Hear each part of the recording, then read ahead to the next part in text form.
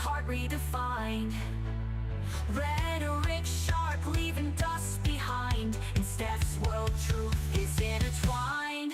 Stef don't play, she holds the line, shouting from the rooftops across the digital line. Harry and Meghan under her sign, fearless and bold with a soul that shines.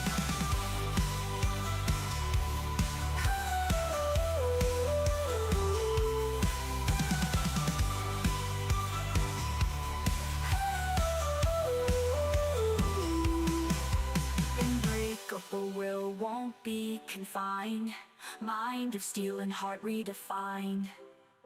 Rhetoric sharp, leaving dust behind. In Stef's world, truth is intertwined. Stef don't play, she holds the line, shouting from the rooftops across the digital line. Harry and Meghan under her sign, fearless and bold with a soul that shines.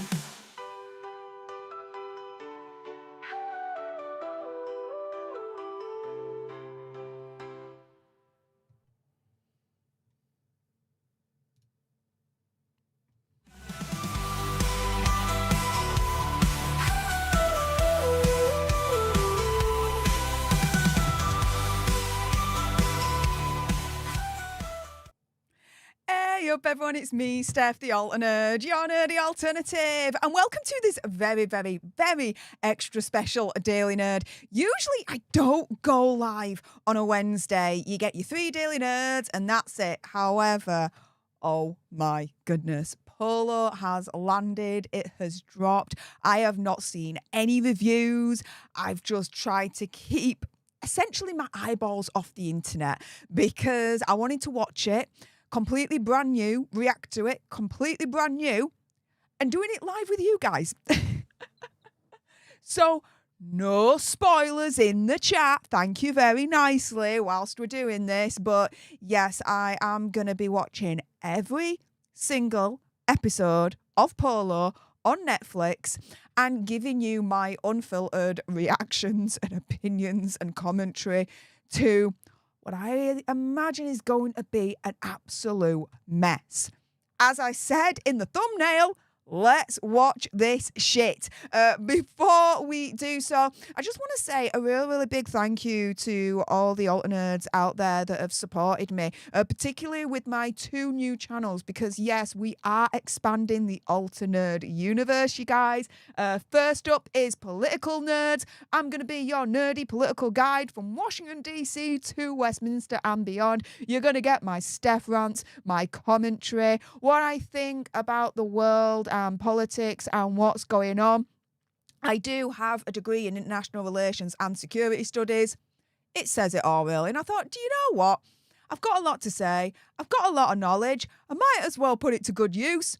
So here we are, Political Nerds. So thank you to everyone so far that has subscribed to that channel. And also as well, thank you to everyone that's also subscribed to my second channel that I'm also launching, brand new Fitness Nerds. Say hello to a new you through nutrition, exercise and well-being.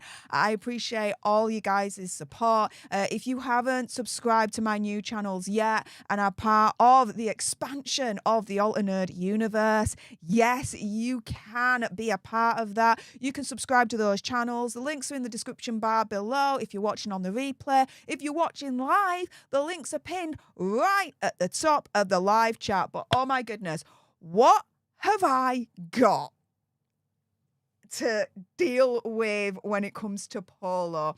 I can only imagine this is going to be a shit show of epic proportions. Like, do you know what? I thought, if I'm going to have to watch this thing, I might as well watch it with you guys and just do a live stream on it. You know how like this time last year I read Endgame and I did it live and provided you guys my commentary as I was doing that? I thought, you know what? I'm going to do the same thing with Polo and see what the deuce is going on. Before we kick off the proceedings, Jean, Rick, Thank you so much. The OG alternate herself. I appreciate your face. 39 months support for the leadership. Wow. Proper OG saying, oh man, 39 months. Where has the time gone? Happy Wednesday, Steph, and to many more. Well, happy Wednesday to you as well, Jean Rick. Let me know, guys, either in the comments down below if you're watching on the replay or in the live chat if you have subscribed to both my new channels as we expand the alternate universe. I'm so excited, guys. Content is coming very shortly. I promise. In the meantime, oh my goodness. Shall we do this? Hang on a minute. Let me just, I need to do one very quick thing. Hang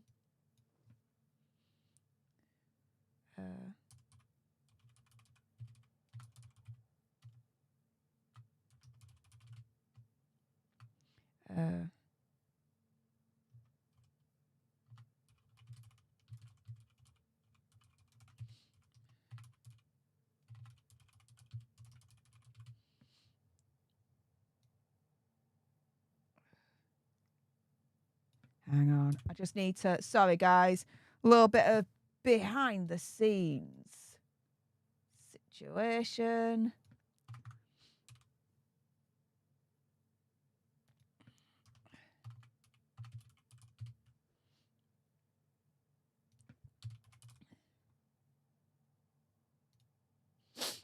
All right. Whew, right. Are we ready? Do you know what? I'm kind of like, I think I'm subconsciously putting this off. Actually watching this thing because I'm like, oh my goodness, I really don't want to do this. Looking at the situation we've got at hand, we've got 5 episodes. They seem to be 45 minutes each. Guys, I've done long streams before. This is nothing new. We're going in. We're going in. Righty-ho. Oh my goodness. I'm really putting this thing off. I'm really scared as to what the hell my eyeballs and ear holes are going to be actually experiencing for the next, like, what?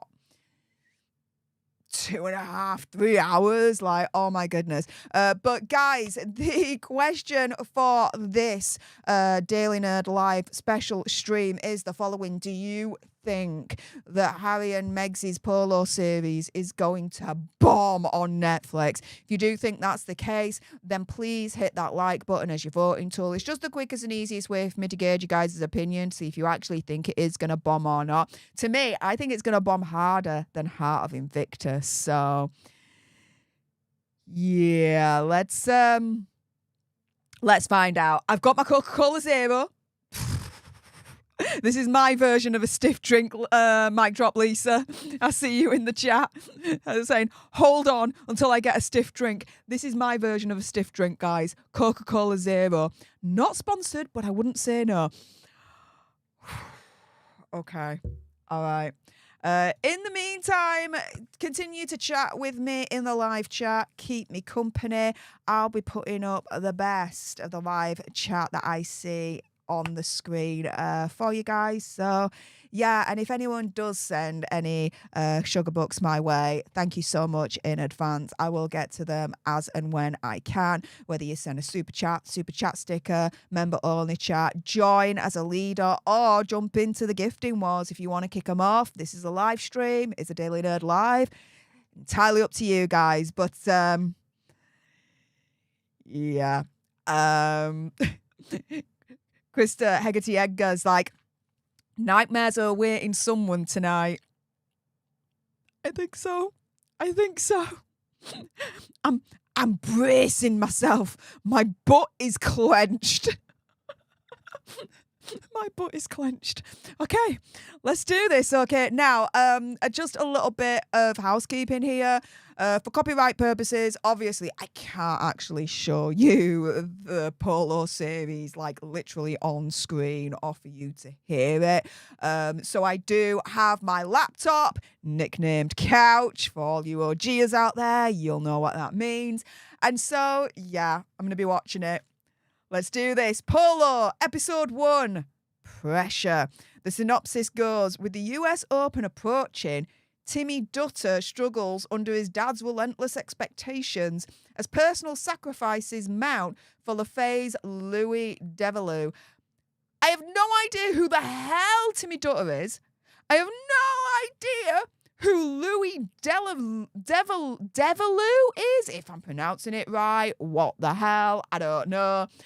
So already the synopsis is going right over my head. Well done, Hazza and Megsy. Okay, let's do this. I'm playing. Ah! Da-dun! Okay, there's the Netflix logo. After this, I'm watching Queer Eye because the new season's out and I need to watch that. But here we go. Oh, an Archewell and Boardwalk Pictures production. Oh, okay. Who the hell is this dude?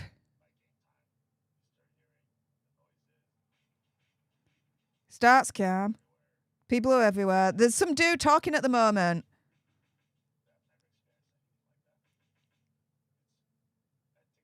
Okay, he is one of the polo players. Apparently, polo is one of the most thrilling sports that you can imagine. I don't think so.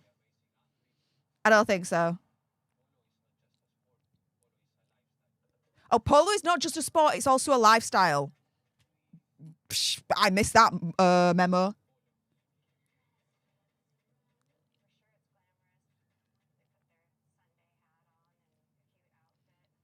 Yeah, horse racing is glamorous as well.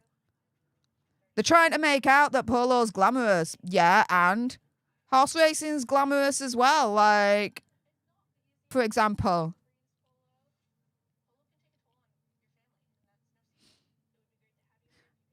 someone's going wah because apparently they're saying polo can take a toll on someone's family. I'm like, yeah, well, that's any sports person in any kind of area of sport.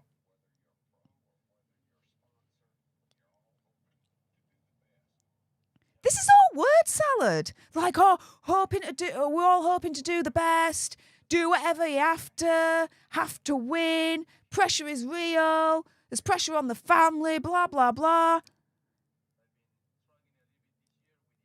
Struggling with injuries. Like, so that's every sports person. Tell me something new that is particular to polo. And this is horrific. Oh my goodness. They go into the horses. Like the horses go into each other like what the deuce?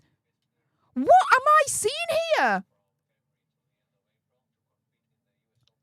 Sparky G, great music. Yeah, Megsy wrote this. Oh, everyone wants to knock off the king. Megsy definitely wrote this thing. Some random dude, I have no idea who the hell he is, just turned around and says everyone wants to knock off the king. Yeah, Megsy definitely wrote this thing. Oh, here we go. Here's Hazza. About 2 minutes in, we get to see Hazza. There we go.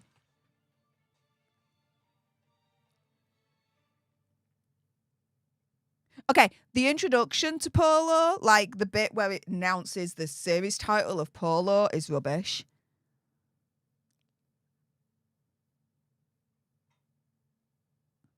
My 5-6-year-old step-niece could do a better job on freaking Microsoft Paint, okay, than that title sequence that literally lasted 2 seconds.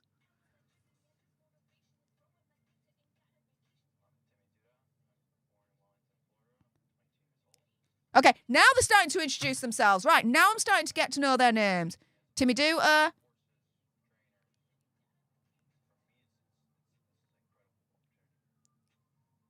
Okay.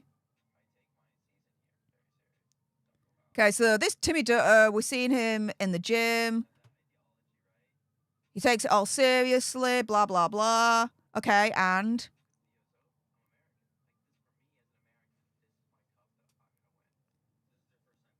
Okay, so apparently he's competing in this US Open. He's American. He wants to win it, and they all want to win it. Okay, so we get to see the barn and the horse. Now, what a lot of you guys don't know, and I don't really discuss it much, because it was a very, very dark period in my life. But one of the lighter periods back then when I was younger was horses. We had a next door neighbour that actually owned horses, and she would take myself and my brother like every week to ride horses. I'm extremely fortunate and lucky to have had the opportunity and experience when I was younger to do that. And so because of that, I do have like a very, very personal and emotional attachment to horses and horse riding. I think they're absolutely beautiful, stunning creatures.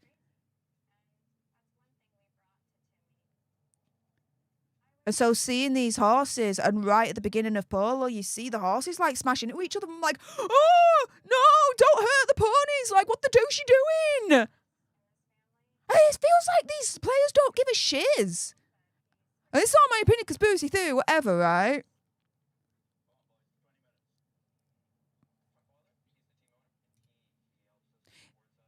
Yeah, I'm already bored. I'm like, okay, so there's a buttload of polo players. They all ride horses, all trying to win. There's this US Open that they all want to try and win. Yeah, and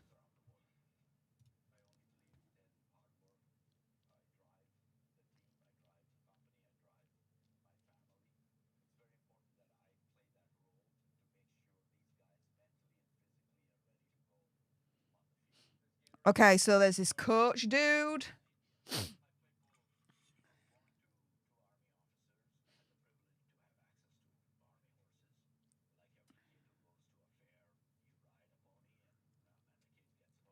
The coach is basically giving his life story as how he got into polo in the first place.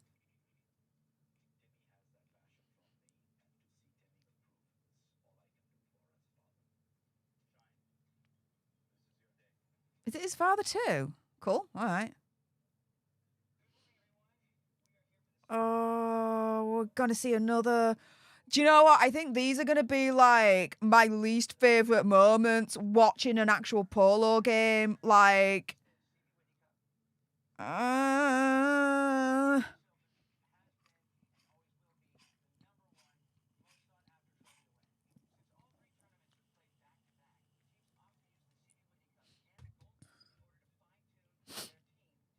so hang on a minute. There's 3 cups that are played back to back. So these horses have no rest in between whatsoever. I'm sorry, that's absolutely barbaric. Absolutely barbaric. You don't see footballers or tennis players or whatnot play like 3 times in a row each and every day, blah, blah, blah. They have breaks in between. Why don't the horses have breaks in between? Oh, this is... No. Itchy eye, guys.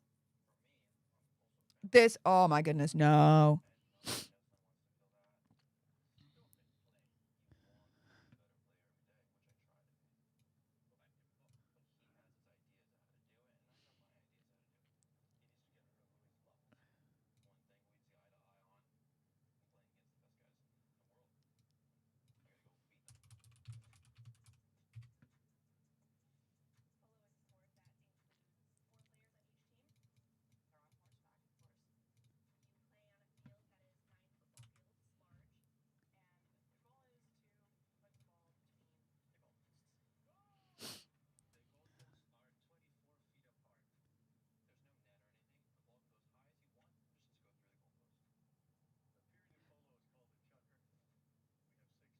Okay, so they're now trying to explain to me...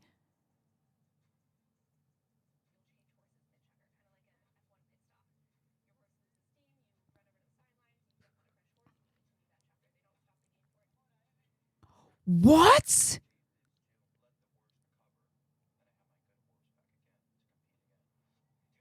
What? Okay, so they're explaining how polo works, how the game is played. which is actually a very, very good thing that this series is doing, because I had no idea, right?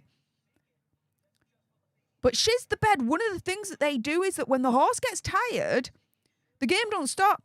You just go on to another horse and they continue to play. As one of the people were saying, it's like an F1 pit stop. You change cars, you change horses. What? What? Okay, so how is Polo still around? How have they not been done for animal cruelty? Like, I do believe, and this is my opinion, conspiracy theory, whatever, that this is animal cruelty. Like, Polo is inherently cruelty to animals, cruelty to the horses. What the hell is this? And this is for anyone that plays Polo, including Prince William here.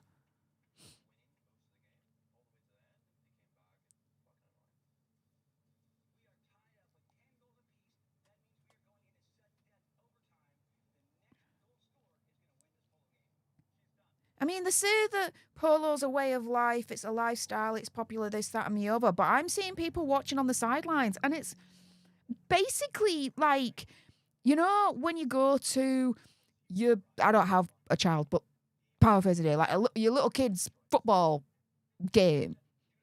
You only have like a few people on the sidelines, and it's basically the parents and all that lot cheering them on, blah, blah, blah. It's like that. Like, this thing does not have, like, wider appeal to the general public where people are literally jostling to get in to watch this thing.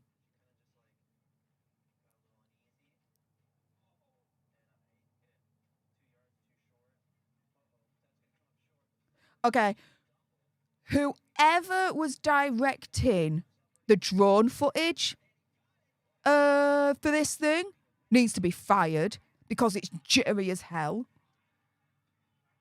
That needs to be fired immediately. Like, goodbye, Vienna.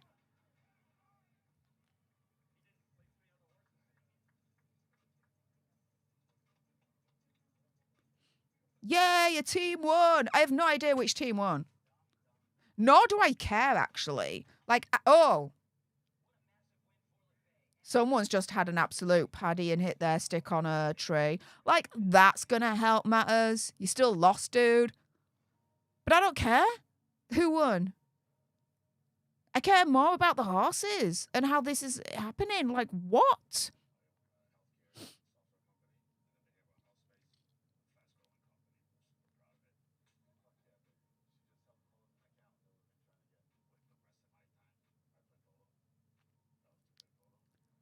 Okay, so this dude is playing polo, but he has this company as well that's growing, and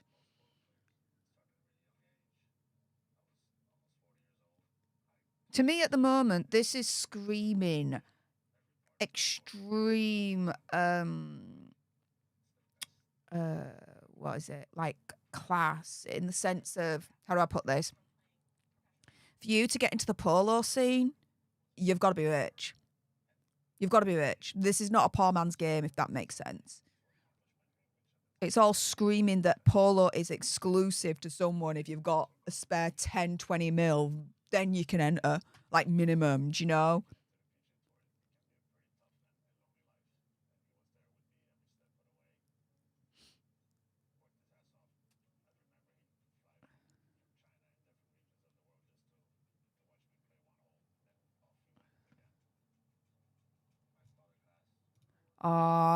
Scales in the house. Hey up, mate. It's been a while. Thank you so much for the $1.99 sugar bucks, and my favourite.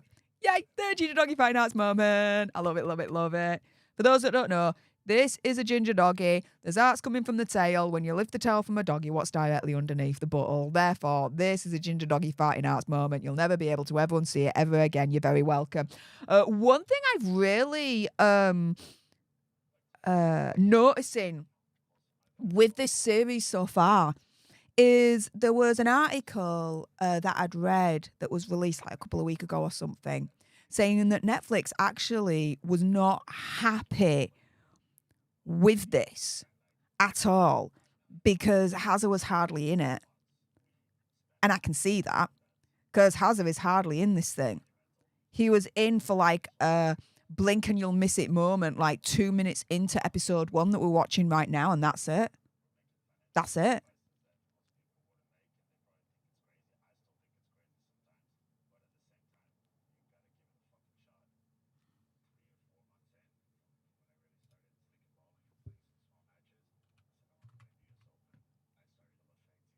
Okay, so this dude started the LaFay team. Patron is the financial support and owner of the team. Role grants them the option to play in one of the 4 spots on the team. Oh, okay. So basically, it's a way to not only own a team on for Polo, but to buy into. Hang on a minute. So, yeah, this is interesting because they've just explained what a patron is in the polo world. And they say a patron is someone that buys a team, that owns the team financially, but also as well has the option to be one of the players if they want to be. So in other words, you can buy your way onto playing for a team in polo. So you could be absolutely rubbish, right? You got to spare 20, 30 million, right? And you buy yourself a team. You're guaranteed a spot on that team if you want to play polo. What the hell is this thing?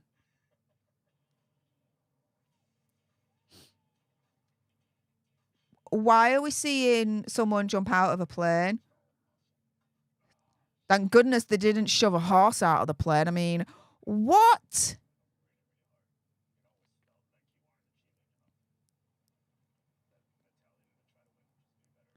Mentality to win. Again, this is all superfluous. It's word salad. There's nothing really specific.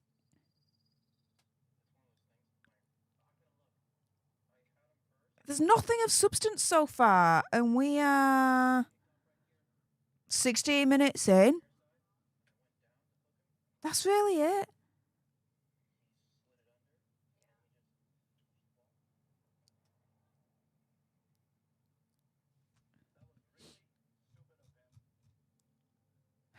Sarge, hey up, Sarge. Thank you so much for the updates on Georgie and Olivia, by the way. So cute. And thank you for the $2 sugar buck saying, I would rather watch turtle races. Now that sounds very, very cute.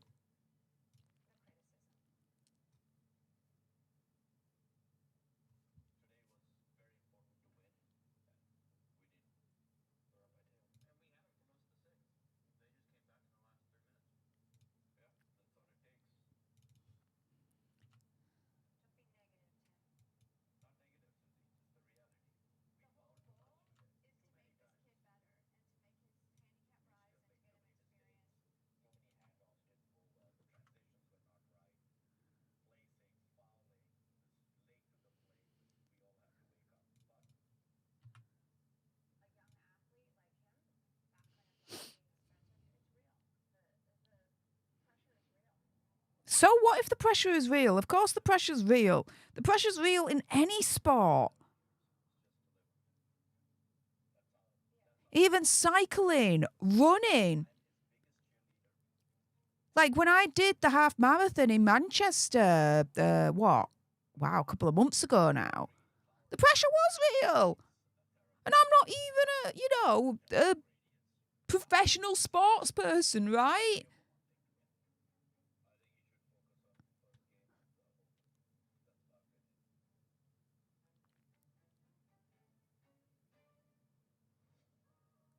One week before the US Open. All right.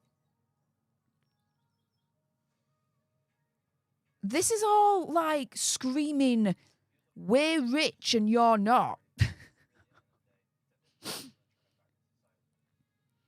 We're rich, you're not. We can play polo because we can afford it and you can't. Well, you know what? I would rather be in a position where I'm not hurting horses.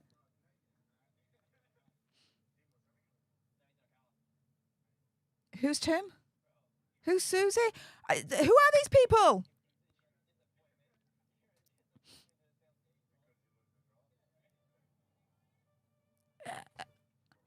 Why am I supposed to give a shiz about any of these people? Like, why? I can't relate to anything of this. These people are not relatable in any way, shape, or form. Oh, 9 teams in the US Open, right? Okay, and why should I give a shiz about any of these?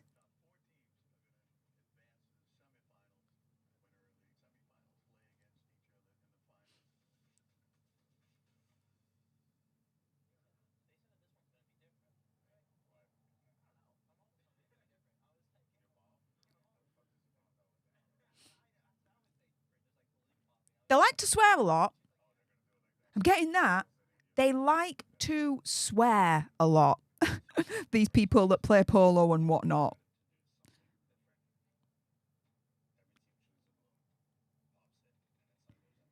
Every team chooses a balloon, you pop it, and there's a number inside, and you fall into that bracket in terms of where you land as to who you're playing in the whole thing. What? Huh? This is basically, like at the beginning of football season, UK football, okay? American alt nerds, you call it soccer. Like they'll pick names out of a hat as to who's going to be playing who, blah blah blah. Here, they pop balloons.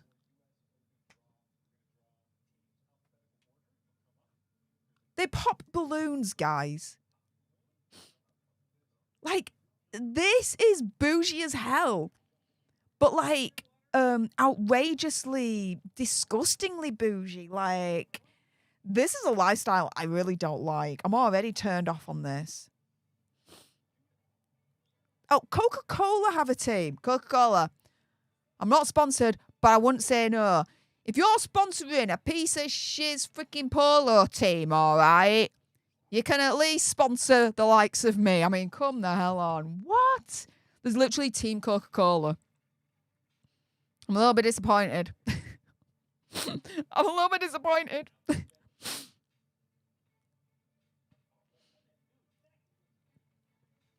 I mean, to be fair, Deb, yeah, it really does feel like watching paint dry. I just don't. And we've got 4 more episodes. Oh my goodness. This is torture already. Guys, I'm watching this so you don't have to, right? Shiz the bed. What is this?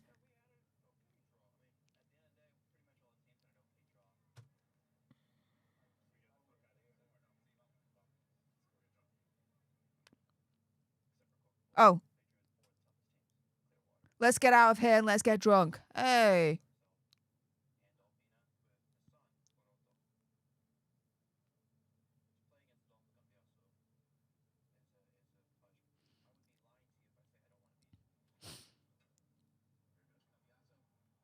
Okay, they're talking about this dude called Cambiasso. Adolfo Cambiasso, I think. Oh, wants to knock off the king again. Like, easy Megsy has written this.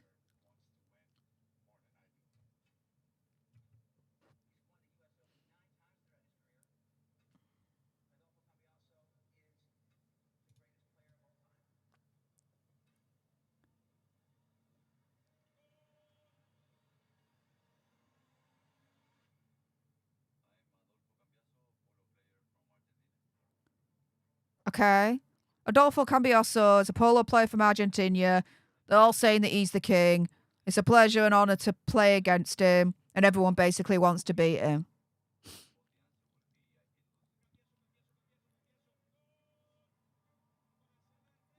Right.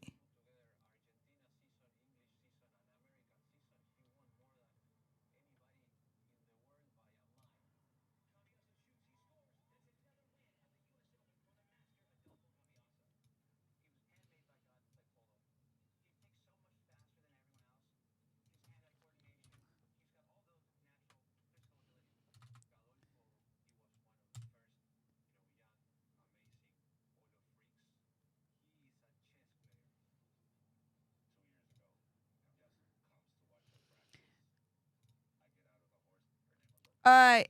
Black Queen Jackie, try clicking on the link now in the pinned comment right at the top of the chat. It should be working now. Apologies for that, guys.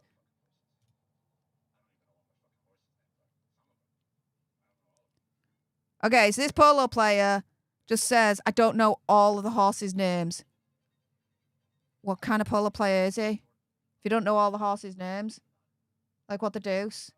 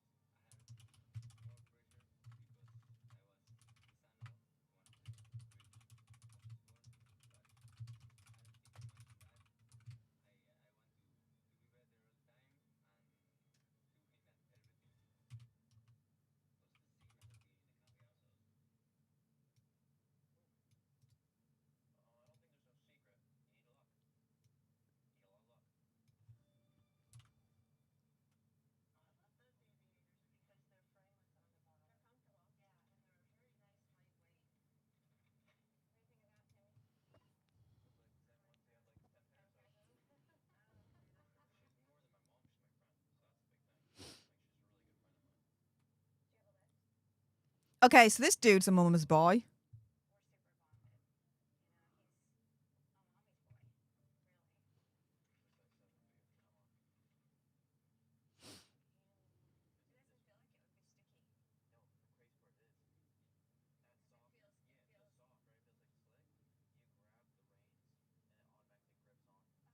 Okay, so they're shopping for polo equipment.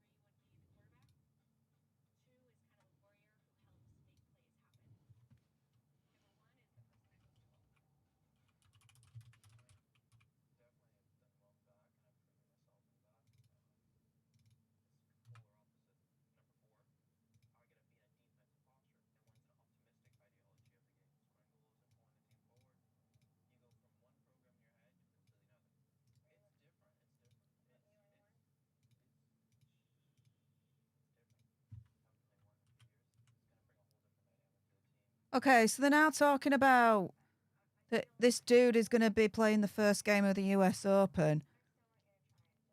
Again,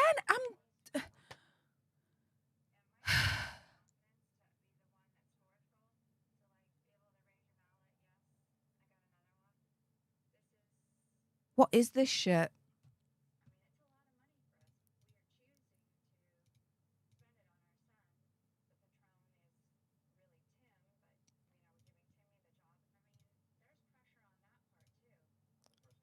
Like, legitimately, what is this shit?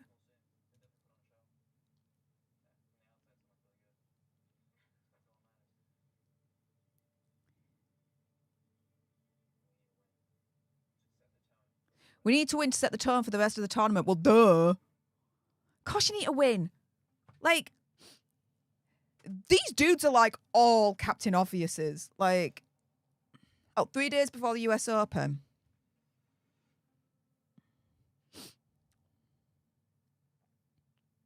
Yeah, I can see why Netflix is pissed with this series because it's boring. It is like watching paint dry. I don't give a shit about any of these people. I don't relate to them. I don't feel for them. There's no link whatsoever. They've not established that for me as far as I'm concerned. And I understand why Netflix is pissed because of all those reasons, plus the main one. Where's Hazza? This is supposed to be Hazza's project, right? Hazza is all, part of Polo, blah, blah, blah. Where the deuce is he? Because out of all these people, for better or for worse, Hazard is the one that's known to the mainstream, to the everyday public. Not these polo players.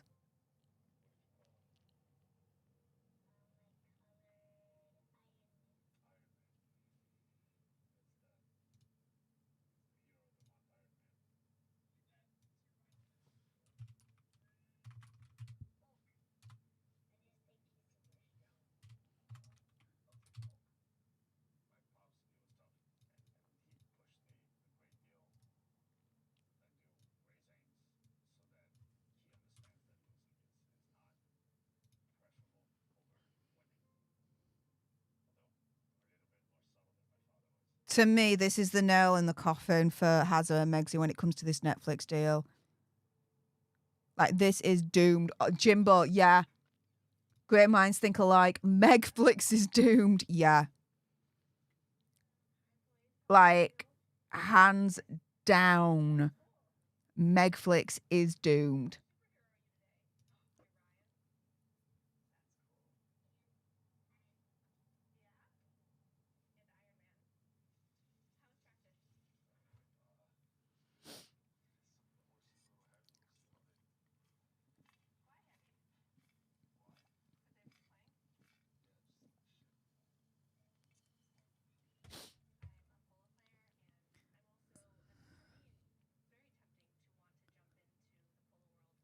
So a lot of these people are polo players, but they also have like a side career.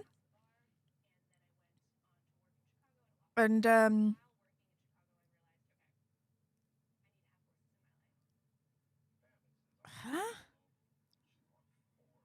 Okay, there's this polo player called Pam, female polo player, working in Chicago, and she was like, the way she got into polo is this: working in Chicago and thought, do you know what? I need horses in my life.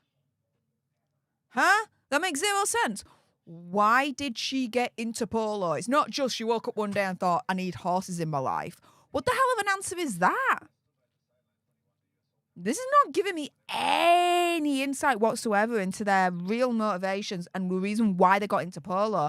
But a lot of these people, a lot of these polo players I'm finding play polo, but they, like I said, they have a side job, they have a side kind of thing that they do outside of polo. And every single one so far, it's high paying, kind of like elite jobs. Or they own their own companies, that kind of thing.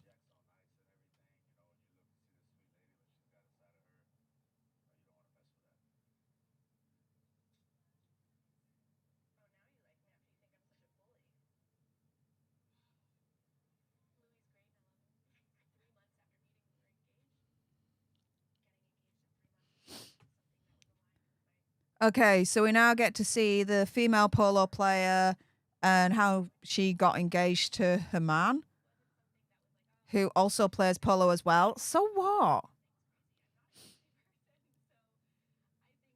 They got engaged in 3 months after they met. Okay, and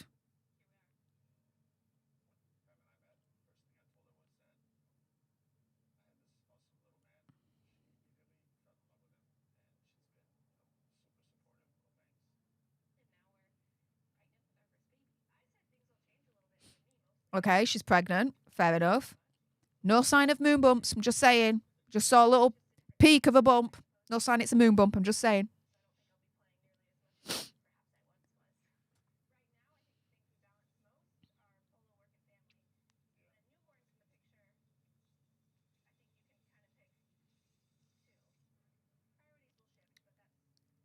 Talking about the baby.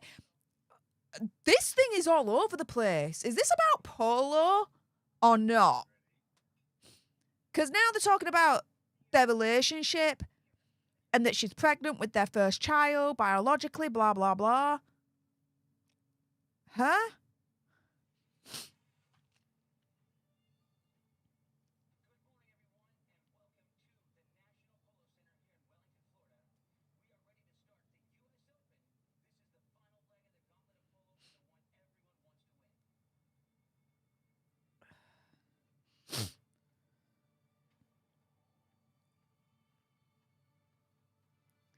Guys, if you think this Polo series is gonna bomb on Netflix, then hit that like button. It's just the quickest and easiest way for me to gauge you guys' opinion to see if you actually agree with that sentiment or not. I mean, watching this, I'm now, what, 34, 35 minutes into this, and I'm bored.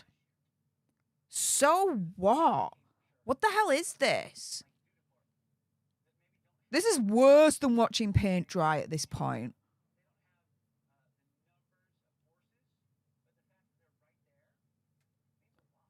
Dare I say, it's even bloody worse than Heart of Invictus. And that thing was bad. Interesting point, though, to note, when I went onto Netflix to start this thing, it wasn't on the front page at all. I literally had to search for Polo to watch this thing. I'm like, what the deuce?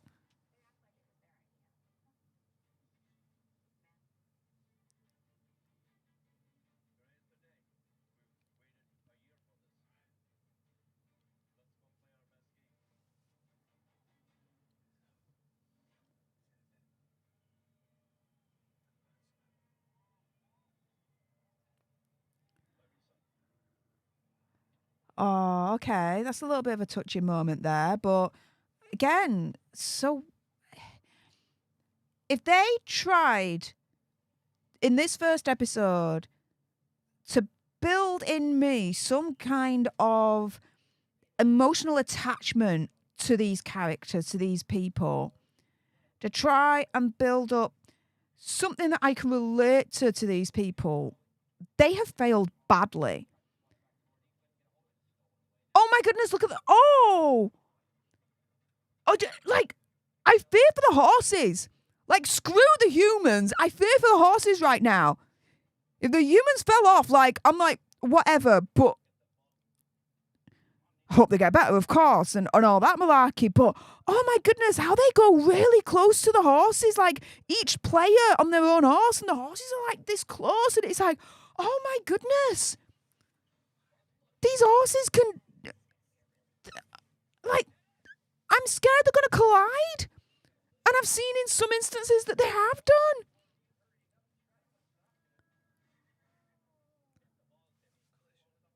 It's like, I'm so scared that they're going to, like, wouldn't they be scared that they'd collide with the horses and think, do you know what? This is just not a game to be playing with horses. Especially with the sticks as well. Like, they're really, like, whacking these sticks and you think, hang on a minute. Do you know if there's a horse nearby that could get, like, be whacked with that stick? Like, I'm really, this is horrific. This isn't a sport. What the hell is this?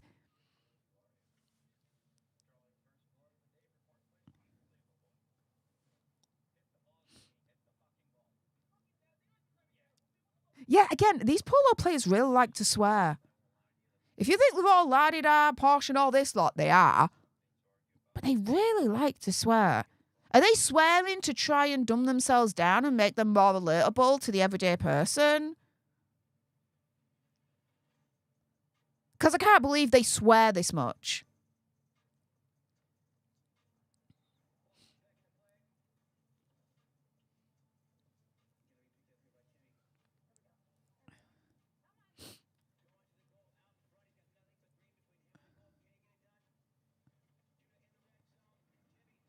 Okay, Timmy Dooter, this kid that we've been following. Oh, okay, coming up. All right, coming up. Here we are. More playing of the polo and me being shiz scared of the horses.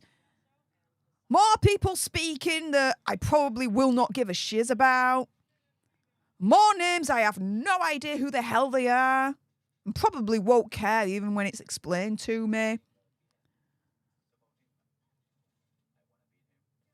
And more people turning around and say, I want to beat him. Oh, and side storylines of people visiting these polo players, and I'm like, and?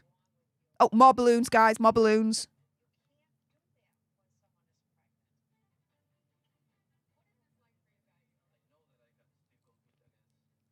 More polo playing.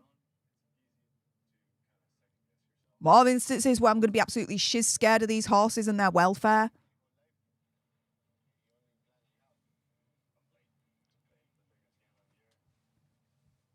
Dude riding in a car completely topless. How that relates to polo, don't know, but we will find out apparently in episode 2, guys.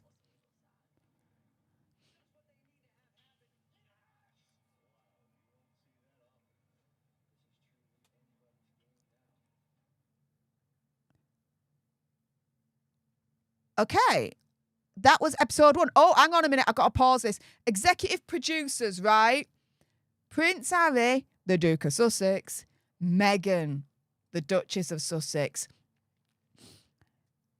Yeah, like literally the end credits literally start with executive producers, Prince Harry, the Duke of Sussex, Meghan, the Duchess of Sussex. Again, isn't that against the Sandringham Agreement as per our understanding of it, that they're not allowed to use their titles for commercial means or gains, or to attach those titles to any commercial projects whatsoever? Yet here is a commercial project and they're using their titles. Hazard and Megzy, big, massive no-no. What the deuce is this? Also, as well, remember in my video, I think it was last week, there was a blind item where Megzy tried to get executive produced credit for her gardening, friendship, cooking, whatever series that's going to be coming up. But Netflix turned around and said, bog off, we're not going to give you that. Well, here we are. They didn't give the executive produced title to Hazard and Megzy. It's executive producers. Ho, ho, ho.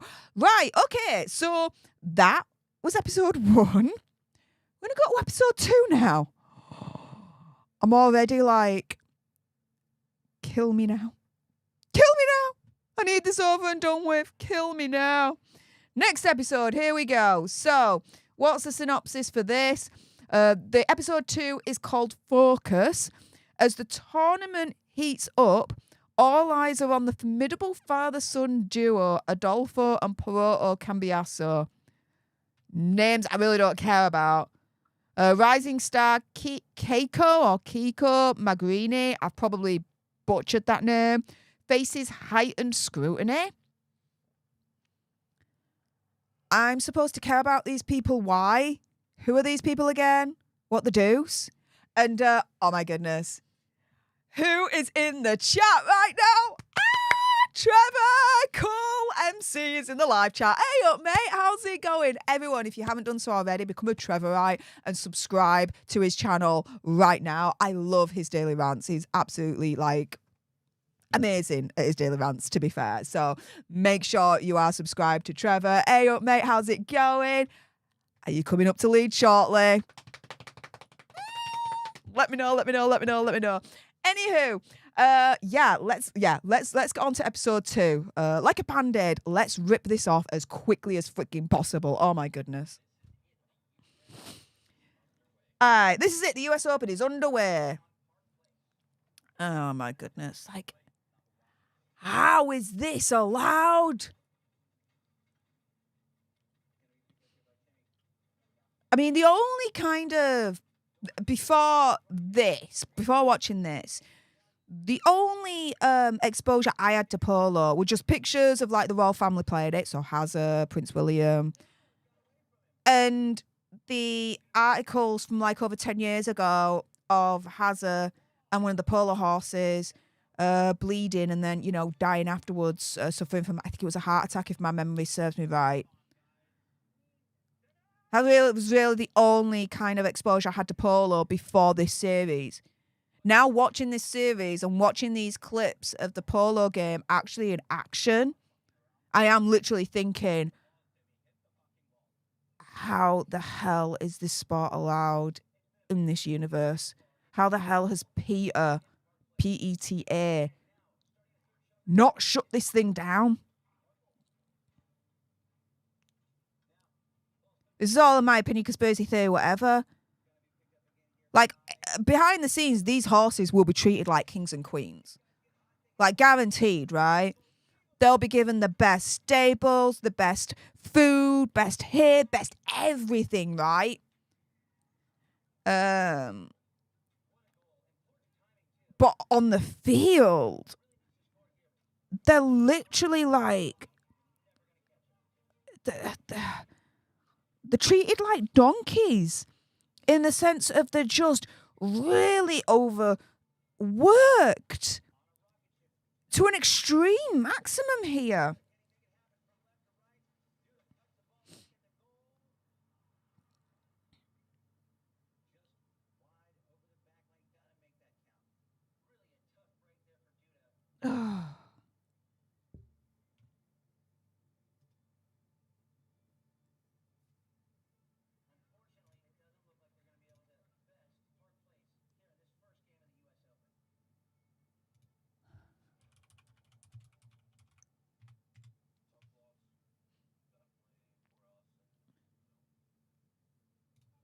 Aww.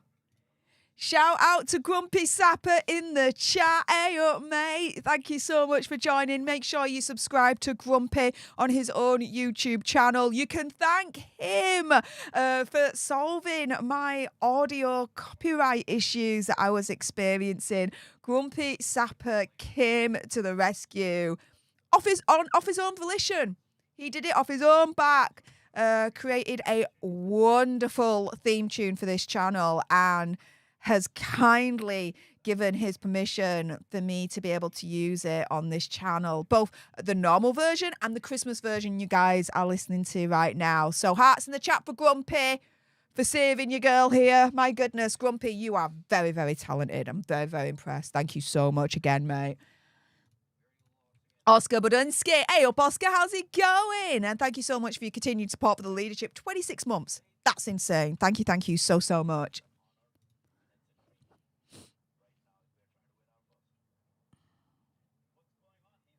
You see, I'm watching this thing and I'm more interested in what you guys are saying.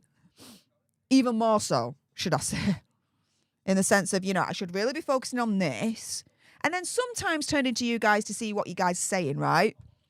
But I'm there thinking, I don't care.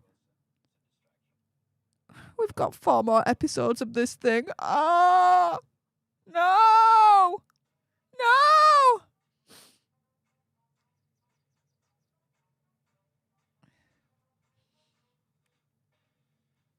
No. Foxy313, do be assured, Steph, I'm already firmly subscribed to Sapper himself. Rest assured on that. Thumbs up to our Foxy there. Nice. Oh, Grumpy saying, it's yours, not mine, all yours. Oh, well, thank you.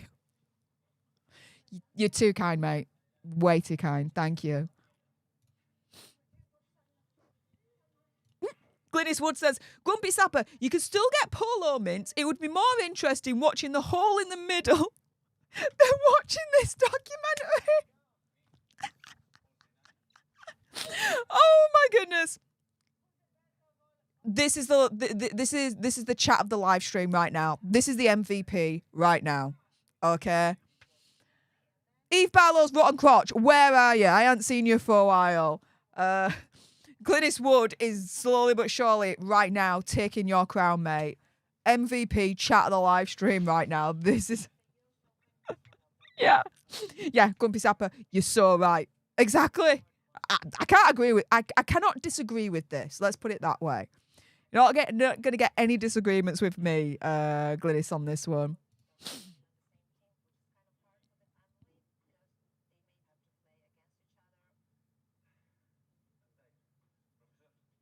Why am I watching these people in the gym? So what? So what if they're in the gym?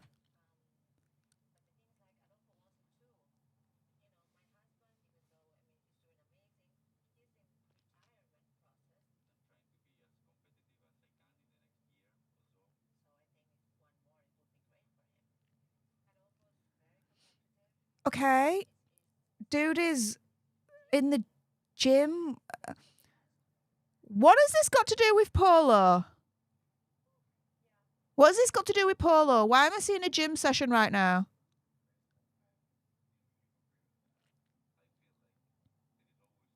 Oh, Saj. Are you sharing? Could are you sharing with the group? Are you sharing with the class? I'm just asking for a friend, okay? Oh my goodness. David Crochet says, my first chat, I love this group. Oh, well, Davey, welcome to the chat. Thank you so much for your first chat in here. It's very, very kind of you. Everyone welcome Davey to the group, to the alternate tribe. My goodness. Welcome, mate. Welcome. Okay. More footage now of actual Polo going around here.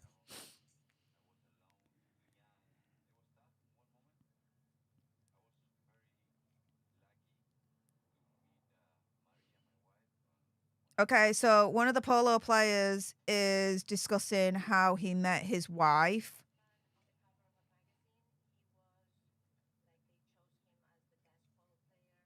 Okay. This series has a real hard-on to try and explain the backstories of these Polo players. And are really trying to force it down our gobs here. Like, what the deuce is this thing? Why should I care how this Polo player and his wife met? Why should I care about this?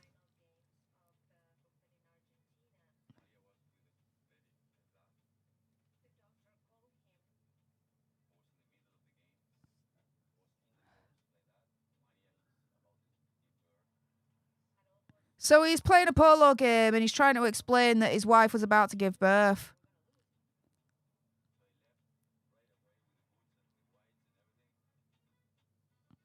And the polo player left and she gave birth. All right.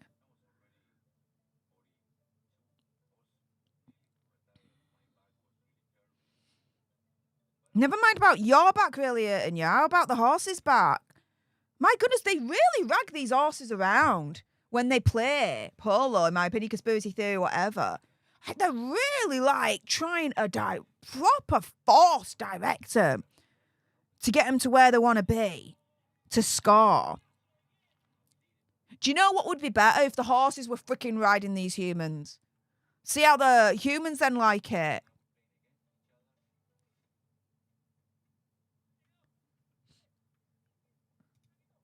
Aww. Foxy313, thank you, Steph. Thank you kindly for the welcoming statement towards me a few moments ago. If only there were more people like yourself who kindly bring people together. Aww. Well, that's very, very kind of you to say. Thank you, Foxy. Aww. Very kind of you.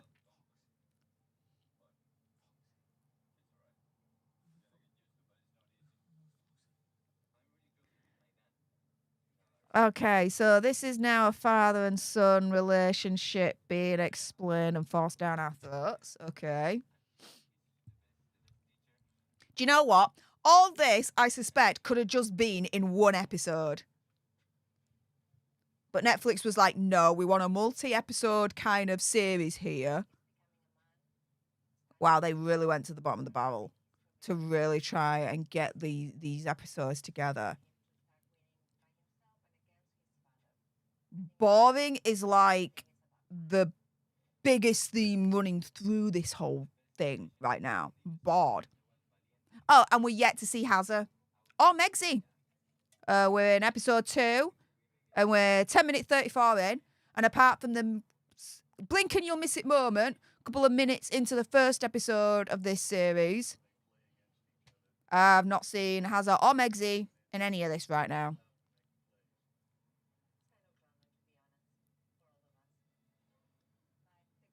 Now, where the problem with Hartman Invictus, one of the problems with Hartman Invictus, was that there was too much of Hazza right at the beginning, yeah?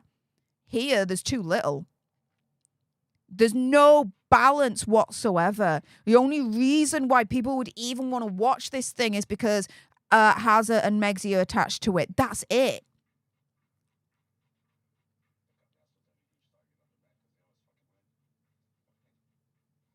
Again, these polo players really like to swear.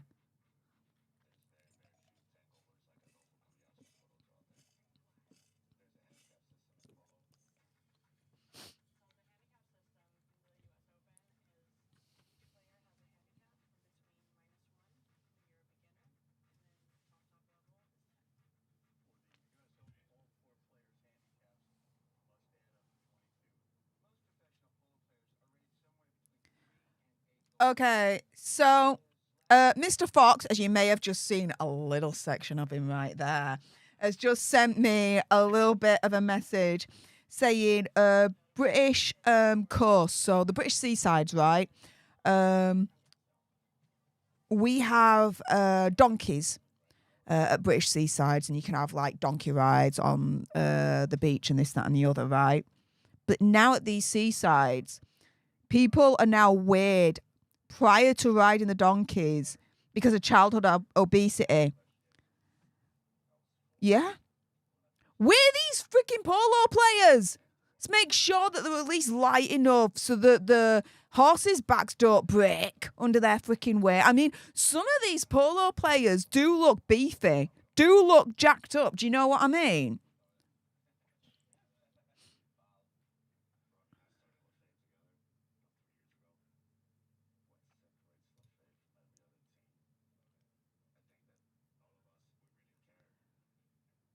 The question for this very, very special Daily Nerd live stream is, do you think Polo is going a bomb on Netflix? If you do think that's going to be the case, then please hit that like button. It's just the quickest and easiest way for me to gauge guys' opinion, to see if you actually agree with that sentiment or not. I think it's going to bomb harder than Heart of Invictus, and that's saying something. I mean, to be fair, I literally went onto Netflix. I had to search for Polo. It wasn't even on the front page. That's how much Netflix is freaking embarrassed by this series right now. I'm sure of it.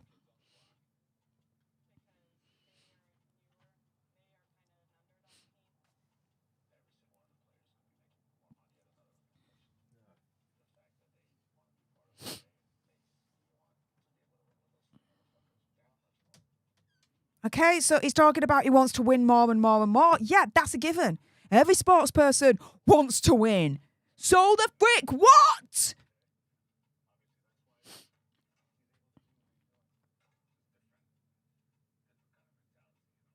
Oh, everyone's saying hi to Mr. Fox. He says hi back, by the way, guys.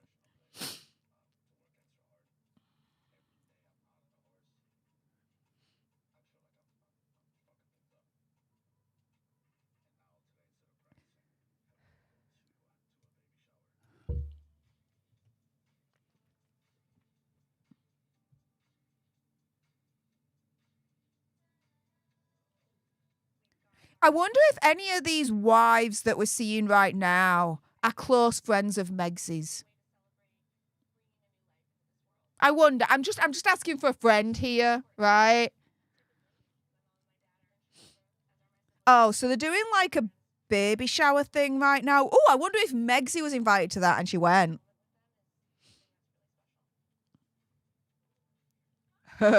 Grumpy Sapper. I would love to see Megsy play polo and get knocked off.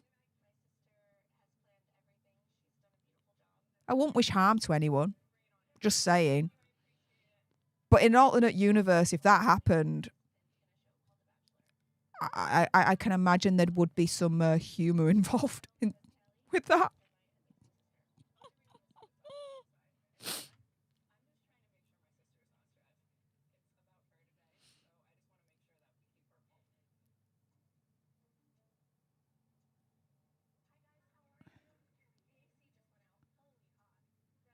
Seriously, if Megsy's not in this baby shower, that is a damning indictment of all the Polo wives against Megsy. Because to me, it would mean that the Polo wives don't want anything to do with Megsy and they've not invited her at all. She's not come, that's it. Opinion conspiracy theory, whatever. Like the Polo wives completely reject Megsy, don't want her anywhere near them.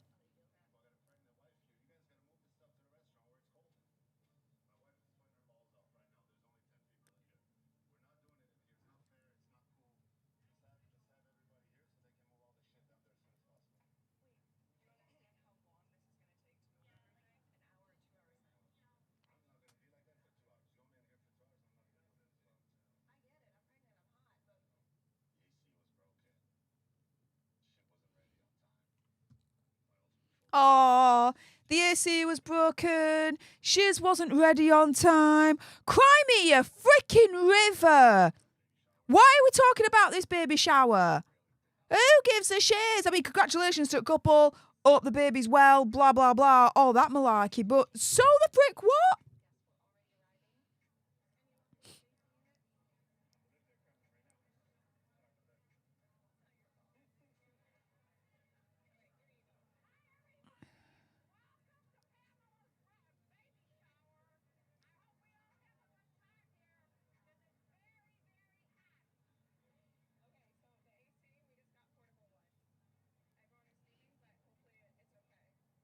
Oh, come to the rescue. They've got portable ACs now. So the baby shower is not going to descend into Dante's fifth circle of hell. I'm already in Dante's seventh circle of hell, that's for sure. Oh my goodness, we're not even halfway through this series. How the hell am I going to survive this shit?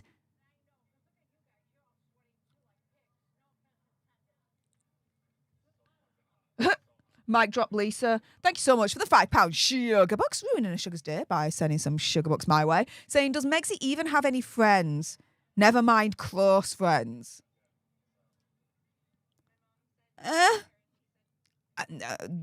My answer would be no. No. No.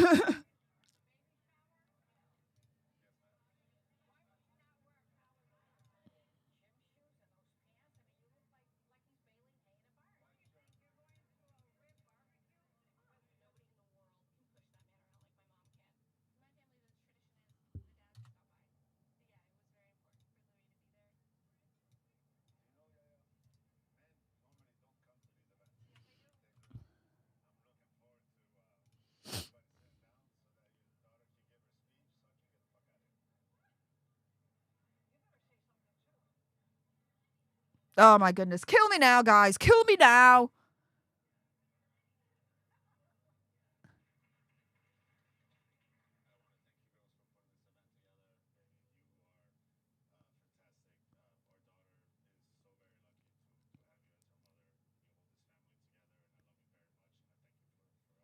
Screw it. That's going to be my title of this thing right now. Oh my goodness. Kill me now.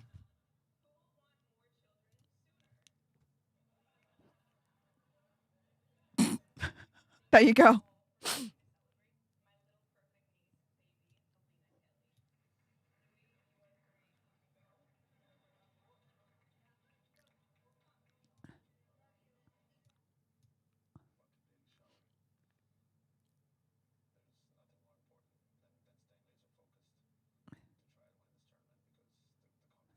Okay, so the father of the baby, of this baby shower kind of situation, is turning around and saying, F this baby shower, what's more important is the tournament. Huh?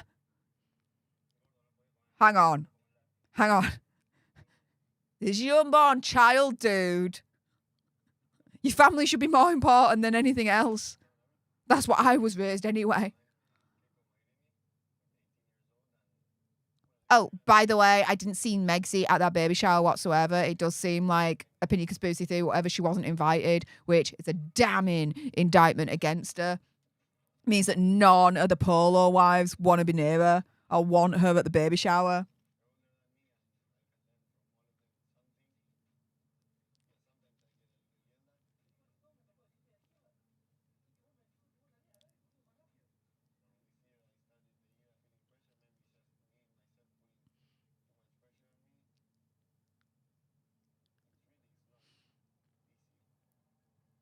Okay, I'm just gonna, whilst this is happening, I'm gonna share a tweet just to let everyone know, oh my goodness, kill me the frick now.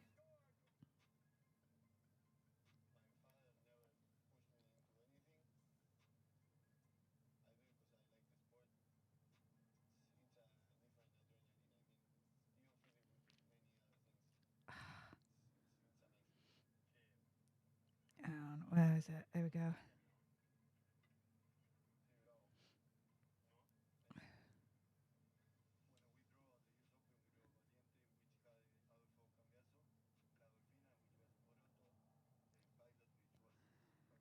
I'm just tweeting out, literally, oh my goodness, kill me now. Like, this is insane.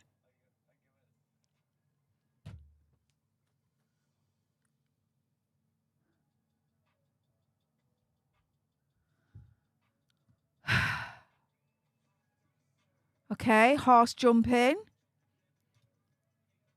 That I can get on board with.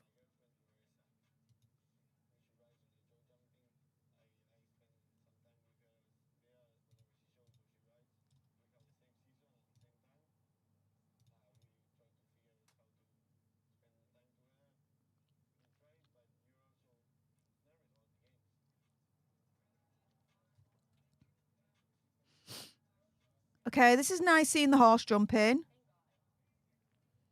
And yes, Glynis, no moon bumps that I could tell anyway.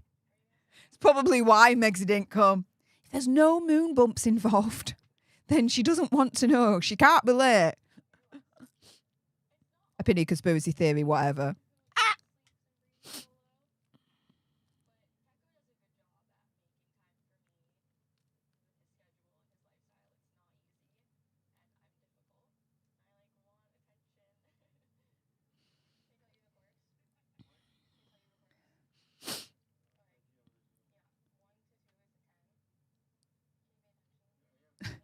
Rachel, yeah, thank you. I'm watching this shit so you guys don't have to.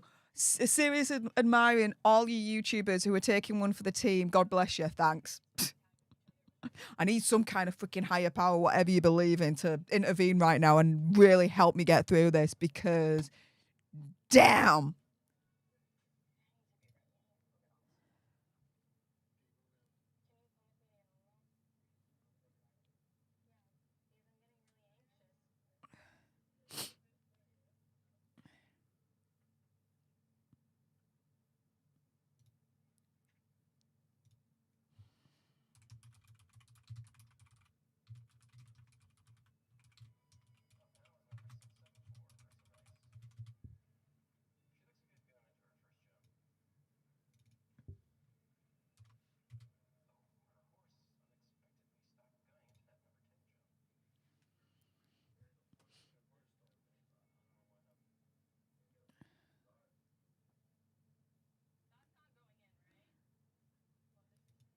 I'm not surprised the reviews on this thing have been brutal.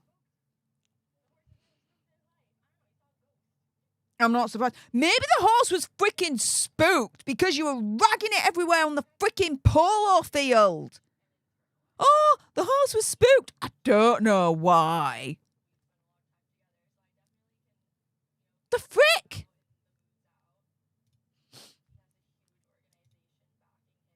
To be fair, stop at the trailer, love. Stop at the trailer. Save yourselves.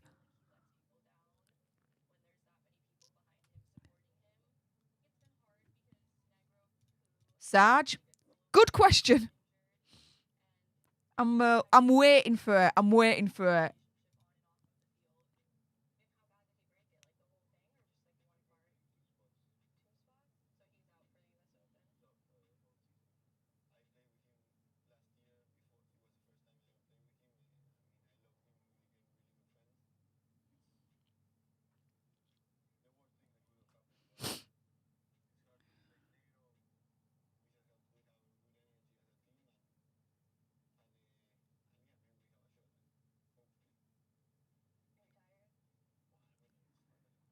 One of the Polo wives, girlfriends, whatever, is like, "Are you tired?" To the other Polo player, dude, she could ask me that. Yes, I am tired. This is like, this isn't a.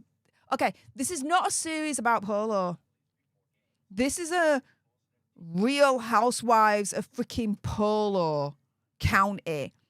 I'm seeing more about the wives and the girlfriends and the family and whatnot than the actual Polo thing itself.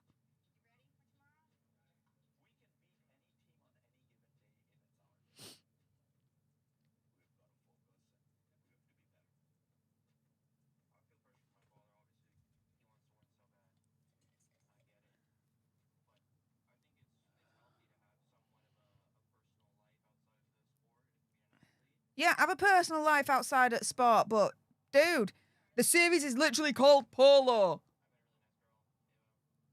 I'm not really learning that much about Polo.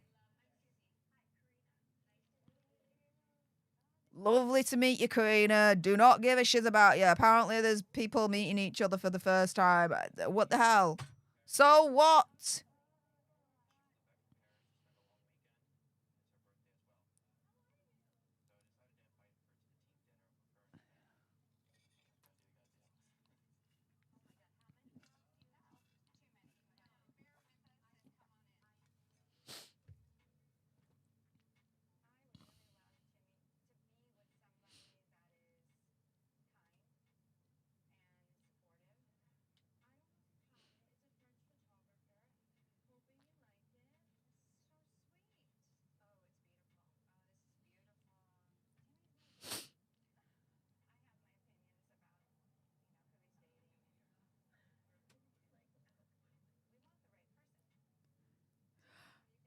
They're talking about one of the polo players, the younger polo player, worried about who he's dating. They're like, of course we're concerned about who he's going to be dating. Huh? So the frick what? I don't care about who the dude's dating. I don't care about who he's freaking bonking or whatever. What the hell? The show's called Polo. Where the frick is the polo? Where is the education about polo? Not the players and the lives behind polo, this, that, and the other. Okay, the dude's turning around and saying, relationships is not something that you have time for when you're in the world of polo. I'm paraphrasing here. However, this series has a lot of time, right, to focus on the family and the relationships of the polo players and the wives and the friends and all that lot, rather than the actual game itself. Dude.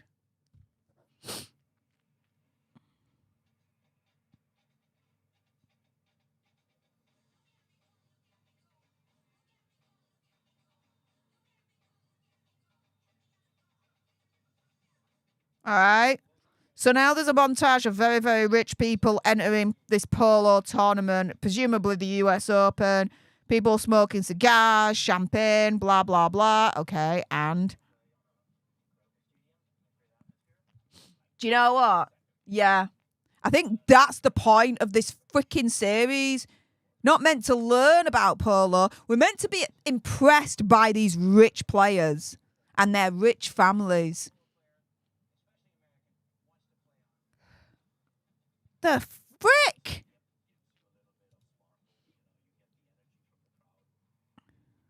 You get the energy. Okay, dude turns around and says, you get the energy from crowd. And then there's a shot of the crowd and they're like this. Yeah, really high energy. Dude, you talk about energy from crowd, you're like, yeah, like you go all out. You think the crowd is going all out like that? Not like this. You get energy from the crowd.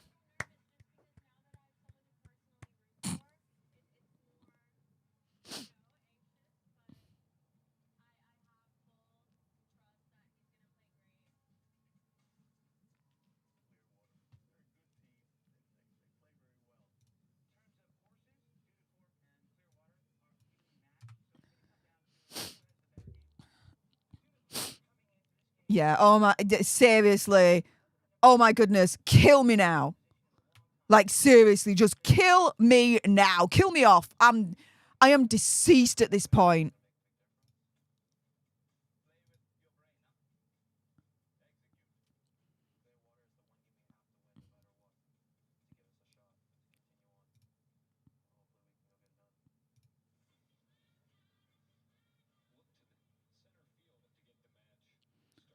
Alright, so it's the first match of the US Open.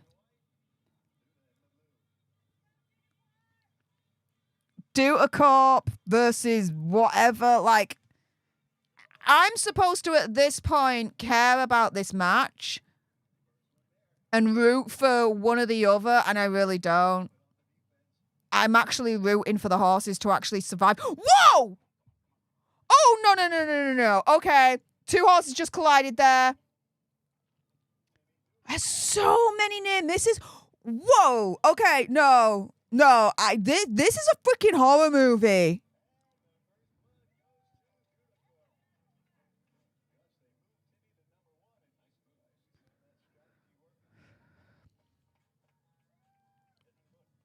Okay. Dude scored. The wife or whatever supporter is like, yay, holding a glass like this. Here we go. Holding a glass like this, like, yay! Woo! Yeah, total energy from crowd, that.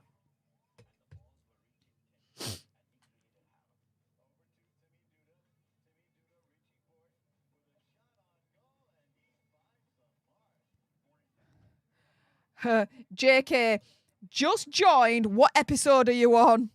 Don't remind me, I'm only on episode 2. I'm only on episode freaking 2. Seriously, kill me now. Just take me out of my misery. I'm obviously joking. But still.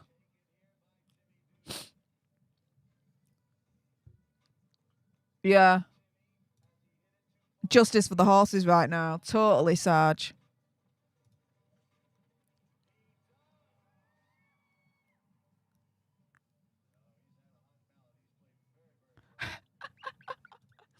Deb's like, I'm cancelling Netflix and renewing my membership with the Alternate. Go for it. Because I'm watching this bullshit so you guys don't have to. I'm just saying. Love Royals says, I'll send you a Chuck bucket. Thank you. Appreciate it. I will probably need it. I really will. Sarah Wiggum is saying, watch it in 2-speed. No, I'm doing it properly. I'm doing it properly.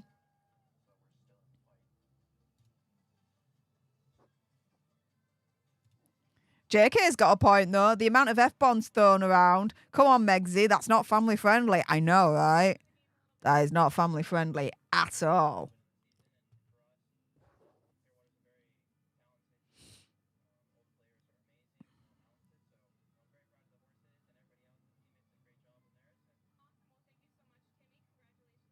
Looks like Team Dutter won. So the frick what?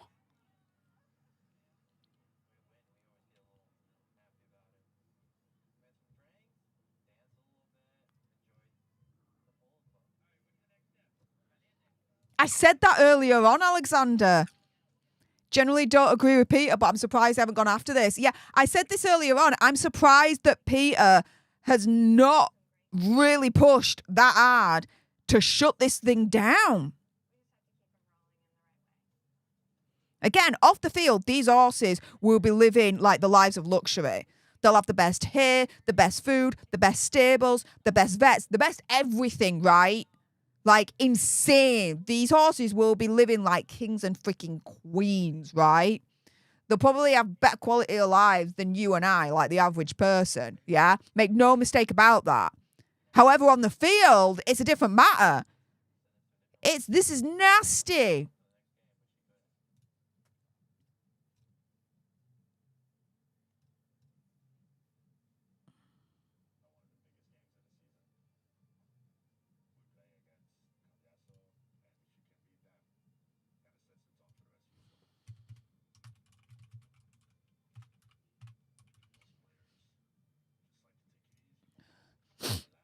I've just added an extra little bit to the live stream title right now.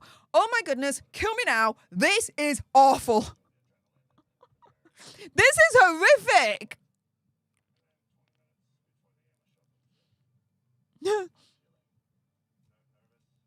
Oh, Janie Leach, thanks to you, Dan and Angela, for sacrificing yourselves. Again, I'm watching this bullshit so you guys don't have to. I hope my reaction to all of this is basically giving you the gist of do not watch this bullshit. The things that we do for our jobs, our livelihoods, and you guys. Because, yeah, as I'm always real with you guys, I keep it 100. This is my job. I am a YouTuber. I do this for a living. And so, yeah, I would be remiss if I did not watch this thing in full.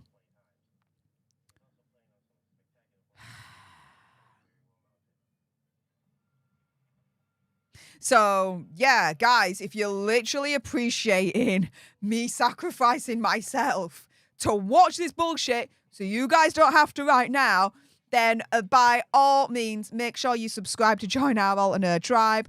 Like, share, make your comments about this whole series, what you think to it, X, Y, and Z. And if you can go that one step further, seeing that this is my job, this is my livelihood, this pays the rent, but it also allows me to reinvest back into this channel and into the alternate universe and getting that expanded, then you can always send a few sugar bucks my way, if you can, of course. I know with it being the Christmas period, I appreciate a lot of you might not be able to do that right now, and that's absolutely Gucci. Just for those that can, the option's there. I'm just putting that out in the ether.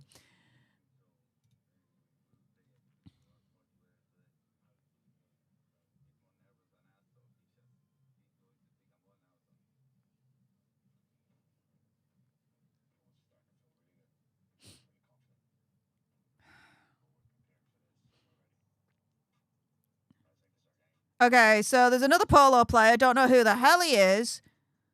And it's like, we're going to beat him. We're going to beat this game. We're going to do it. Blah, blah, blah, blah, blah.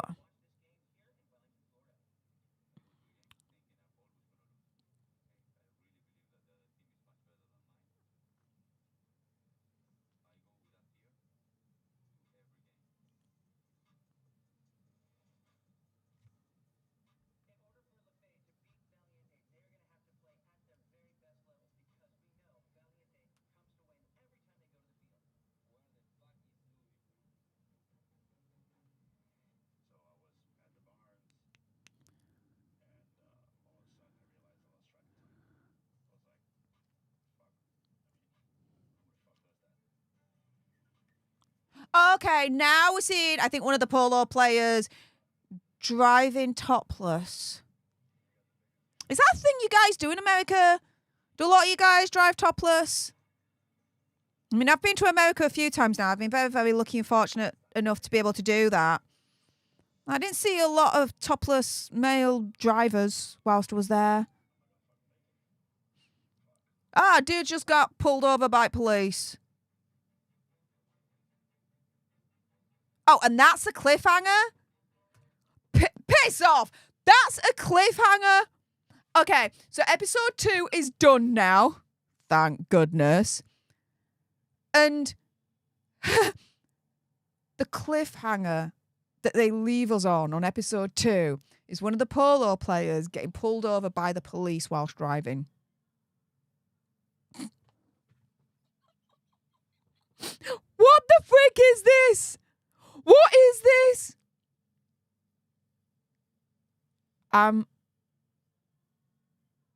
Wow. Okay, guys, I'm going to be starting episode 3 in a moment. Everyone, stay exactly where you are. I need to go to the restroom. Or, for my UK alternates, the toilet, the bog, the loo, whatever you call it. Just need to do a quick restroom toilet break. I will be back in a few moments. Stay tuned. I'm going to be starting episode 3. I think I'm losing the will to live at this point. But yes, episode 3, I'll be starting in a moment. Stay exactly where you are. There'll be more commentary and reactions from me as I'm watching this for the first time and the freaking last time. I'll tell you that right now. Bear with me a moment. I'll be back shortly, guys. I'm back. I definitely needed that toilet break, restroom break, whatever the frick you call it in the world. Let's go to episode 3. Let's get this shit over and done with. Oh my goodness. Okay, so episode 3 is called Priorities. Maybe this series will get its priorities back on track, focus less on the wives, girlfriends, families of these polo players, and actually on the sport of polo. Doesn't seem like that's going to be the case. Looking at the synopsis, it says, as Peroto emerges from his superstar dad's shadow, Kiko strives to match his friend's impressive ascent. Louis struggles to balance polo and family time. Again, these names, I've been introduced to these people. Don't really know who they are, really, in the grand scheme of things. I can't put the names to the faces of any of these people. And quite frankly, I just don't give a shit.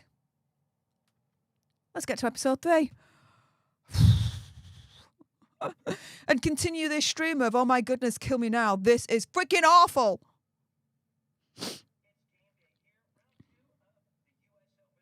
Okay, so round 2 of the US Open. Here we go.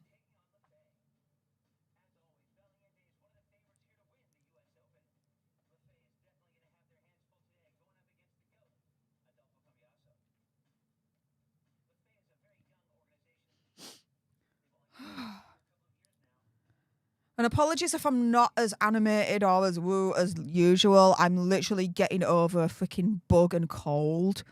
I've been sneezing like a right mofo the past like 3-4 days. It's been horrendous.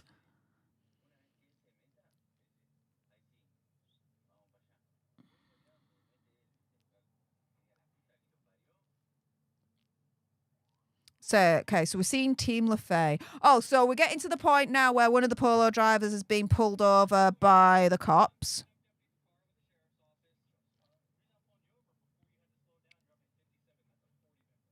Okay, so the Polo player was driving 57 in a 40 zone. Yay! An example of the rich and famous thinking that they're above everyone else and they can drive whatever speed that they want.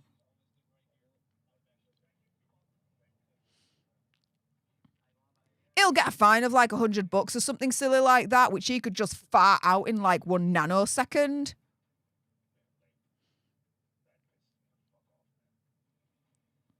Oh, he was speeding because he was late to his polo game.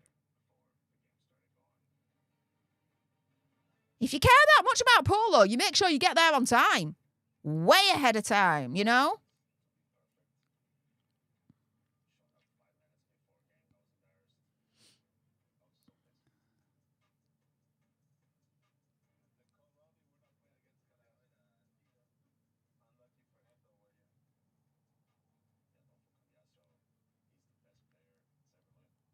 Like, they're really sucking up to this Adolfo Cambiasso dude here.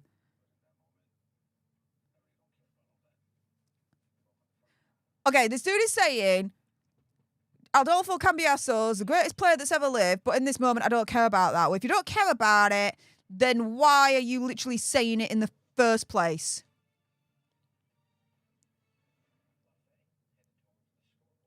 LaFay versus Valiente. I don't understand the importance of these teams and who the hell they really are. Just a bunch of men playing polo whilst riding on horses. And it looking very horrific for the horses. Linda Glass is saying it costs $5 million a year to play this sport. Pfft. I thought it'd cost even more than that, to be fair.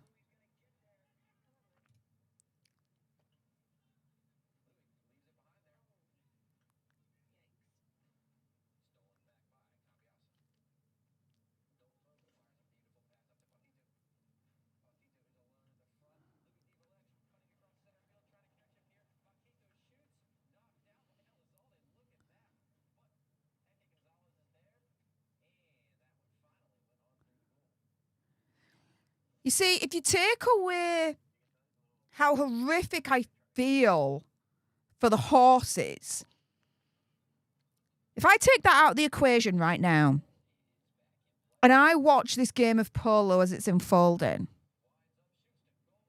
I'm bored.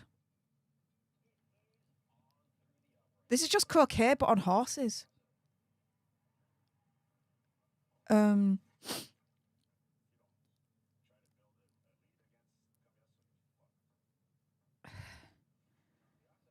I'm not. There's no drama to this. Like zero. I have no interest in this sport at all. We're now episode 3. We're coming up to, thank goodness, halfway through this nightmare. And I'm finding the actual sport boring.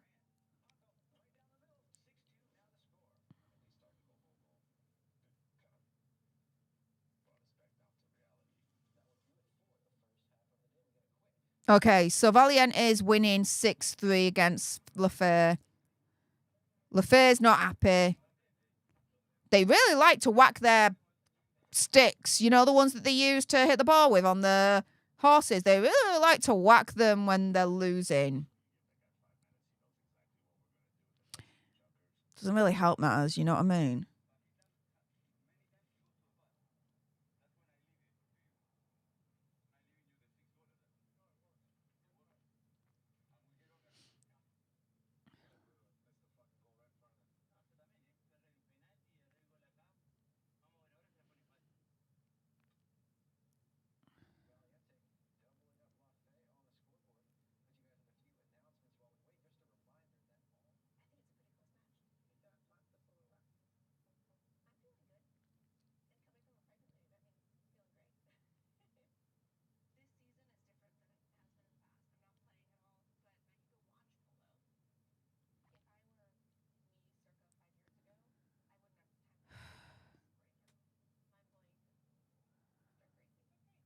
Okay, so we're now meeting a friend of one of the Polo's dude's wives. And this Polo wife and this friend is now talking about the game and the polo and her life. I'm not a person that enjoys a stagnant lifestyle. That's what the Polo wife has just said. No, she's a person that enjoys the high life, the money, the riches, the privilege of it all. Fair play, you know? But so what? So what? Oh, by the way, another up close shot of the baby bump, and yes, it does not look like a moon bump to me.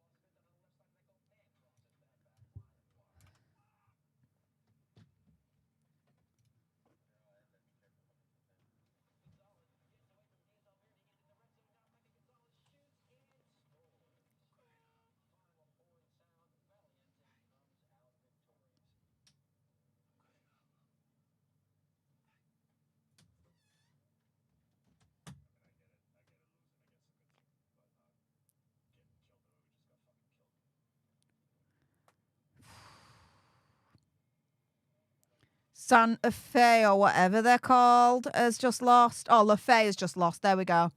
Is there going to be even more whacking of these sticks in anger? Yeah. Yeah. He's literally now like destroying their team kind of section right now. Proper whacked that stick into one of the water coolers. What the deuce?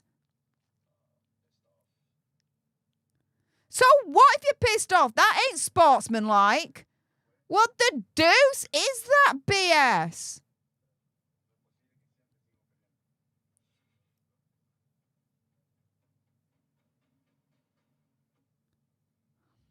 Mr. Fox came in, making sure I'm properly hydrated with some water.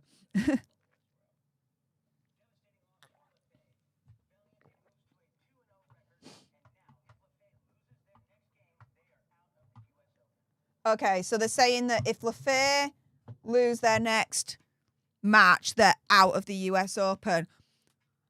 The series was... this episode really took that moment to really point that out. Apparently, I'm supposed to care. I don't. I don't. Mic drop Lisa says, I went to make noodles. What did I miss? Nothing.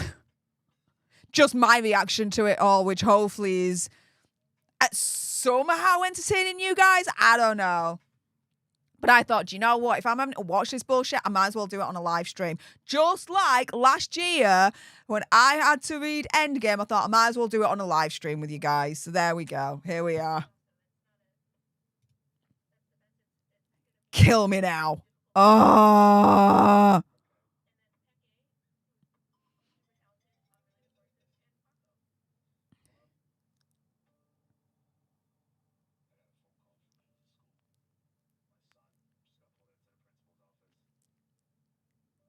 Okay, one of the polo players, his son got pulled into the interview.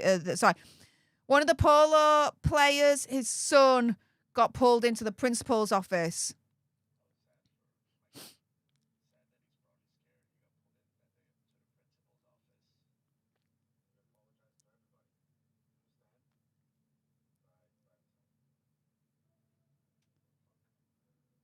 Okay, his son got into trouble, right? Kids do that.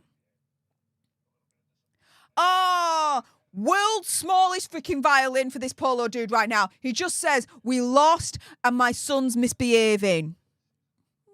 The world's smallest violin right now. What the hell, dude? It's not the end of the freaking world. But they're trying to make out that it is right now and he's all freaking depressed and everything. So the frick what?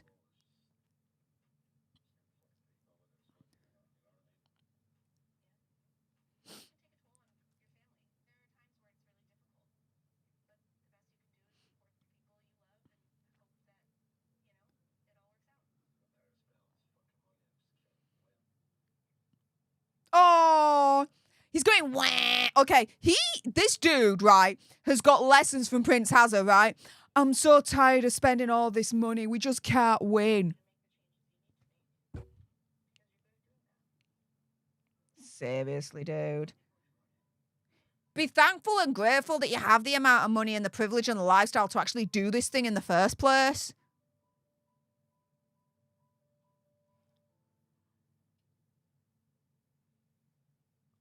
These people do not live on the same planet as us, I'm telling you.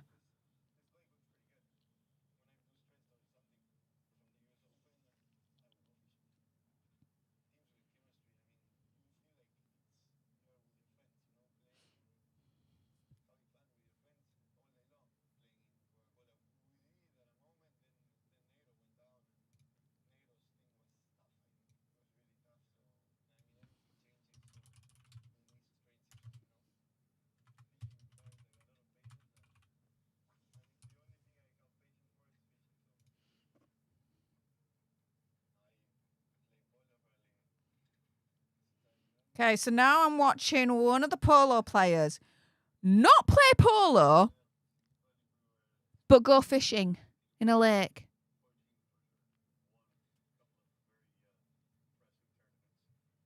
Why? I would rather play Zelda Ocarina of Time, go to Lake Hylia, and go fishing there. If you play Ocarina of Time, there is a place where you can actually go fishing. And if you get like the biggest fish ever, like you get like a quarter of a heart situation for all you gamer nerds out there. Hey up, gamer nerds. Yeah.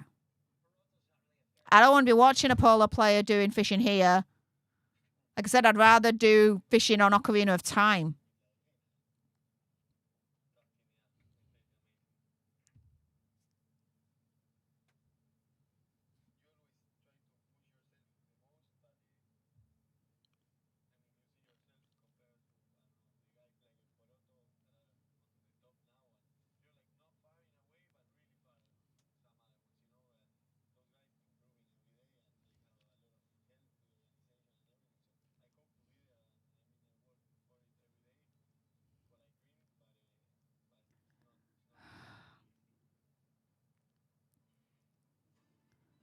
Like, I'm really keeping... really having to make an effort to actually keep my freaking eyes open at this point. Again, more polo players in the gym. Why? Why am I seeing polo players in the gym?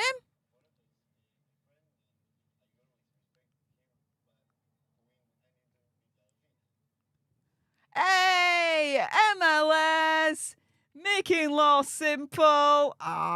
Enjoyed that Lego live stream, dude, a couple of days ago. You see, it's still there. One that I made the other day. There you go. Santa's truck. What are we all up to? Now, that's a bit of a loaded question. I am slowly dying, force watching Harry and Meghan's new Netflix series called Polo.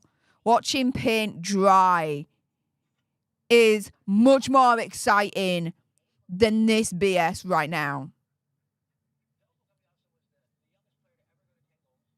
Your Lego is looking good. Well, thank you. Invite me when the new series resumes next year, so I get another excuse to buy another Lego set that I can then put behind here.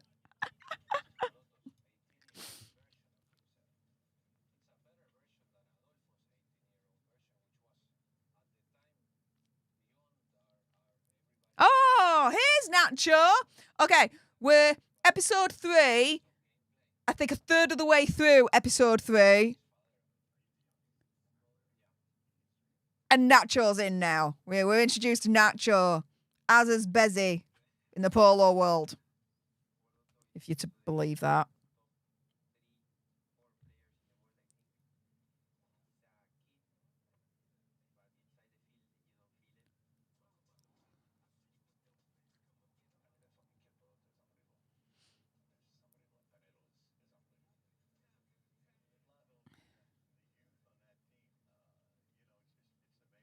Oh, they're now talking about the up and comers.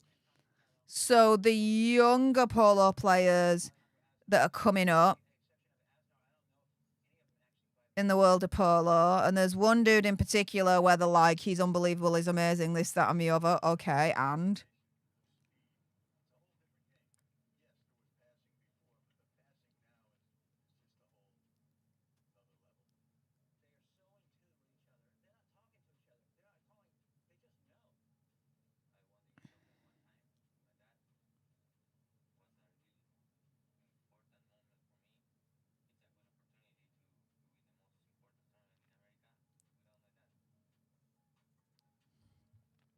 The Dolphina versus Coca-Cola.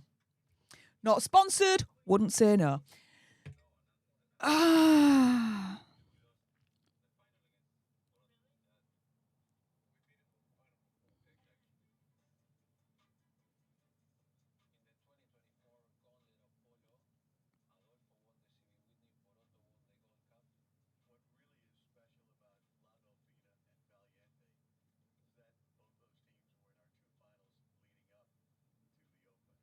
Okay, so there's 2 teams in particular that are like hot shiz right now that they're talking about here. Apparently, I'm supposed to feel that, I think. These teams are amazing. Oh my goodness, they're unbelievable. The hot shiz. Wow. You really think that's worked? Mic drop Lisa says, time to switch to Pepsi, Stef. No. No matter the situation, I could never drink Pepsi. I do not like the taste of Pepsi. Pepsi, oh, no. No, and no. I get really disappointed when I go into a pub and I'm like, can I have a Coke? Can I have a Diet Coke or Coke Zero? And then I have to double check, right? I'm like, it is Coca-Cola you've got, right? And if they say yes, I'm like, yay. But if they say no, it's actually Pepsi, I'm like, dude, you just failed at life. Your business has failed at life. What the frick are you doing messing with Pepsi? I mean, come the hell on, right? Ugh. Then I've got to order like a J2O or water or something, which is fair enough, don't get me wrong, but you know, I do like my Coke Zeros.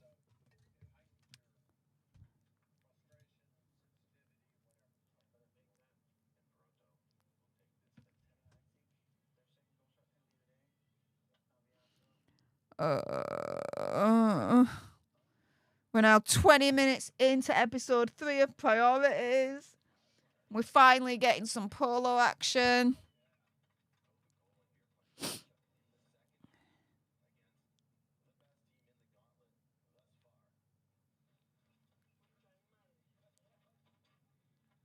Okay, Coca-Cola's losing here in this match. I think it's like 7-4. Coca-Cola's losing.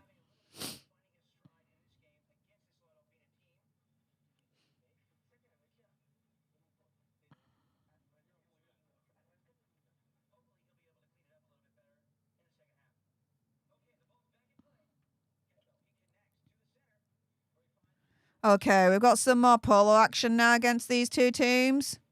Oh! Oh! Oh! Oh! Oh! Oh! Oh! No! No, no, no, no, no, no, no, no, no. No, no, no. That is horrific. That is awful. That is freaking animal cruelty. What the frick? In my opinion, conspiracy theory, whatever. What the frick just happened? Literally, two horses, each from opposing team, and one of the riders, this is one of the riders, this is the other right? One of the riders literally like T-bones him. Like, dude! I don't care about the humans right now. I care about those horses. Are they all right? But no, they don't give a shit. They're just still continuing to play on regardless of the welfare of these horses, as far as I'm concerned. Oh, no, no, no, no, no, no, no. No, no, no, no, no, no. This is horrific. What the frick is that? Is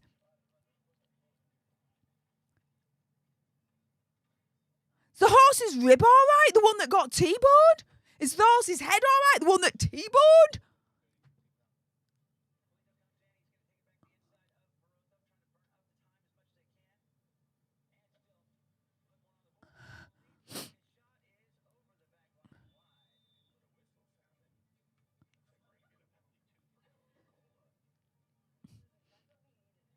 The one thing I'm getting out of this whole series is how horrific this is for the animals when they're playing, as far as I'm concerned.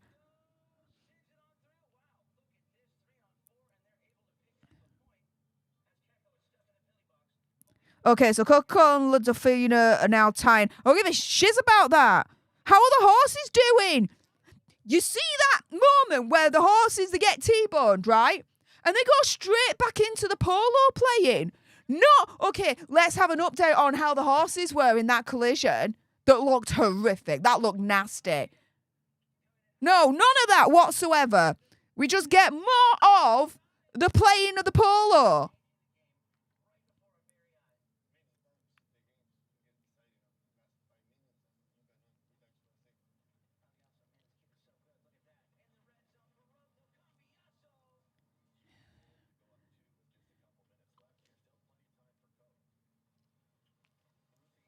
There's still plenty of time for Cook.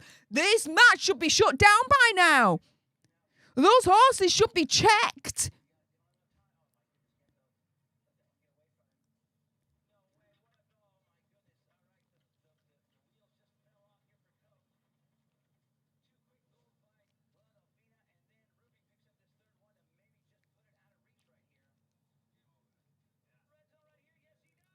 Oh, what a shame. Coca-Cola's losing.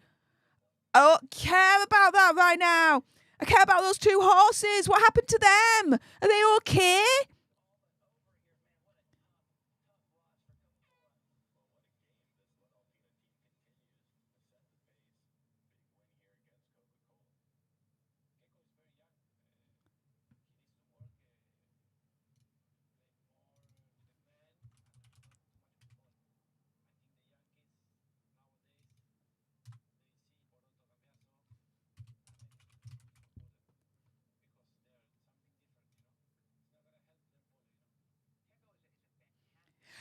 They're talking about the players now. Keko's a fantastic ball handler, blah, blah, blah. You want him on your team, blah, blah, blah. Again, this Polo commentator, Toby Whitman, whoever the deuce he is, right? I don't care about that. I care about these horses. Two horses just got T-boned. I want to know how they are. I want to know their welfare. What they're doing to ensure that they're okay. Who gives a shiz about these players right now?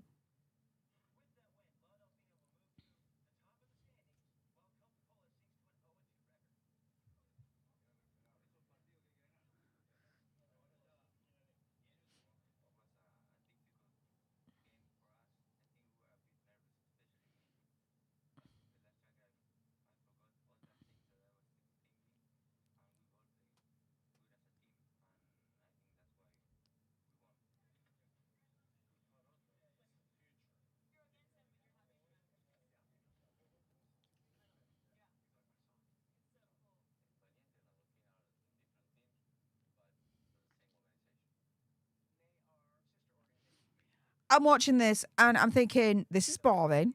Watching paint dry is much more exciting than this. And this has got to be like the final nail in the coffin for Hazza and Megxie and their contract with Netflix. I do believe the reports that Netflix are pissed at Hazza and Megxie with this series.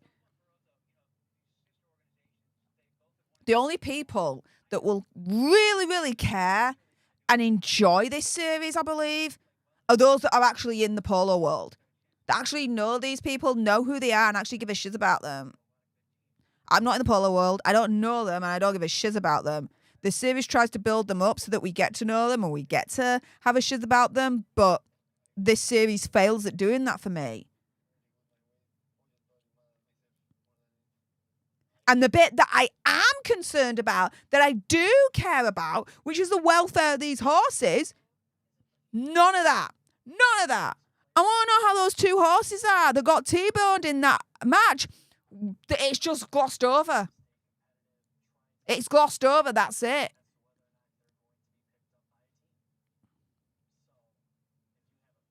This is BS. No wonder this thing wasn't on the front page of Netflix when I went on. I literally had to search Polo to get this up. That's how much Netflix really likes this series.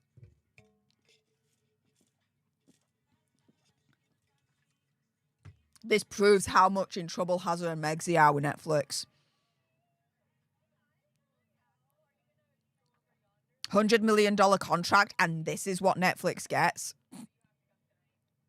This is freaking laughable. Okay, so we're seeing horse jumping. Okay, fine. I don't have a problem with horse jumping. However, this is a series called Polo, not horse jumping.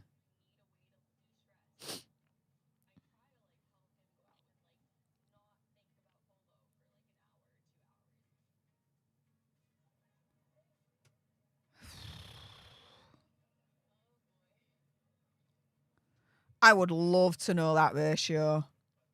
I would love to know that ratio on Netflix. The thumbs up to the thumbs down. I'd love to know that.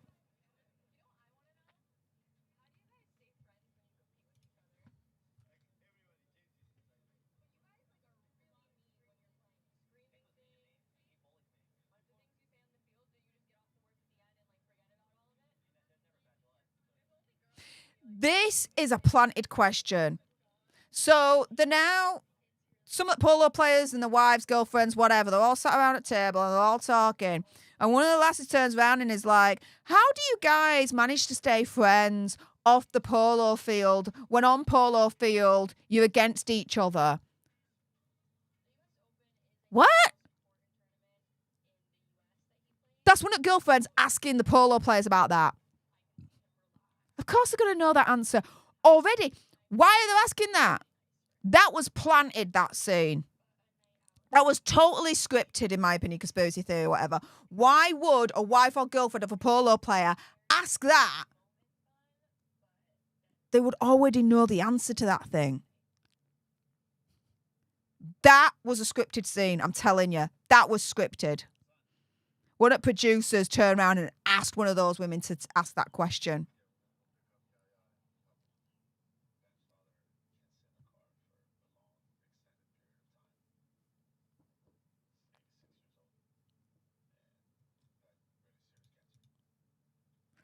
Really?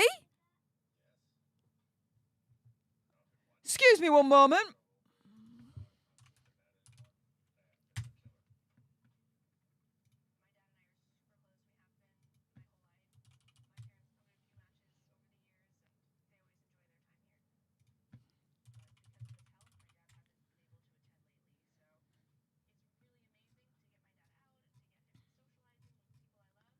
Trying to find it.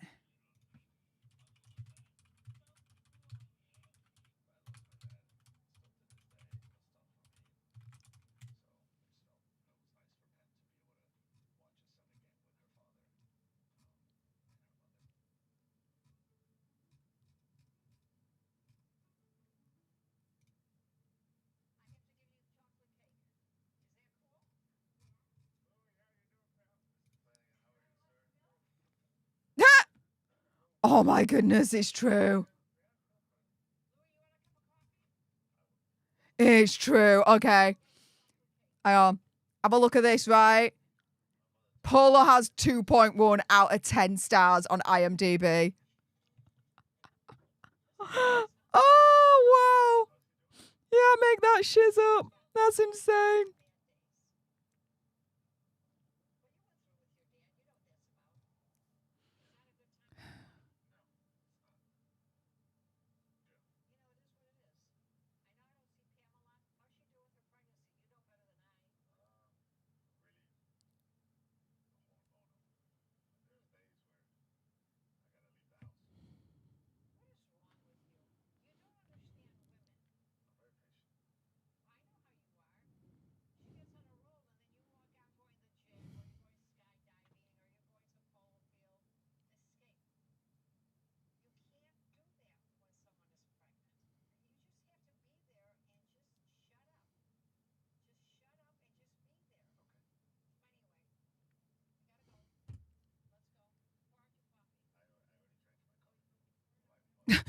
Mic drop Lisa. This is why she's called Mic drop Lisa. 2.1 stars is too many. I would agree at this point.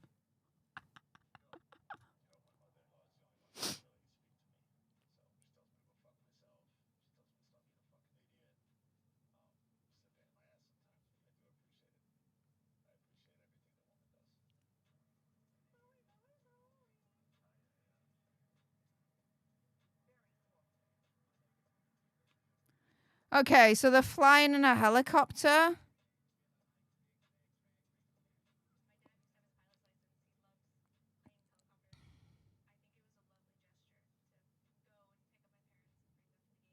Oh, it was a lovely gesture to pick up his partner's parents and bring him to the game via helicopter.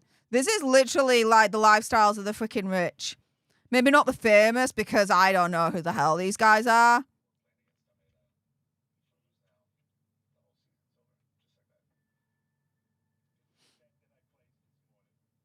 Okay, so we're back to Team LaFay. If they lose, the season's over. This is the dude that turns around and is like, I'm spending all this money and we're still losing. Yeah. It's like Megzy and Hazza spending all their money, right? Trying to turn the public perception around from negative to positive, and it failing. Because there's not a problem with the tap. It's more likely the problem with the barrel as to why your pint might be tasting a little bit funky.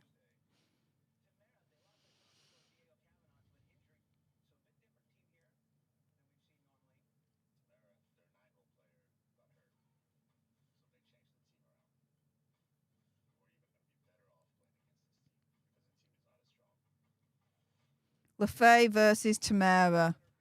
Who the hell is Team Tamara? I don't know, but apparently we're supposed to know and we're supposed to care. I don't care. And yet again, we still don't know the welfare and how those two horses were that got T-boned.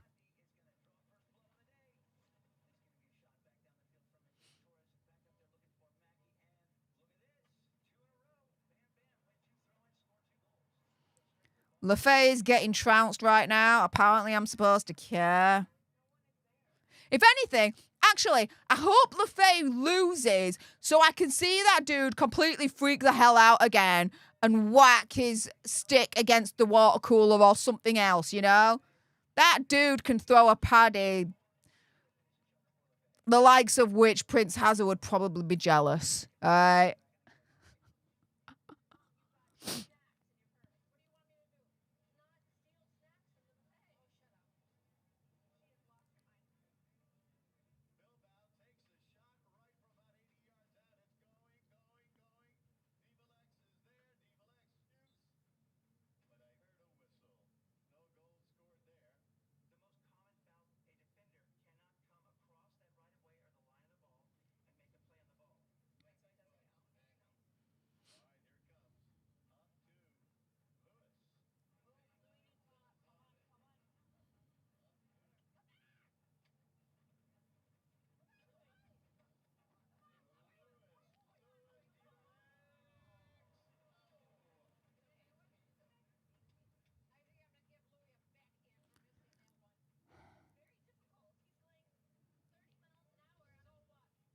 All right, one of the lasses, she's wearing a pink dress. I like the colour. I don't like the fit, but I like the colour of it. I do like the sleeves. I do like.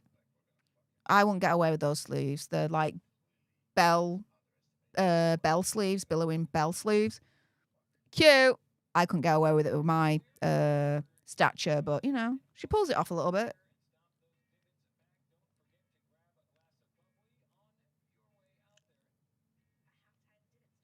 You know, one thing that I'm actually like thinking, this is interesting, is in a way how unglamorous Polo is.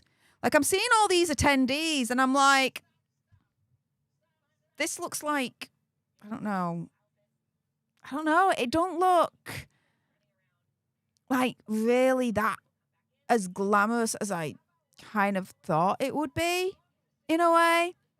Like these dresses are probably like 2-3 grand plus, right? Like make no mistake. These women are wearing a lot of money on themselves. But it's not as glamorous. Royal Ascot's glamorous, right?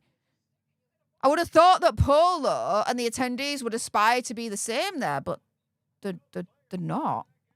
They're not.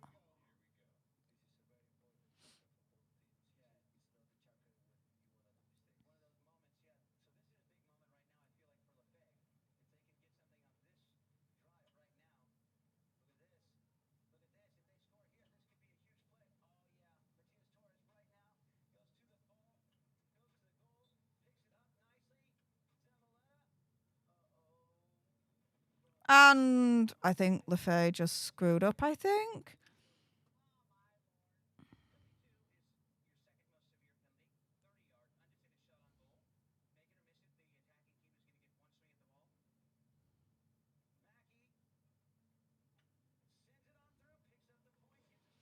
Okay, so Tamara's winning 10-8 against LaFay. Come on, LaFay, lose! I want to see your team captain freak out again. And throw all his toys out of the pram. Now, that's the most... You know what? The most entertaining thing about Polo right now, this series, is when that dude's team loses and he just has a right paddy and just proper beats the shiz out of whatever he can find, an inanimate object with his freaking stick. That's the most entertaining thing about this Polo series right now.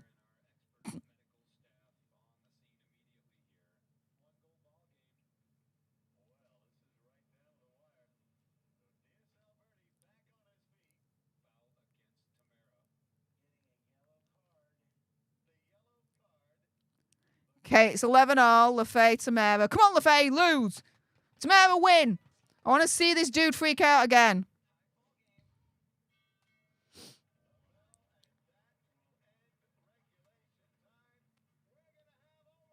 Okay, it's on overtime now. First team to score wins. It's sudden death.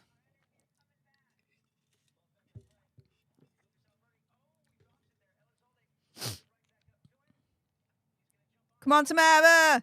Don't let him score. A miss.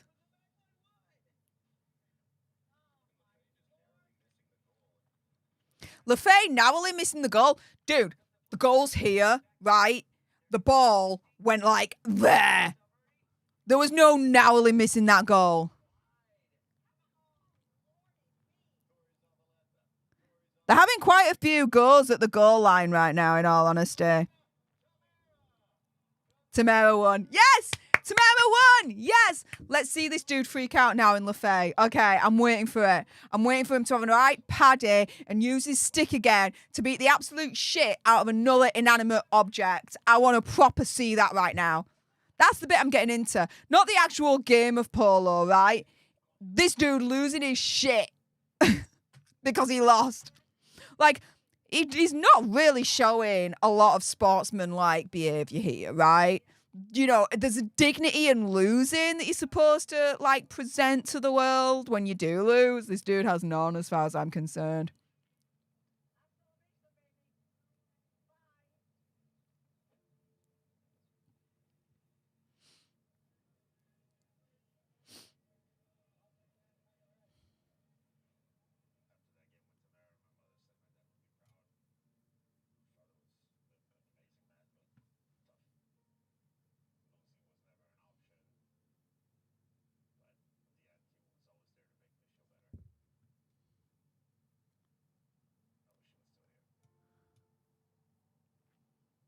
Okay, he's upset.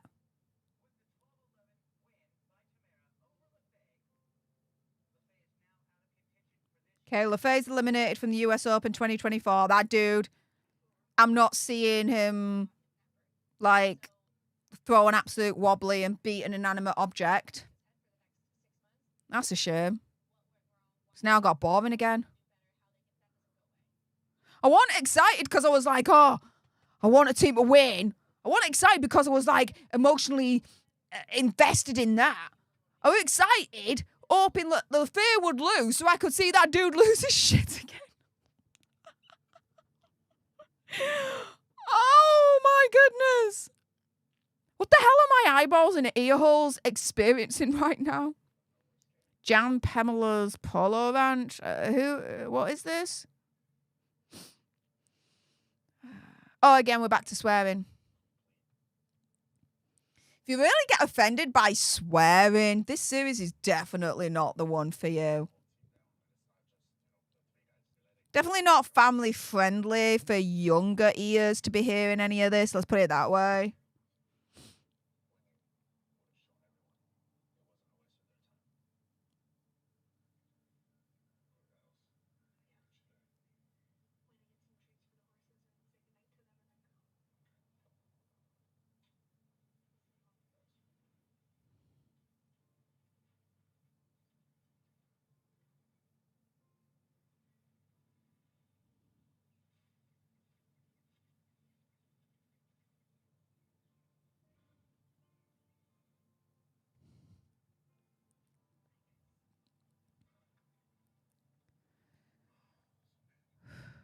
Oh, now he's saying he's so mad. Come on then, throw a wobbly. Come on, get that stick and beat an inanimate object to it within an inch of its life. Come on, I need to see it. Let's get some excitement back into this Polo series.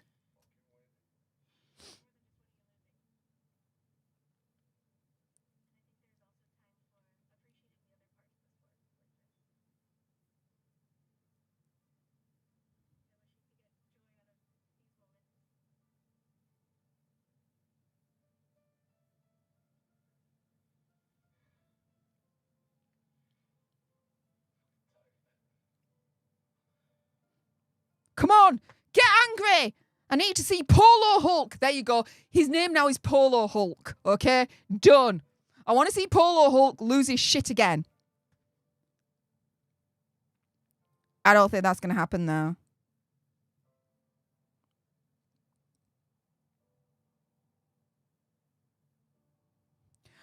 Okay. Well, that was episode 3. Started to get a little bit excited for Polo Hulk, okay, and him losing, so I can see Polo Hulk lose his shit again. That was it. That was it. Sarai's asking, Steph, are you going all the way to 5? Oh, hell yeah. A pig's pink? Yeah. Oh, yeah, I'm doing this so you guys don't have to. I'm sacrificing myself, okay, on the altar of freaking sanity to watch this thing right now. Oh, this is insane. All right, let's go episode 4. So episode 4 is, let's have a look, Danger. Okay, here is the synopsis for Danger. A devastating injury rattles the players and their families as the divide grows between Louis and Pam. Timmy digs deep in a critical match against Pilot. Never mind about the freaking devastating injury for the players. Okay, fair play. I hope they get better soon. Horrific, blah, blah, blah. I want to know about the horses that T-boned. In this episode 3 priorities, what happened to them? Are they okay? What treatment did they get? Did they recover? What the deuce? All right, let's go episode 4, guys.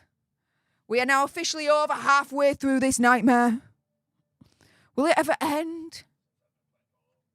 Oh.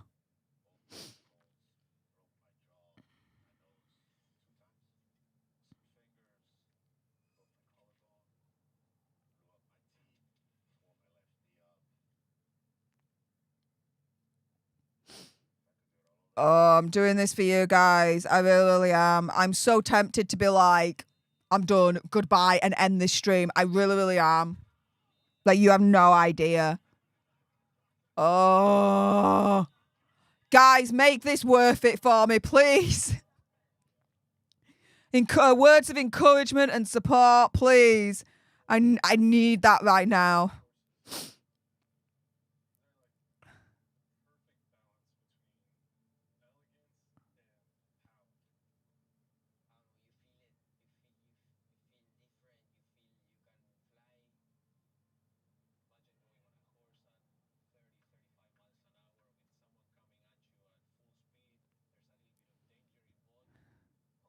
Okay, so Nacho's just turned around and said that horses are going like 30, 35 miles an hour, right? That's even more horrific to know because my mind then goes back to those two horses in that T-bone incident. They're going 30, 35 miles an hour. Shiz the bed. How are they doing? How are these horses doing? Never mind the players in this sense.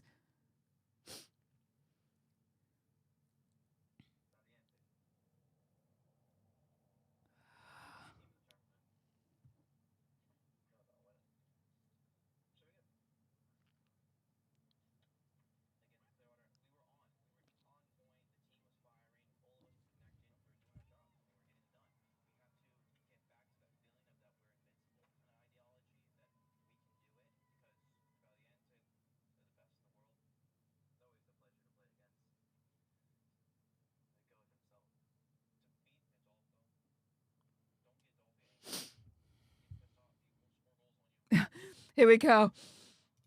Mic drop, Lisa. Go on, Steph. You can do it. We believe in you. Oh.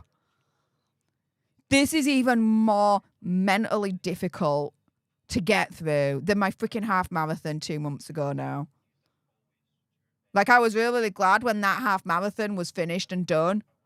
Oh, I'm going to be ecstatic when this is done. Patricia, thanks, sweetie, for that sacrifice for us. You're welcome. You're welcome. Linda, Steph, you rock. So glad as I can't watch it. Yeah. Be glad that you can't freaking watch this thing. This is, boring as hell. American Patriot says, remember, if it's on TV, it's scripted, just like Housewives, Big Brother, etc. Yeah. I mean, that moment there where all the like girlfriends and the young polo players were all together at that table, and one of the girlfriends turns around and is like, how do you guys manage to stay friends off the field when on the field you're playing against each other? Like, that was so obviously freaking scripted and shoehorned in. It's unbelievable how obvious that is. That is like Captain Obvious with a capital freaking C, right?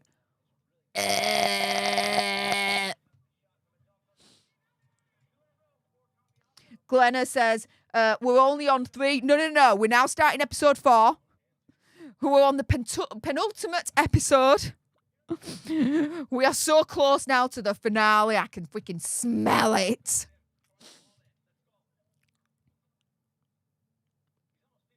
I've just messaged Mr. Fox, though, to kindly get me some snacks because, damn, I need some food in me right now. I just messaged him, can you please get me a bowl of raisins, please? Because, dude, I need to eat.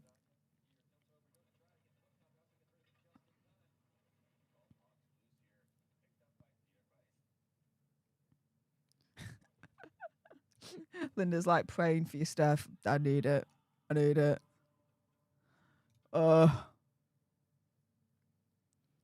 I am more convinced than ever that this series is going to bomb harder than Heart of Invictus. I mean, I've been saying it all along, even before this series was released.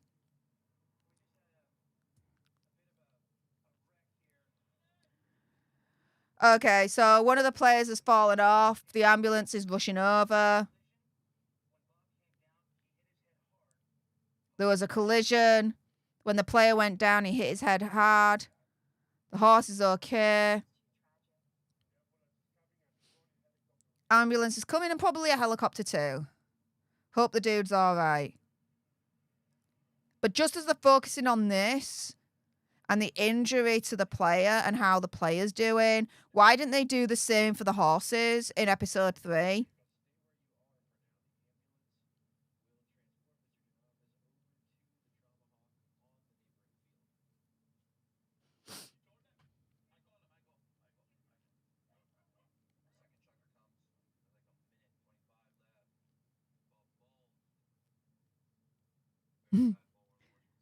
So I thank God it's not seasons and it's just episodes. Yeah, I know. Tell me about it. Ah, Mr. Fox has just responded and he's like, gotcha. Right. Excuse me whilst I take my teeth out. And when I mean that, I mean my braces. I've got Invisaligns in. Still, I know. Oh, I've got a rant about that afterwards. Stay tuned.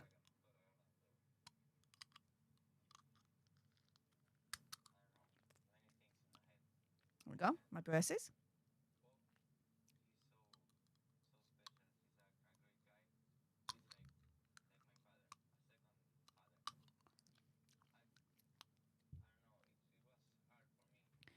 Okay. I mean, my teeth with Invisalign have done really, really well. I mean, this is the state of them now. Like, it's amazing.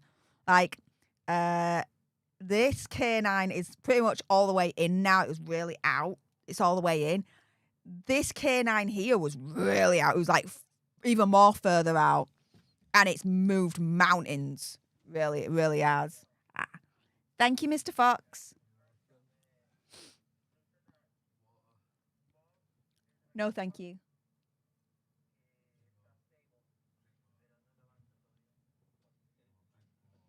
Okay, I'll drink more water. Thank you.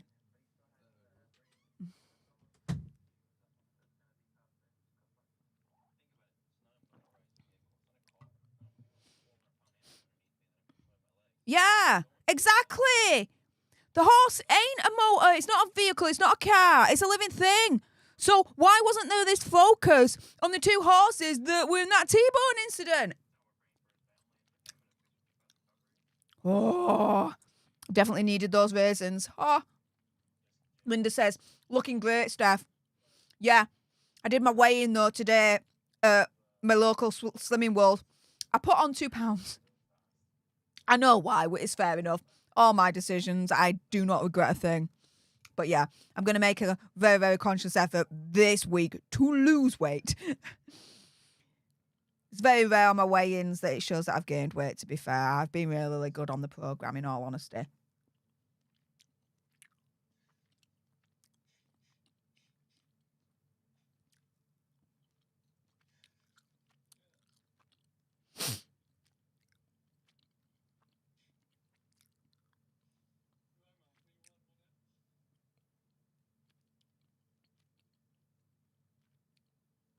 Okay.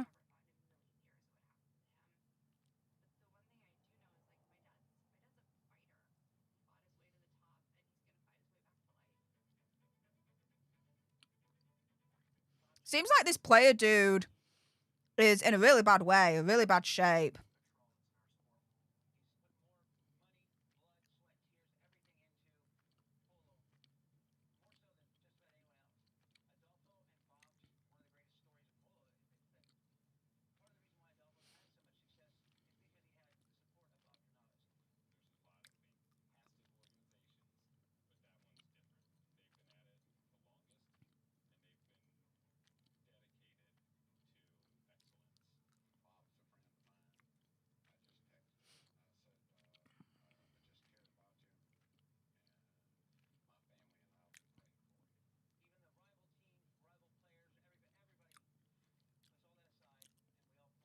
Okay, that's cool to hear.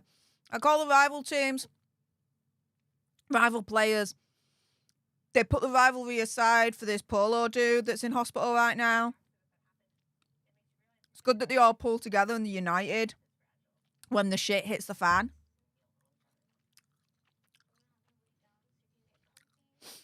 Hang on a minute.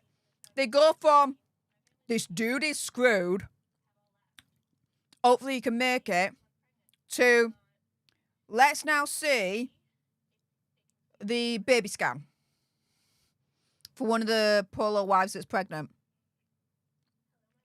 That's a bit of a jarring kind of switch from one storyline to another here.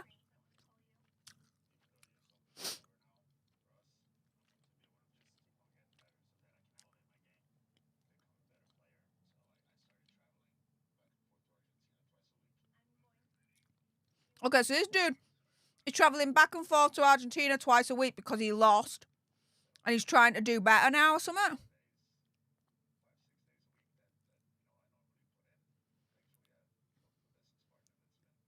The dude now is practicing even more and putting in more hours to try and improve his polo game, but he's doing it at a time when his partner, his wife, is pregnant, and she's literally going to the baby scan on her own.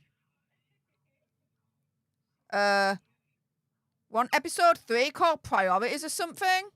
Yeah, episode 3 was called Priorities. This dude clearly does not have his priorities sorted out here.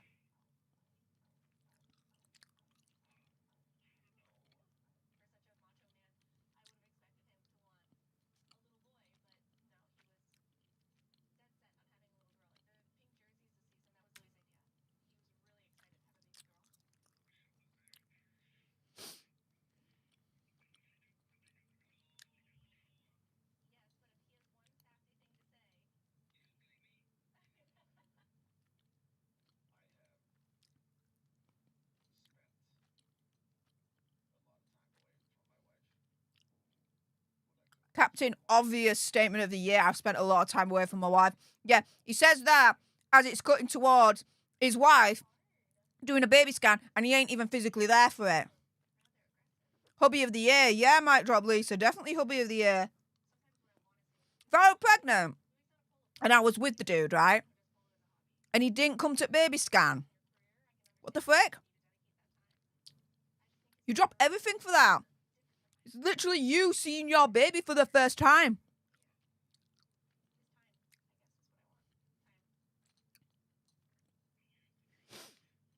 I feel sorry for wife in a way.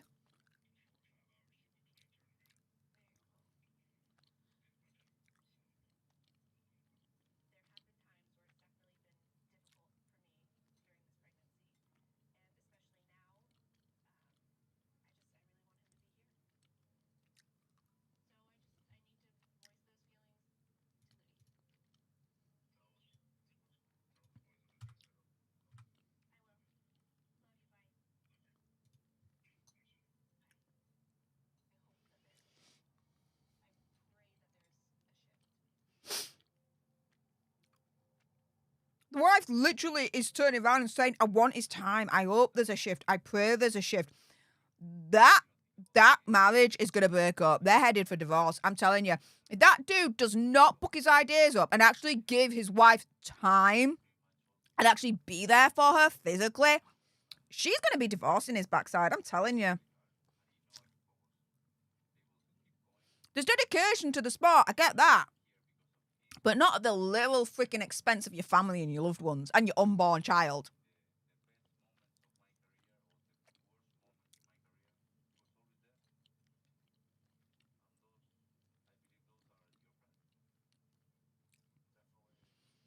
Oh, these raisins are so good. The old me would have been like, where are the biscuits, where are the crisps, and just munched on that all day long. New me, a little bit more healthier. Raisins.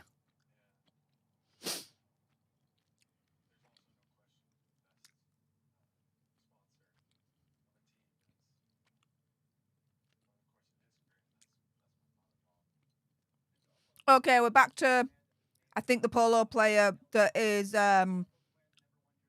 not doing well after that incident on the field. I think. There's so many teams. It's very, very difficult to try and keep up with who's who, what's what. It's way too convoluted.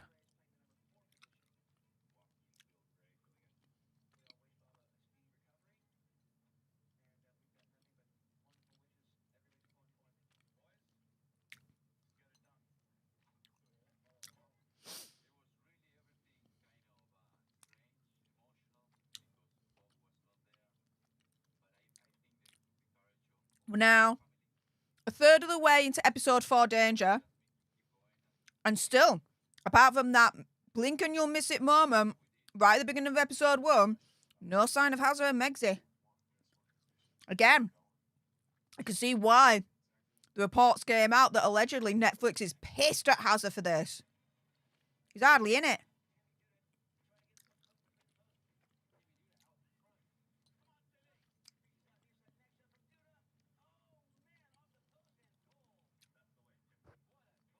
I think Prince Harry has literally just ruined the Netflix contract now for Megsy at this point.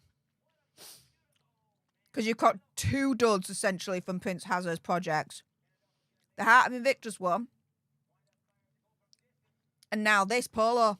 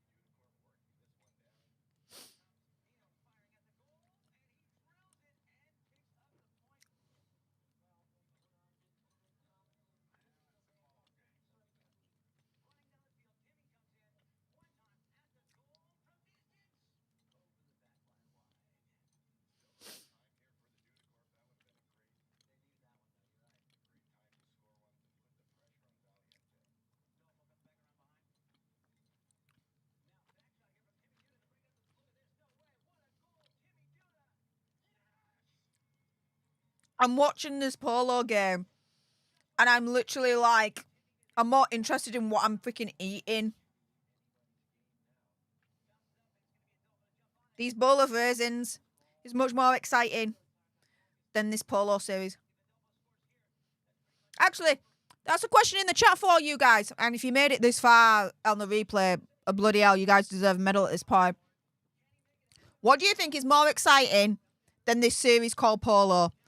Let me know in the live chat right now. What is more exciting to you than this Polo series? Let me know.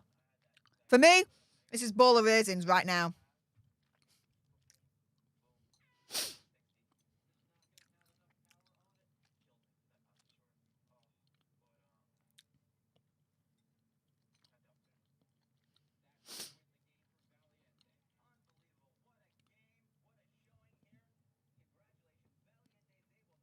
All right. Apparently Valiente won. Again. Don't know who they really are. Don't really give a shit. But apparently they just won this particular game, round, whatever.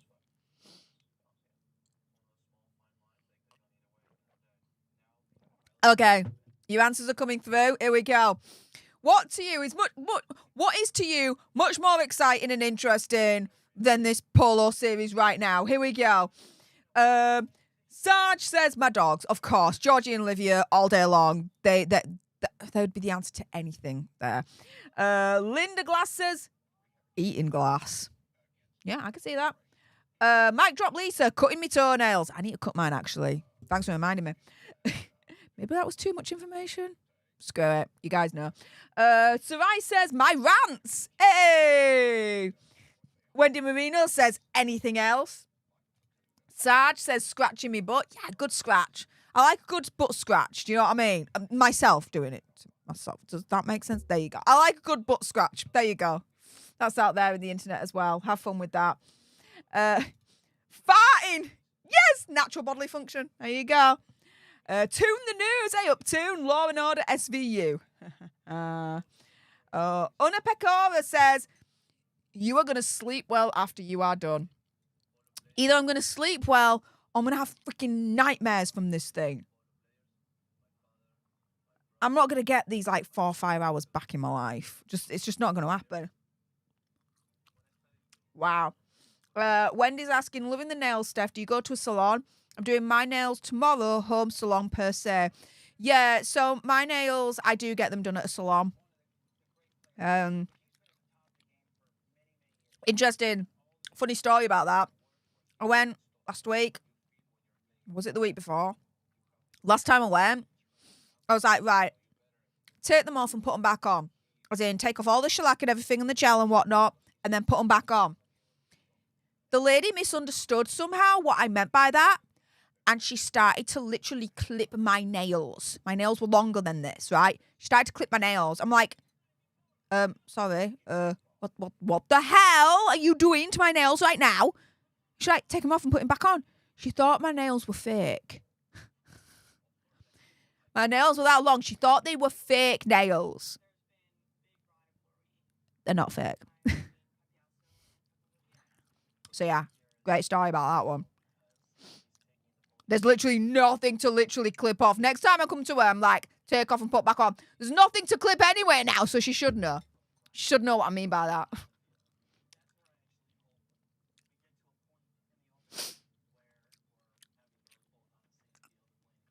I want some more raisins. I'm on a little bit of a raisin kick right now.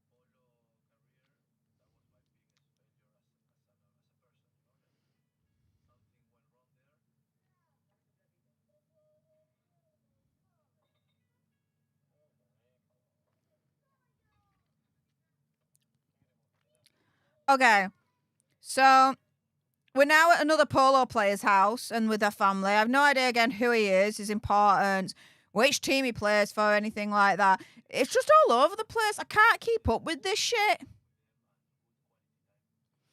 Oh, Nicholas. Got to go. Got a hospital appointment. Oh, my goodness. Hope it all goes well, mate.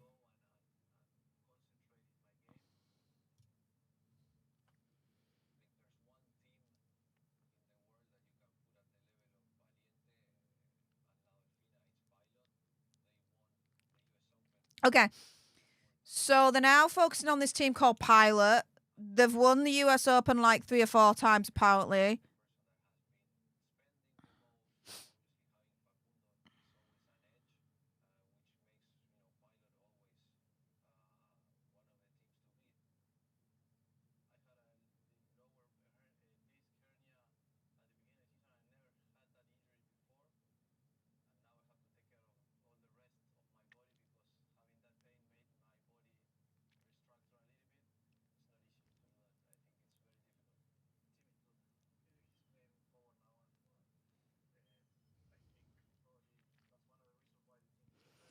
Okay, so dude is getting a massage.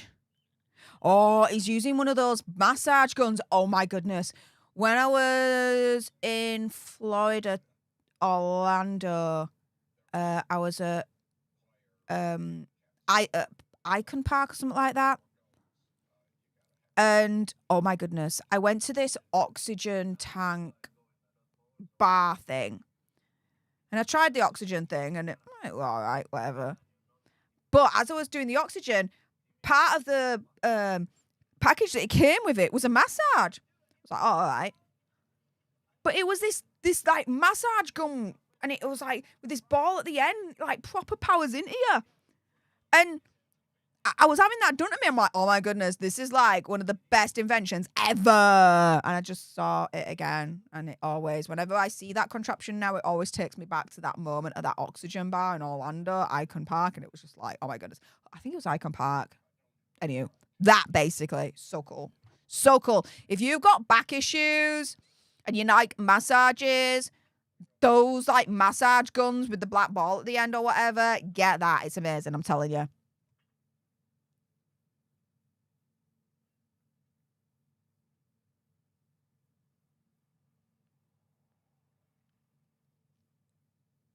Oh mic drop Lisa. Speaking of hospital, I go in again next Tuesday. Oh, well, good luck. Good luck, love. Let me know how it gets on. Pi says, hey up, Steph. If Andy meets Jaguar in London, will you guys meet up? Oh, hell yeah. As long as I'm in the UK at the same time as Andy, hell yeah, I'm going down with bells on. I'm already there as far as I'm concerned at this point. The only reason why we didn't meet up in September was literally because I was out of the country at the time that he was here. And we just couldn't. We tried to make it work. It just wouldn't happen. The stars would not align for us that time. But yeah, comes back to London. Dude, I'm there. I'm there.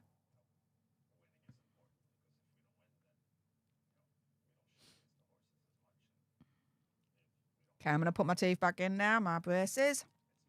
Thanks, Invisalign. Not sponsored, but I won't say no.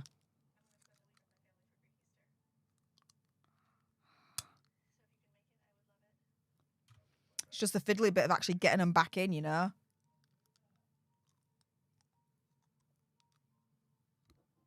There we go. Back in they go.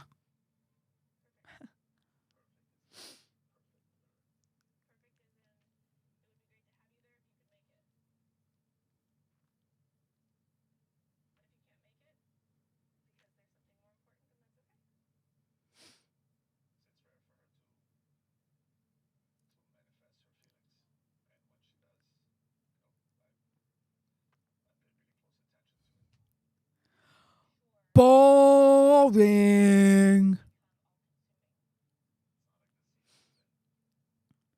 This wife, though, standing up to her husband here. She's like, look, I don't want Polo to be all-consuming. Like, focus on me. Have time for me. I want you to literally be physically here for me. I'm the unborn baby. Dude. We should find excitement and enjoyment in more than just winning. Dude, this lady is like a savant right now. This dude should be listening to her. This is Polo Hulk, by the way, that she's speaking to. Okay, we're halfway through episode 4. Oh, okay, we're nearly in the final stretch here, guys.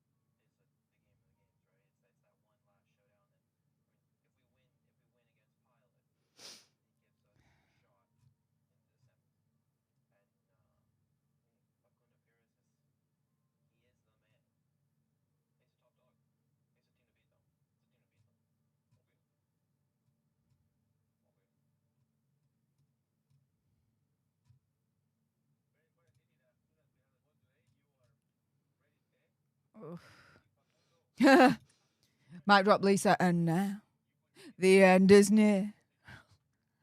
And so we face the final curtain.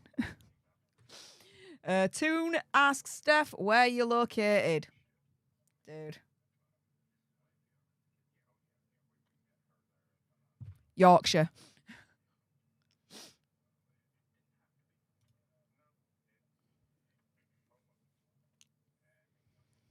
I'm really tempted just to be like, screw episode 4. I just want to go to episode 5 now and just get this over and done with. Again, we're now over halfway through episode 4, and apart from the blink and you'll miss it moment where Harry appears in the beginning of episode 1, we've not seen anything of Hazza and Megsy during this thing.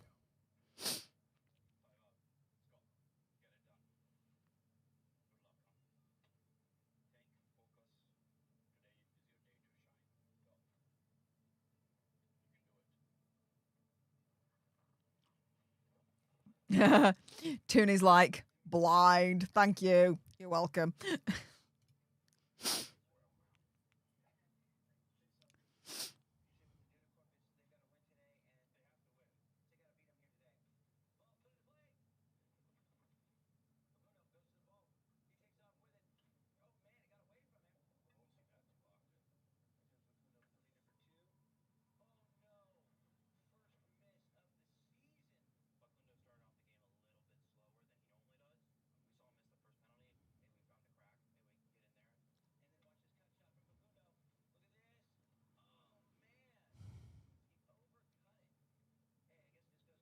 I'm still bored. It's getting to midnight. I'm not surprised if people started this series and then switched off after like the first minute. I think I'm probably part of the rare breed of people that actually is making it right to the bitter end of this thing.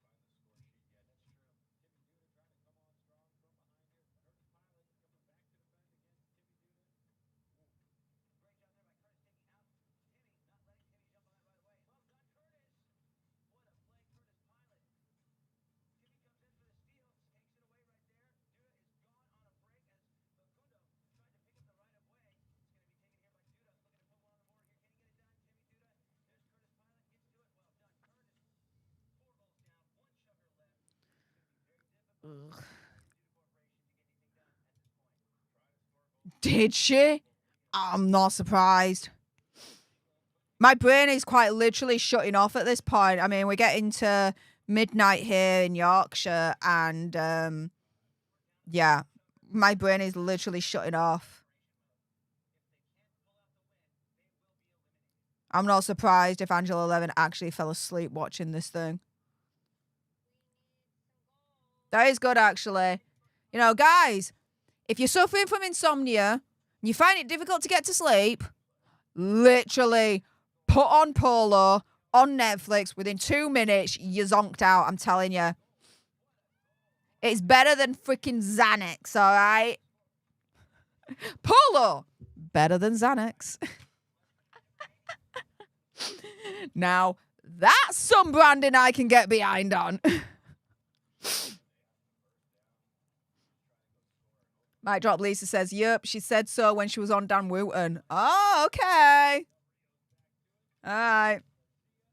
Yeah, I'm not surprised. I'm not surprised. Wendy's like, your brain is mush. Mine has been mushed out of to freaking existence right now because of this thing. My brain was pummeled to mush 2 episodes ago. Now it's been mushed out of existence. That mush does not exist anymore. It is gone.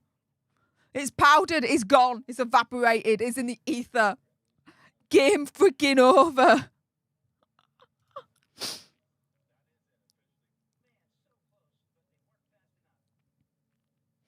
Okay, which team lost?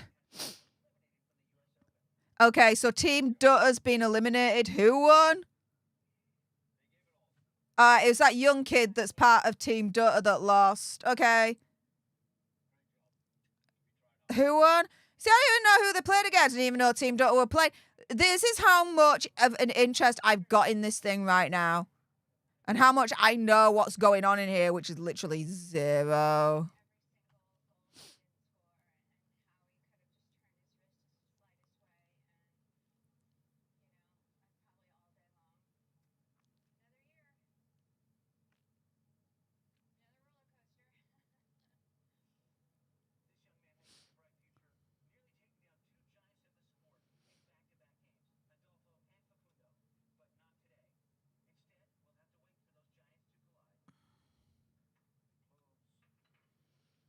Okay, so now we're at Team Dutter House.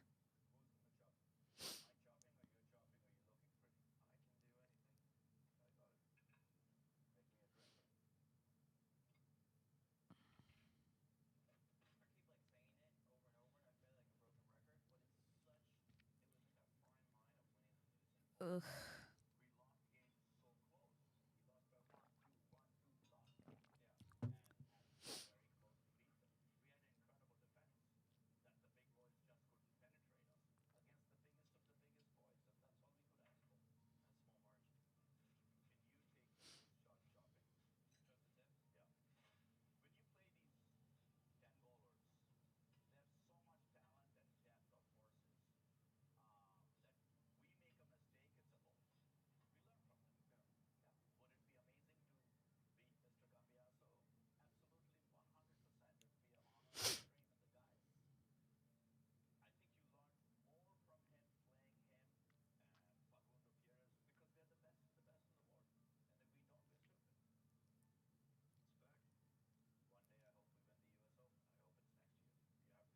Okay, so there's a little bit of a chat between the father and son.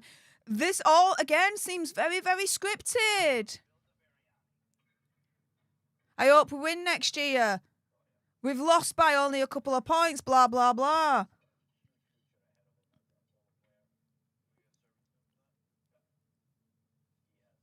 Like, that interaction there between father and son, way too scripted. Way too scripted.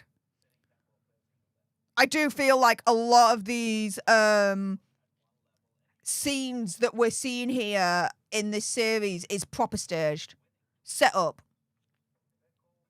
Like, they've got a script and it's like, okay, discuss this, and cover this, this, and this.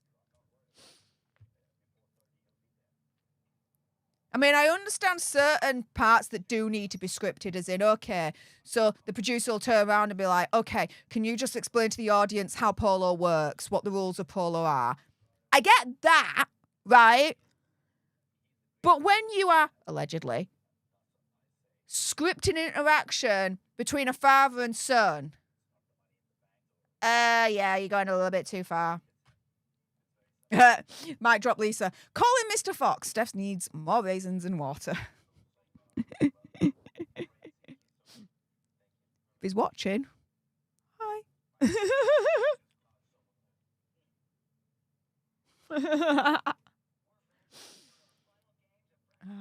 Oh, Diana Frazier, thank you so much. Saying thanks for doing the hard work, Steph. Appreciate it. I wouldn't even watch if I had Netflix, which I cancelled. When is Netflix going to drop them? Oh, within the year. It's done.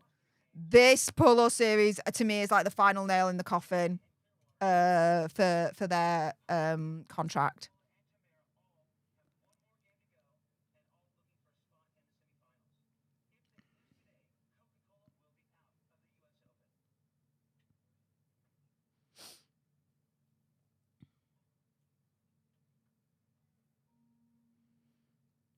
Now, one thing that I am a little bit surprised on is that there's a Team Coca-Cola, right, in this US Open, whatever you want to call it, right? I'm surprised to see that there isn't, like, Team Red Bull. Yeah? Team Pepsi. I'm surprised that there's not that many other, like, well-known mainstream corporations and brands that are in on this thing. Maybe they are and they're just not playing the US Open. I don't know.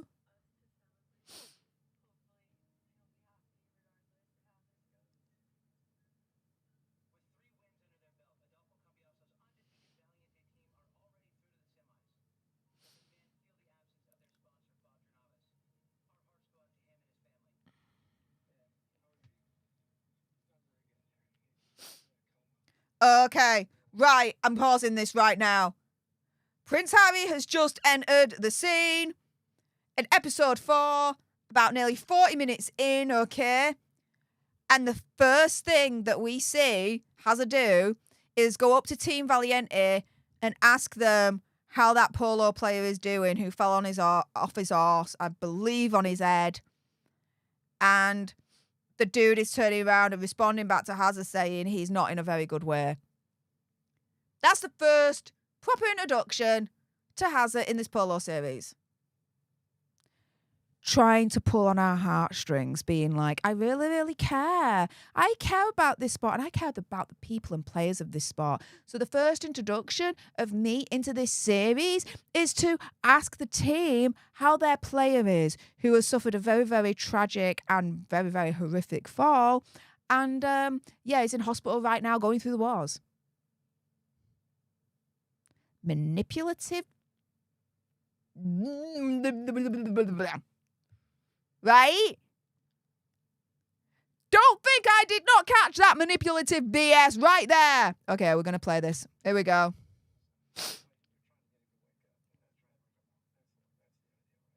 This is 1 week after his accident. 1 week after his accident, Hazza then turns up and is like, how's he doing? The frick is this?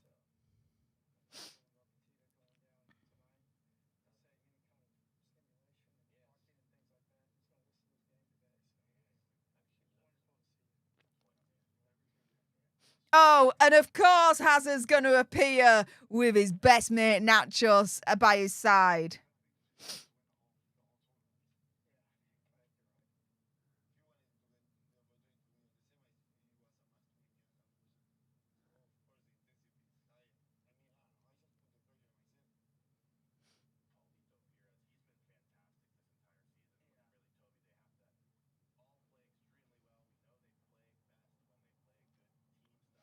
Exactly, mic drop, Lisa. It's interesting how Hazard didn't ask how are the horses in that T-bone incident in episode freaking 3. Yeah. Yeah. Such a humanitarian, I know. Such a animal lover as well. Although maybe he is an animal lover. He is married to Megsy after all.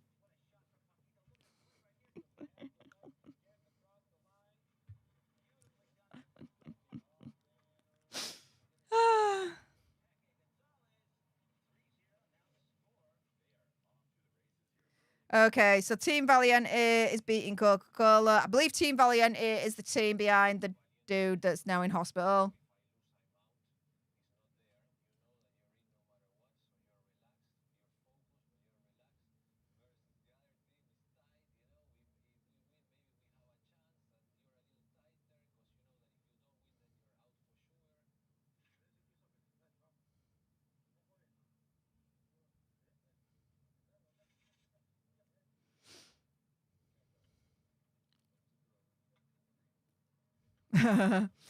Wendy's like, nice segue, Stef. I know, right?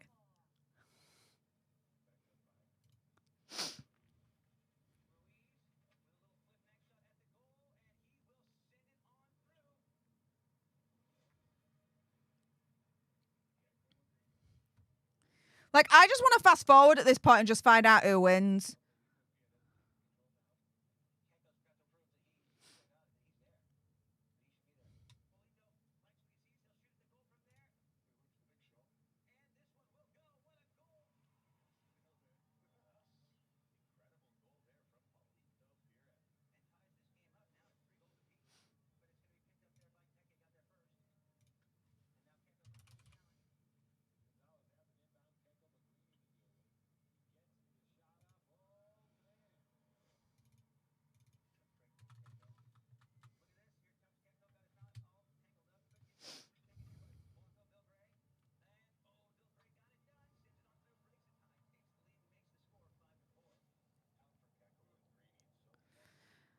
It's a close match between Valiente and Coca-Cola. Can you tell how enthusiastic I am about all of this?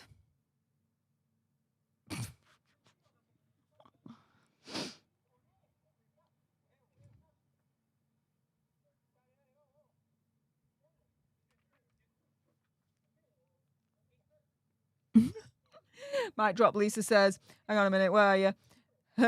When I was like, I'm just tempted just to fast forward to find out who the frick wins at this point in this match. She's like, nope, you're not allowed. You must suffer. I mean, sacrifice for us. Yeah, I'm definitely suffering right now. Oh.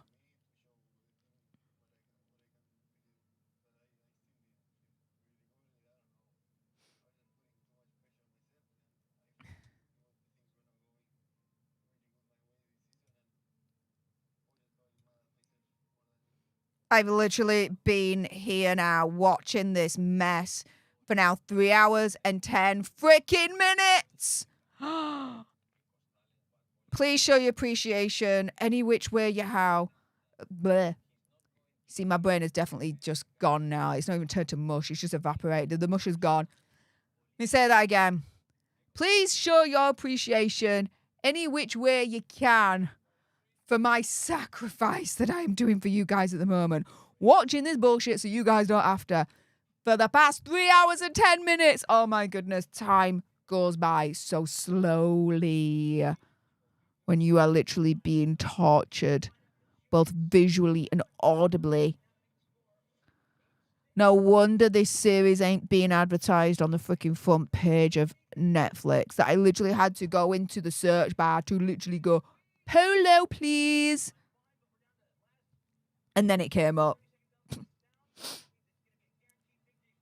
Ah.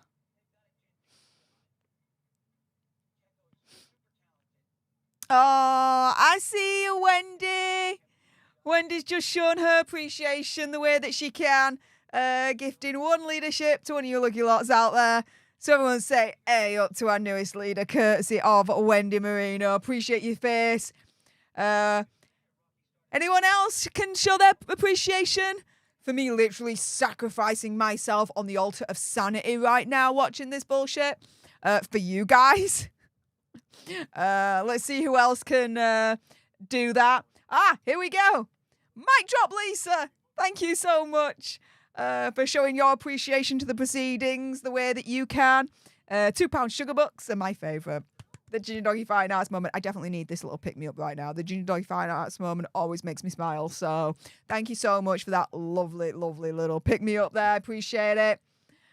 Some of you guys saying A up to me. Tammy and Toon. Yeah. Oh, wow. Okay. Some more of you showing your appreciation, whichever way that you can, with me literally going through torture right now.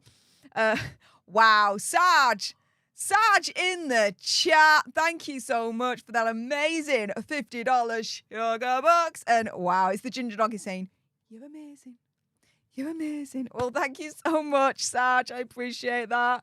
Thank you so much for showing your appreciation the way that you can. Appreciate you, honey. Wow. Yeah, this is helping me through right now. It really, really is. Wendy Marino, thank you so much for the $19.99 sugar bucks. Saying thank you, Stef. Nerd Troopers Unite. Yay. Oh, thank you so much. And mic drop Lisa with the hearts in the chat for me as well, helping me through this. Thank you so much. Again, please show in the chat, whichever way you can, your appreciation for me right now, going through this so you guys don't have to. Because as Wendy Marino is saying here, the torture is real and palpable. It really, really is right now. Like you have no idea. My goodness. So, yeah, if you guys could show your appreciation for me going through this for you guys in the live chat, I'd be very thankful for it. So, thanks, guys. Oh, Tammy's with the hearts there, showing her appreciation for me sacrificing myself on the altar of sanity. Sarai as well with the hearts in the chat, again, showing her appreciation for me sacrificing myself on the altar of sanity for you guys watching this bullshit so you guys don't have to. There we go. Thank you so much. Oh, wow. Oh. There's one player like, there's so many things to be excited about. And I'm like, yeah, this series is not one of them. This series is not one of these things to be excited about, I'm telling you.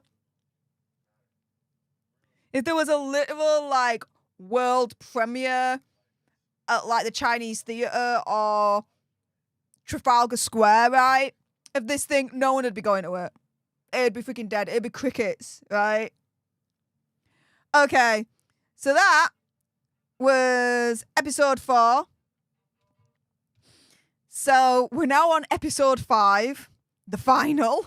Oh my goodness. We are now in the home stretch, okay? Wow, we're getting there in the end. We're in the home stretch. We're getting there. I see the end in sight. Kill me now, please. Get me out of my misery. Okay, so the last episode is called Final. The synopsis for this is after a break for a charity match with Prince Harry, Valiente and La Dolphina fight to advance to the finals for a long-awaited Cambiasso family showdown. Okay, hang on a minute.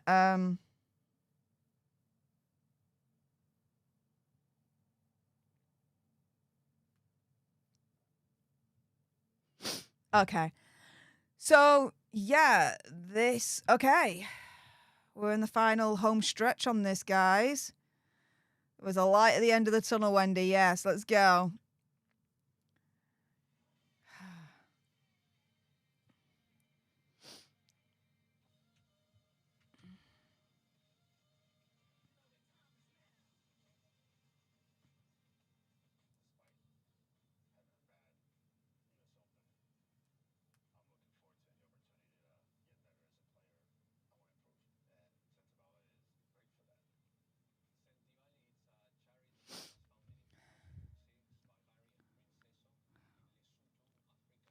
Oh, there we go.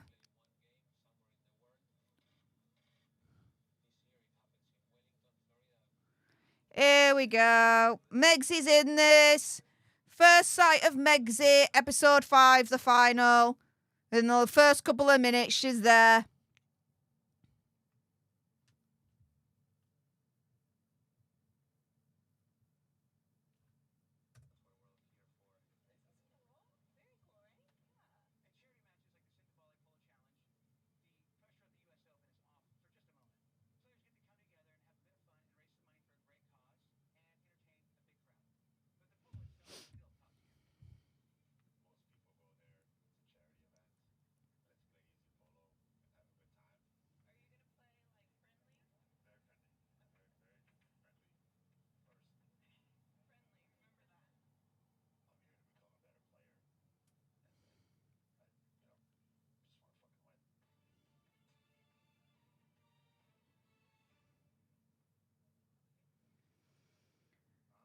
Okay, so Centre Barley now is coming into all of this.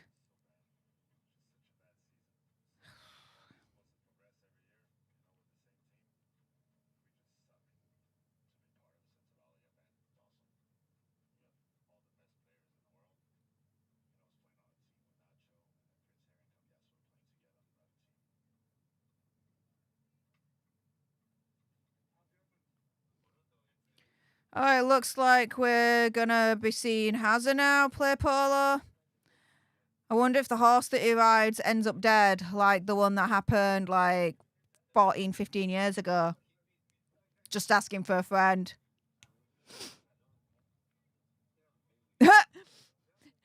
Sarge is like, what took Megsy so long to appear in this series? Mic drop Lisa with another mic drop. She was probably trying to find some freshly ironed clothes and failed.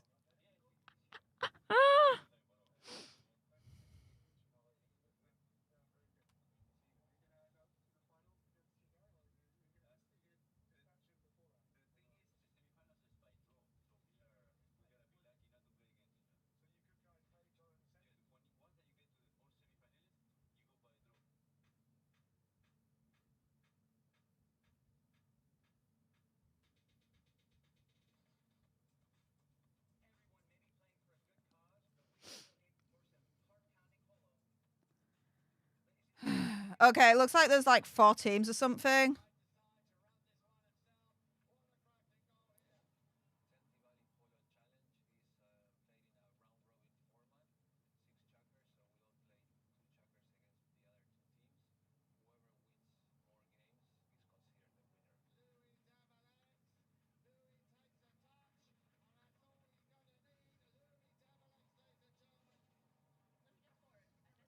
I have no idea who these teams are.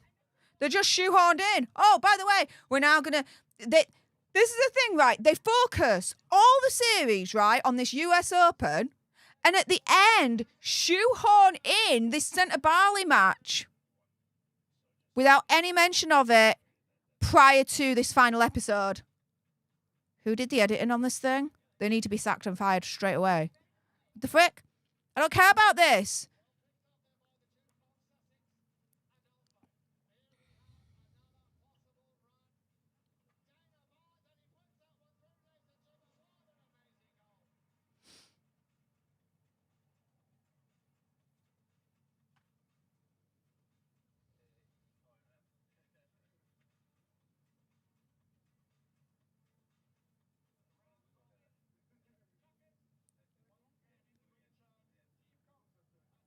Oh my goodness, here we go.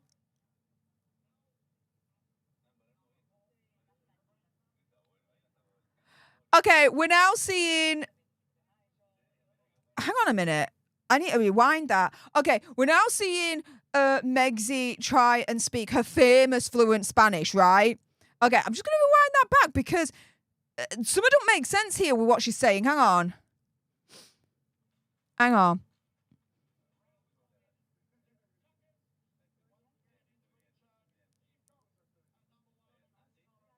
I lived there about 20 years ago in Palermo Viejo. This is what Megsy's saying. Las Caliantas too. He says, that's where the polo fields are in Spanish. And then, okay, the Spanish polo player in Spanish responds saying, yes, that's where the polo fields are. Las Calientes or whatever she said, right? Her response, yes, but I love the 25th of May. Polo dude's like, yes, that's where the polo fields are. Megzy responds in Spanish, yes, but I love the 25th of May. The hell is she? Why is she saying that to the polo dude saying, yes, that's where the polo fields are? Dudette does not know Spanish. Oh, she's proper grifting off of that.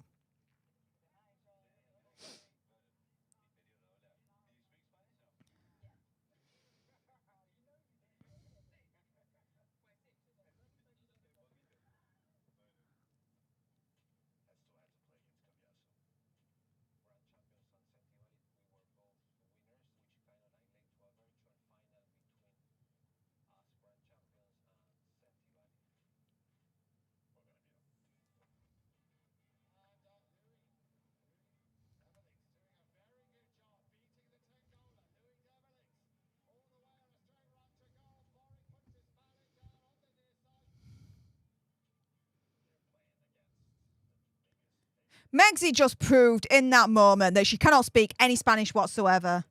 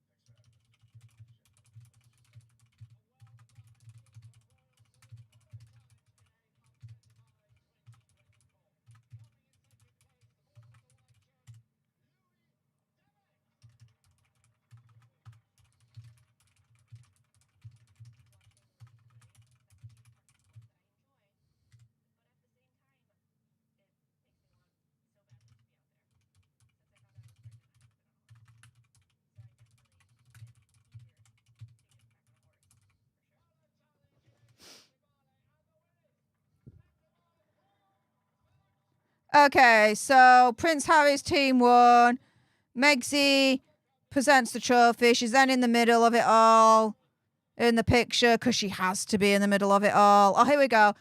There's a thing here. Since 2010, Centre Bally has received over $15 million via charity polo matches. Okay, fair enough. It's for charity. But again, this Centre Bally match was shoehorned in. There's been no talk of it, no mention of it in the first 4 episodes. It's only in episode 5. It's like, oh, by the way, there's an extra polo match. It's Centre Bally. The charity Centre Bally polo matches. Huh? This whole thing up to this point has been focused on this US Open tournament, whatever you want to freaking call it. This is just basically a little moment for Megzy and Azzy to be like, we're humanitarians, people. Look at us doing all this good for the people, blah, blah, blah. It's self-serving bullshit, I'm telling you.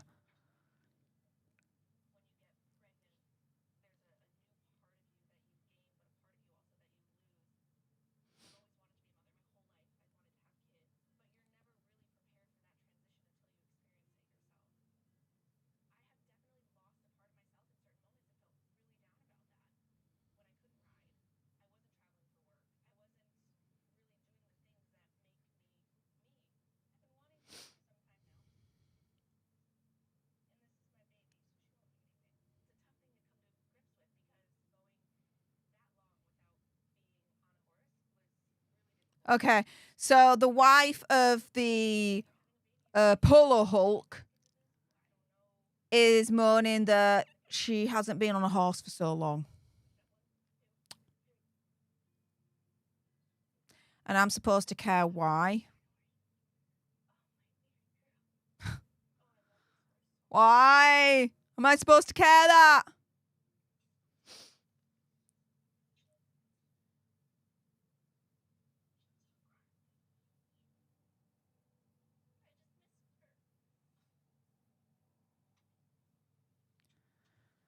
Oh.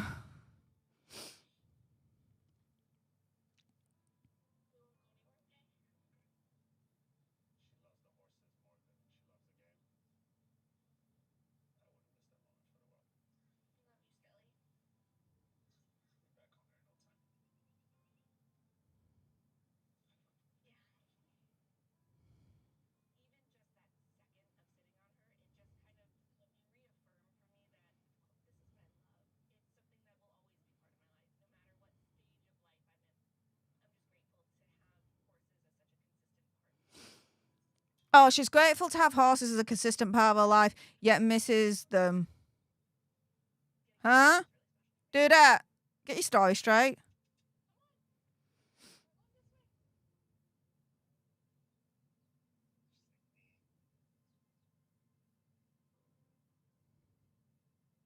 Are we halfway through yet? No. We're quarter of the way through the final episode.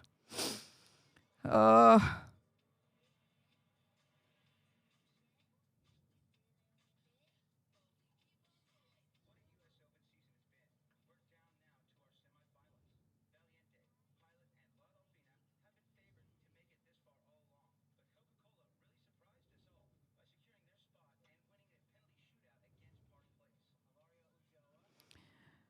Okay, I think we're back to the US Open now. I think.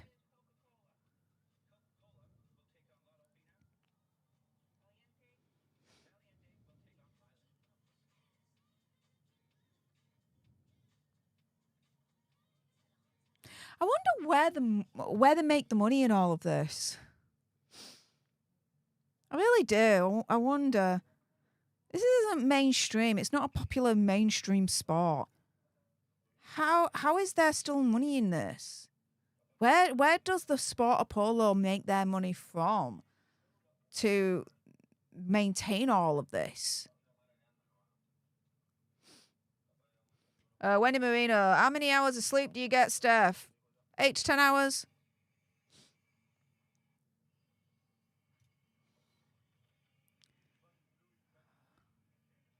Ugh.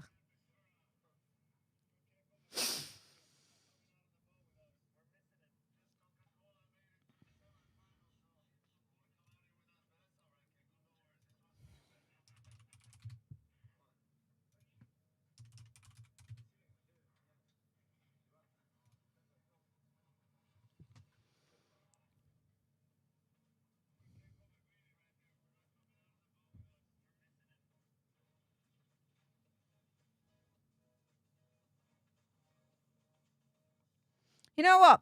We've got so many cutaways of these polo players fishing. I'm expecting a cutaway of seeing Prince Hazard trying to surf.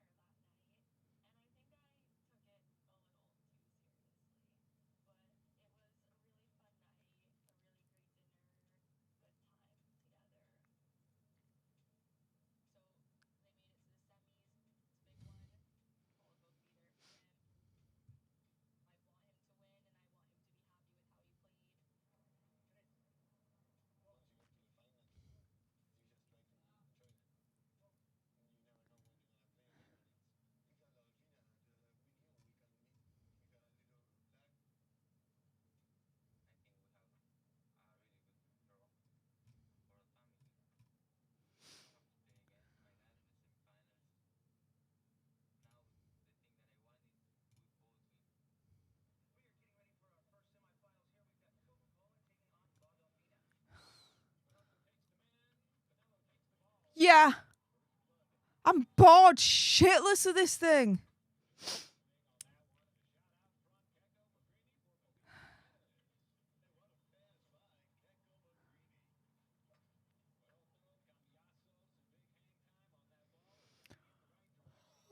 There you go. Yeah. Like I said earlier on, this series is more effective and better than freaking Xanax. Wendy Marino, funny true story. Got woke up this morning by hubby. He took the dog's... What? He took the dog's medicine instead of his, autopilot. I'm calling poison control at 6 a.m. Sheesh. That service is good for information. Damn. I hope he's all right. No, I really do hope legitimately your hubby's all right, Wendy. Bloody hell.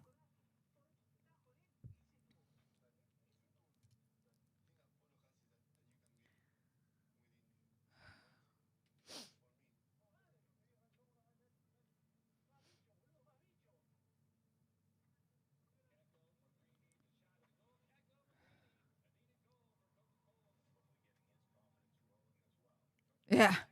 Wendy. We appreciate you, Steph. Show your appreciation, chat. However which way you can show your appreciation, please do so. We're now literally in the final stretch. We've got about, I'd say, another 30 minutes to go. So please show your appreciation any which way you can. Just to literally, help me across the line at this point.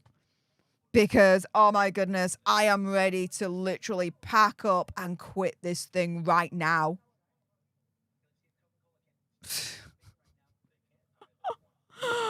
Oh, why did I decide that this was a good freaking idea? Why? Why did I decide that this was the best idea in the whole wide world?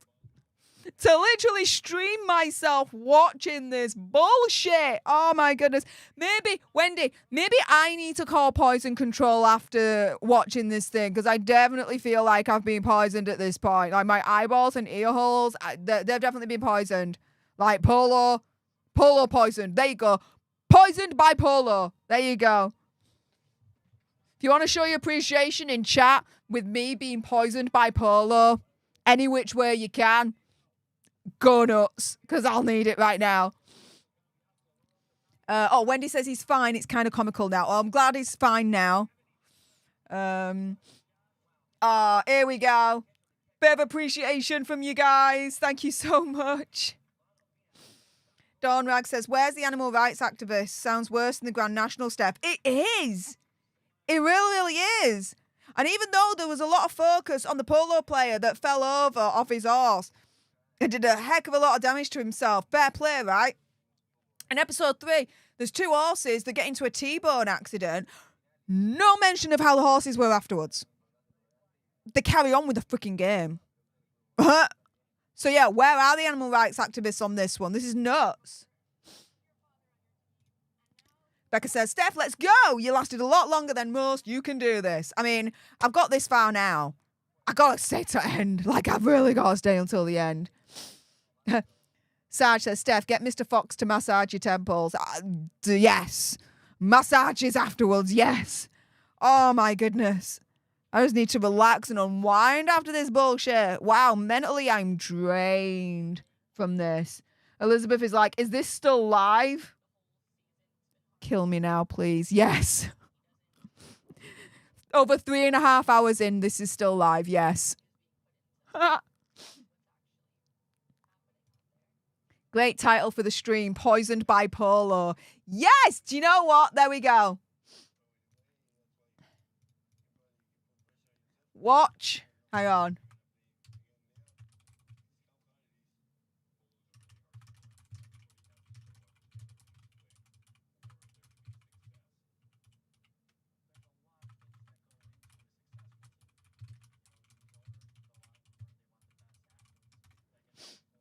There we go.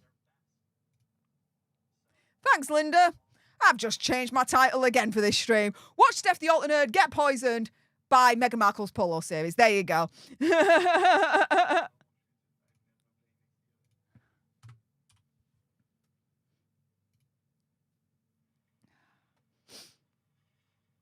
Ugh.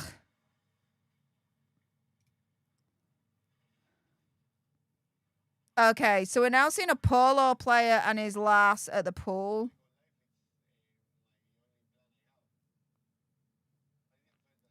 Hey up, Grumpy, how's it going, mate? 4:34 a.m. here. I think I need my bed. Go to bed. It's literally 12:38 a.m. here. As soon as this is done, I'm bed. I'm like going to bed. It's done.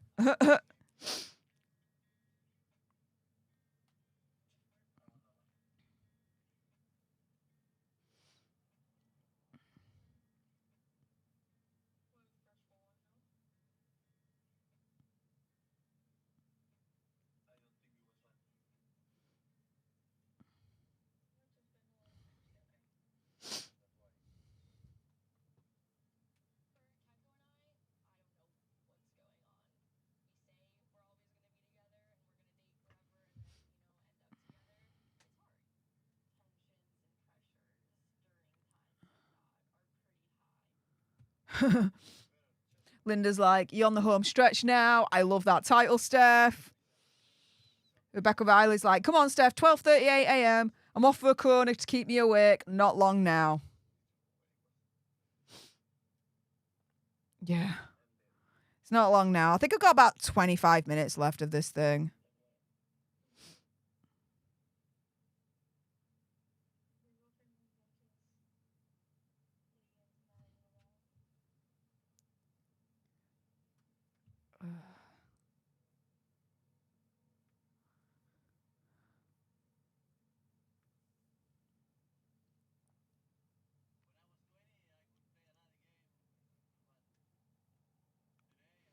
Okay, we're now hearing from the captain of Team Pilot.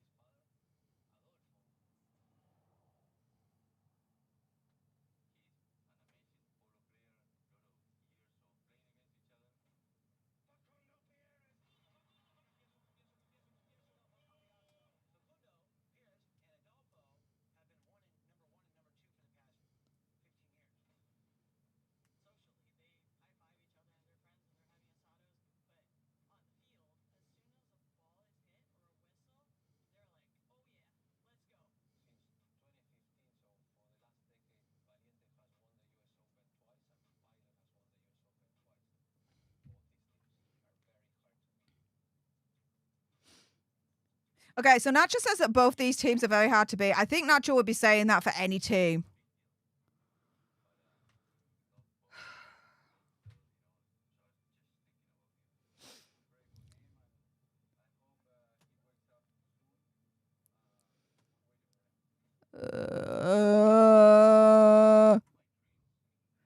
Help me!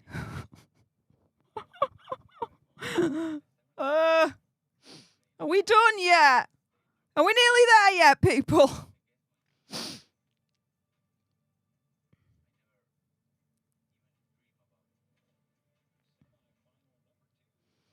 Okay, semi-final number 2. Yay.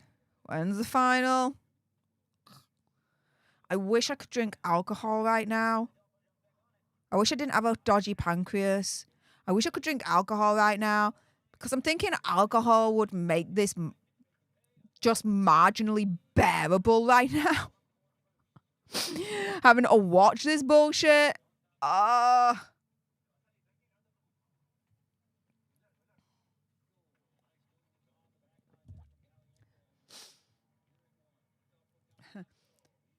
Okay, got me Corona and vape. Let's get this done. You've done so well, Steph. I appreciate you because I don't have to watch it. There you go. I'm watching this bullshit so you guys don't have to.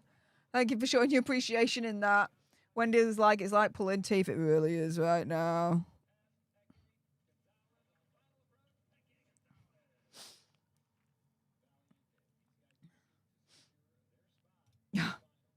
Cheers, Linda. Appreciate it.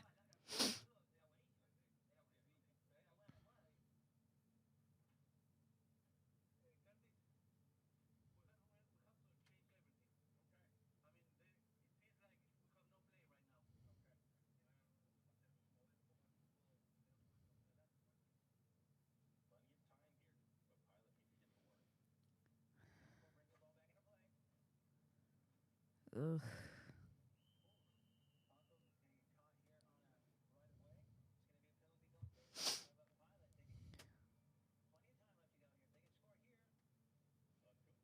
I'm really tempted on increasing this playback speed, but I'm not gonna do it. Alright? I've got this far watching it on normal speed.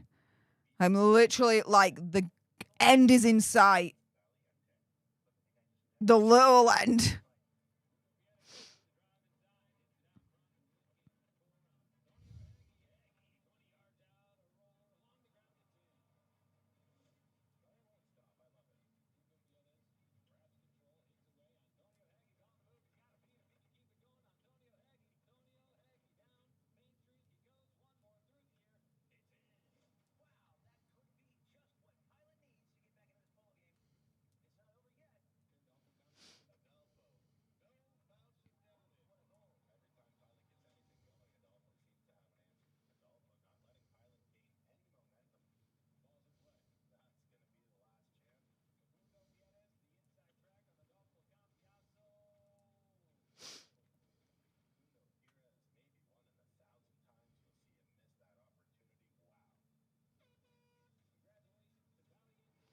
Okay, so Valiente won against Pilot, blah, blah, blah.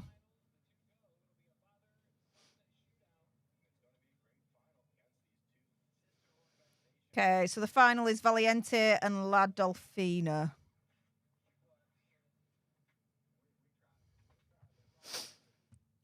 Here we go.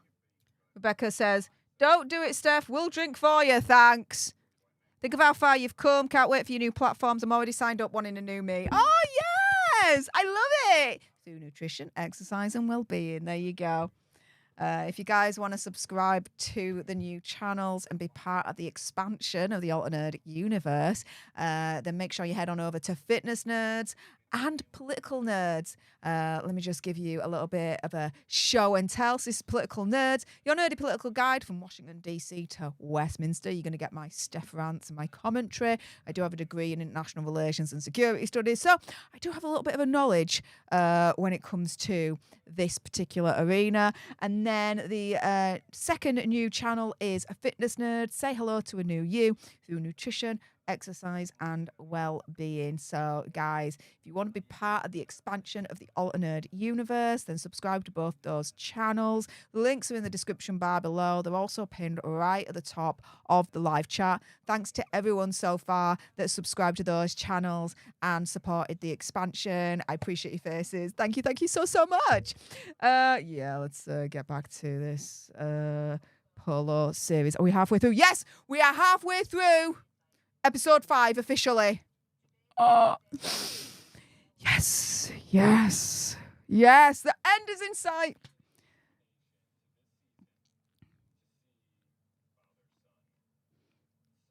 Okay, so it seems like father and son. Right. Okay, so they're trying to drum up this final as a thing between father and son. I assume the father is on one team and the son's on the opposing team. This is how much I care right now.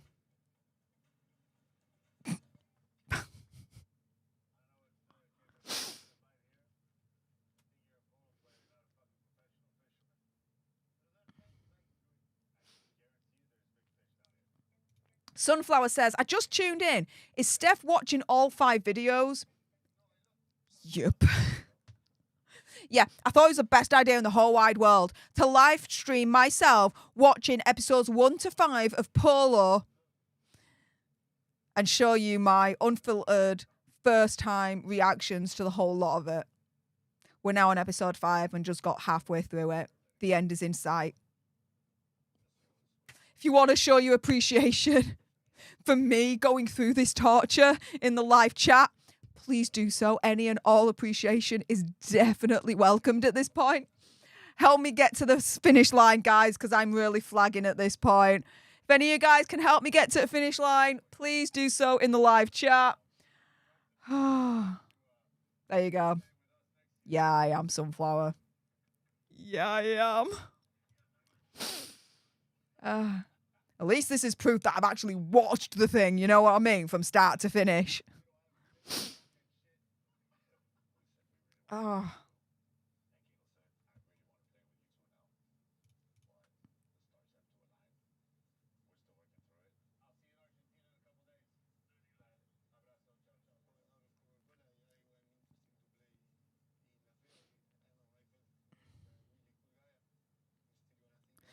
Oh, it looks like LaFay is trying to poach a player from Coca-Cola team to get into LaFay. Ah, yeah, it's Polo Hulk. Polo Hulk now, okay, is trying to poach a player from Coca-Cola team to join LaFay. Oh, do you know what? Polo Hulk is my favourite character in this whole series, okay? Simply for the fact of A, his freakouts when he lost, and him beating the absolute shit out of an inanimate object every single time he pretty much lost. That was entertaining. And now B, my other reason why he's my favourite character of the whole lot, is he's now trying to poach a player, it seems, from Team Coca-Cola to join his LaFay team or whatever the frick it's called.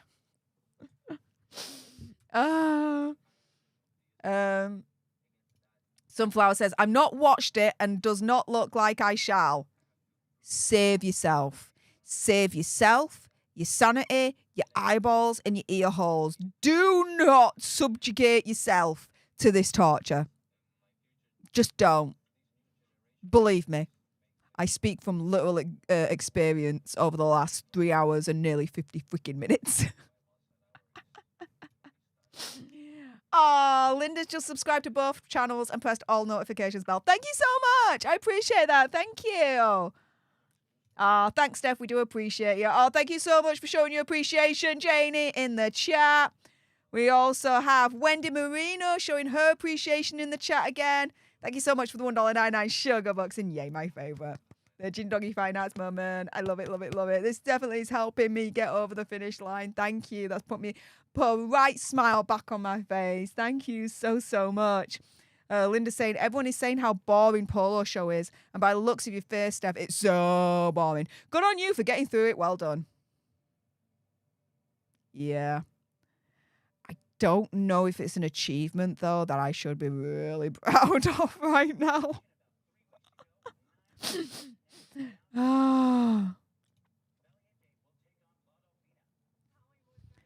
Ugh.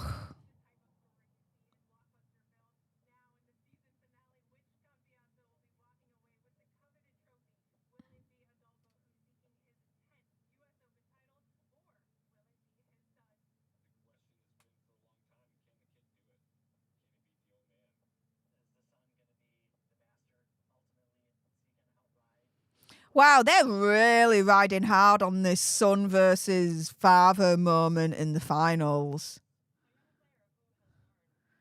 Just get to who won and then end this thing. Who won and then end this torture now. Ugh.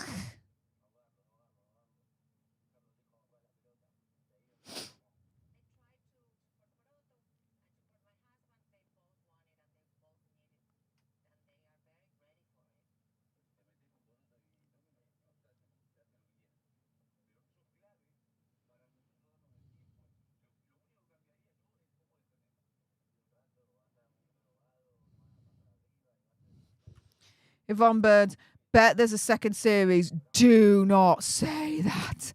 No, no, no, no, no. Do you know what? No, no, no. Don't wish that. Don't wish that on me. Please don't. Do you want me to suffer more? Is that what you wanted? Do you want me to suffer more? Ah.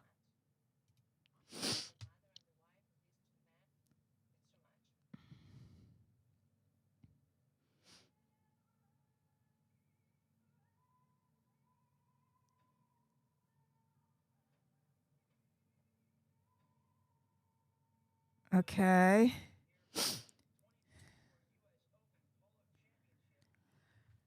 We're 2/3 of the way through the final episode. Probably looking at another 12, 13 minutes. If anyone else wants to show their appreciation, of me literally going through this and getting poisoned by Polo, so you guys don't have to do that. To go through that, then please show your appreciation. Ugh.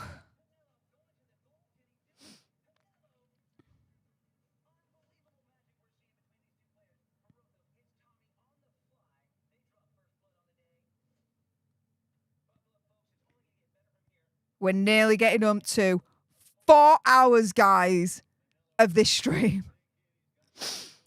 Oh, wow. Ah.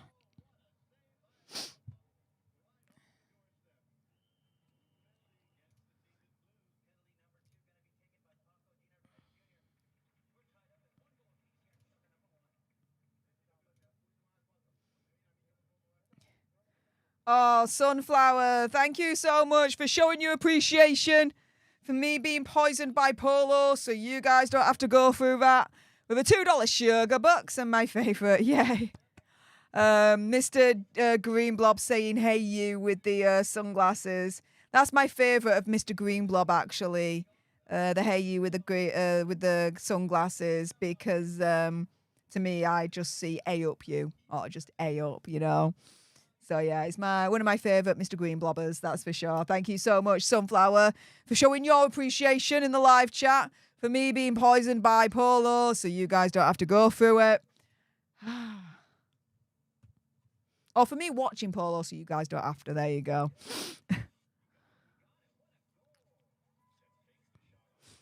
Alright, so it's 5-5 between father and son too. Apparently, I'm supposed to be all excited. Yay, it's a father and son final. Father versus son final. Ooh, who's going to win? Yeah, no. No, I do not feel that at all. I'm just like, please end now. Please let this end. Please kill me. Please end me. I'm done. I'm done. I'm done. And you know what? I was done like the first freaking minute of episode 1. Oh. Not long now, guys. I think another like 10 minutes. So, guys, final 10 minutes. If you can show your appreciation in the live chat, please do so.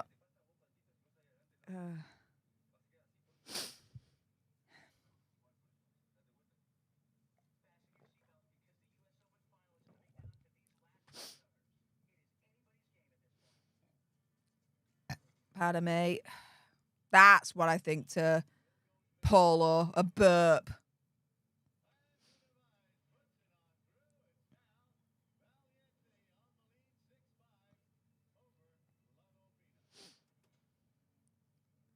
Oh, the horses are just going into each other again.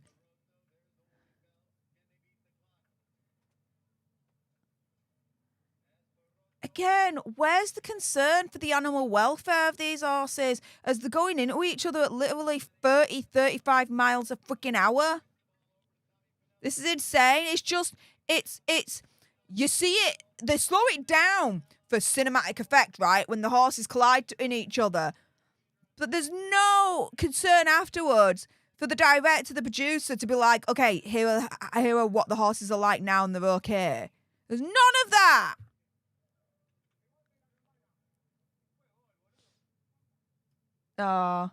Becca Riley says, wow, I don't sleep more than 4 hours a night, but feel this could make me fall asleep. Thanks, Steph. Appreciate you. Appreciate you too. Thank you so much. Sunflower's like, I'm so happy I missed the first 3 hours. Be happy. More importantly, be smug. Be smug, alright? You haven't had to go through as much pain as all us lot.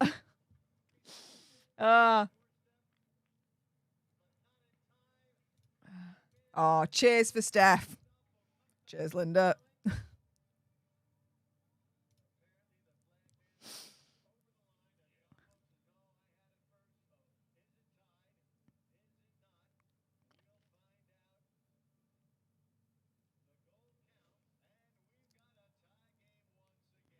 Okay, there's a tie game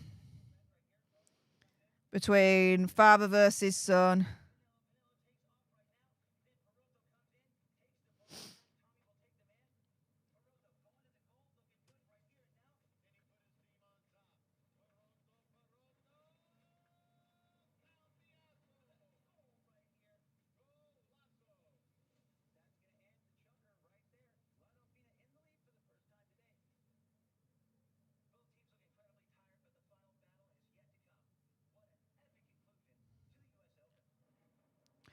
So it's the final round in this polo thing, right? And it's 7-6. I think the son's winning against the father.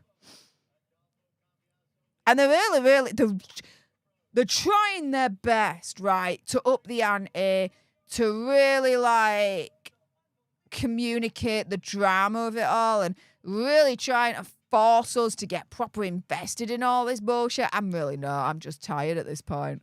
I don't give a shit. Just tell me who won and I'm gone. And the only reason why I want to know who won is because, you know what, I started right at the beginning with this US Open, whatever. Might as well find out who won in the end, right? I'm a completionist that way. Ugh. Sometimes to my detriment, like right now.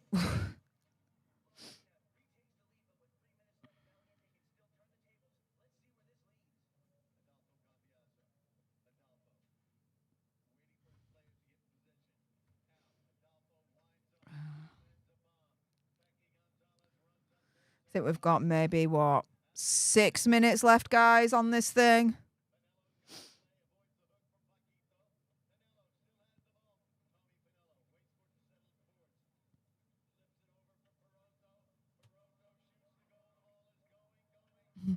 Be Happy says, I saw this live a few hours ago, but I was busy. And here I am, and it's still going. Hi. Yeah, we're nearly coming up to 4 hours. We're literally less than 1 minute away, and I've been streaming for 4 hours watching this thing, so you guys don't have to.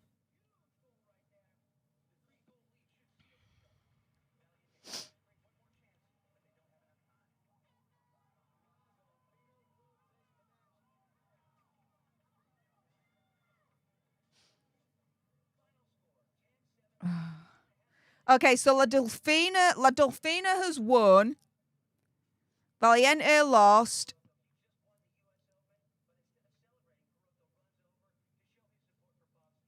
Did the son win or the father? I think the son won. I think the son won. The son won. Fair enough. Linda says, 6 minutes. What a legend you lasted this long. Bravo. Thank you. Be Happy's like, hi, Steph. And we thank you, Steph. Thank you. Appreciate it. And we are now officially 4 hours into this stream. 4 hours and 33 seconds to be exact. Wow. Hey, Brandon's in the chat. Hey up, Brandon. Thanks for the $2 sugar bucks. Appreciate your face there, mate. And my favourite, the Ginger Doggy Fine Arts moment. Yay. I need that. I need all the Ginger Doggy Fine Arts moments you guys can give at this stage. Wow. Thank you, Brandon. How's it going, mate? Hope you're doing all right.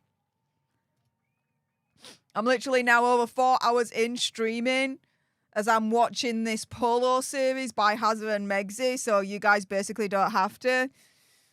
You've been getting my reactions all through episodes 1 to 5 of this thing. And this thing is going to bomb harder than Heart of Invictus, I'm telling you. This thing is the final nail in the coffin for Harry and Meghan when it comes to this contract. If anyone had any hope, if anyone had any delusions that Netflix was going to renew their contract or continue it or whatever, it's done. Game over. Harry and Meghan, Netflix are dropping them. As soon as they've got a chance, they're dropping them. It's game over for them. That is it.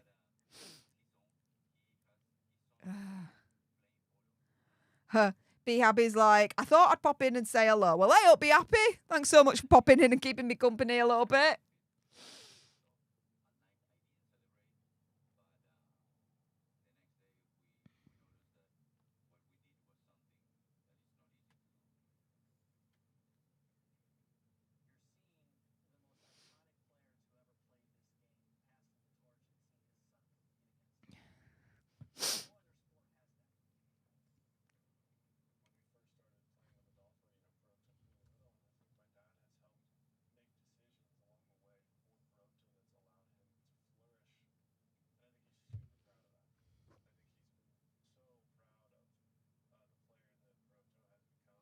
Yeah, the son won.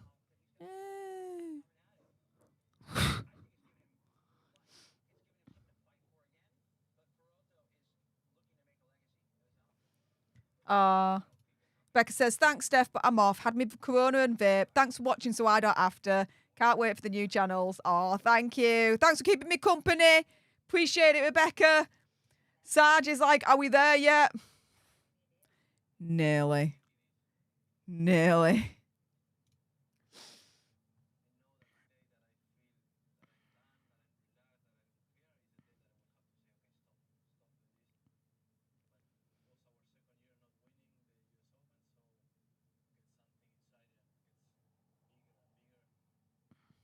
There can only be one winner. Reminds me of Highlander. There can only be one. I love that movie.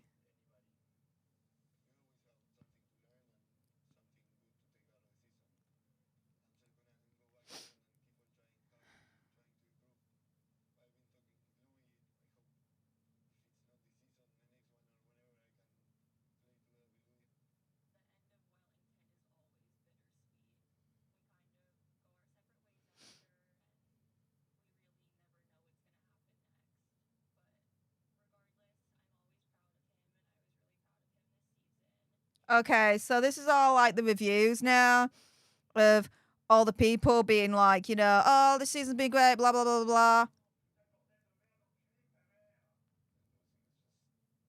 Oh, here we go. Polo Hulk's back.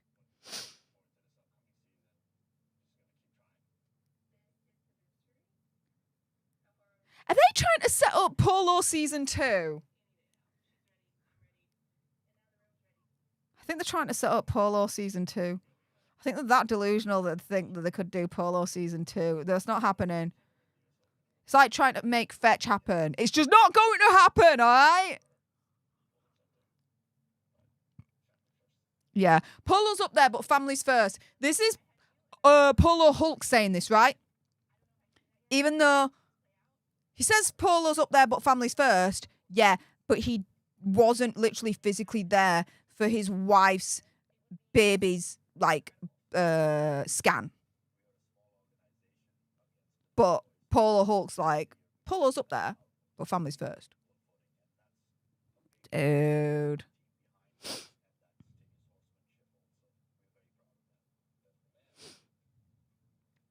Oh, that pug's cute. Okay, there was a pug in this series. Only seen the pug now, like towards the end. But that pug was cute. I like dogs. It's a thing. You know, Sarge. You know I like dogs.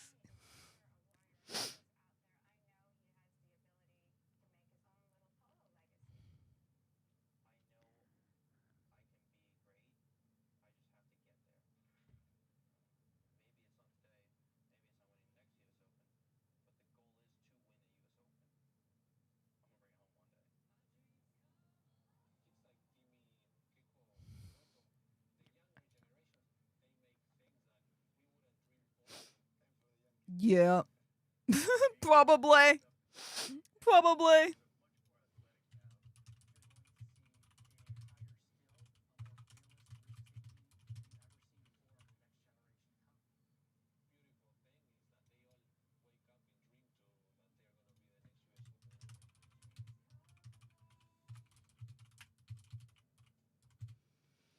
right, so I've got to pause this because there's so much to read. After several days in a coma, Bob, the dude that fell off his horse that had that horrific injury, began to regain consciousness and is recovering with the support of his family. Okay, what happened to the 2 horses in the T-bone incident in episode 3?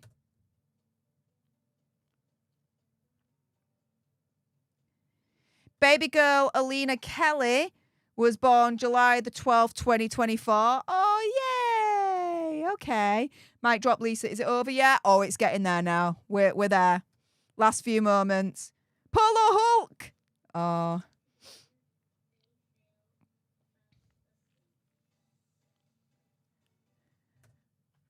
That's it. It is over now, mic drop, Lisa. We are done. I'm going to freaking bed. Oh, okay. Overall, boring as shit. Do not touch it with a 10-foot barge pole. Seriously, Watch it if you want your brain to be turned to mush and beyond that. Watch it if you want something better than Xanax, right? Ugh. The best part of all of that whole thing was Polo Hulk. That was it. When he would freak out when he lost and beat the shit out of inanimate objects with the polo stick that they play with. They were the best moments. Hazza and Megxie are in it only very briefly. Hazza within the first couple of minutes of episode 1. And then towards the end with Megxie in the first, I think, 5 minutes of episode 5. That's it. If you want to watch Megxie embarrass herself in Polo, basically trying to speak fluent Spanish, then watch episode 5 for the first 5 minutes and then you're done with that. Anything else? The pug at the end was a nice little moment. But yeah, that is officially 4 hours, 8 minutes and 49 seconds I'm never going to get back. But I watched it so you guys don't have to. And now I can officially say I watched the Polo series and survived. Barely, but did survive. With that being said, guys, that is it. I am done. Thank you so much to everyone for your support, showing your appreciation, and helping me get through this for the past 4 hours or so. I appreciate every single one of you. Tomorrow, the Daily Nerds will resume. 3 Daily Nerds, one at 7 o'clock, 9 o'clock, and 11 o'clock UK time. I'm done. I'm done, guys. Thank you so much. Appreciate it all. Till the next time. Laters. Stef don't play, she holds the line.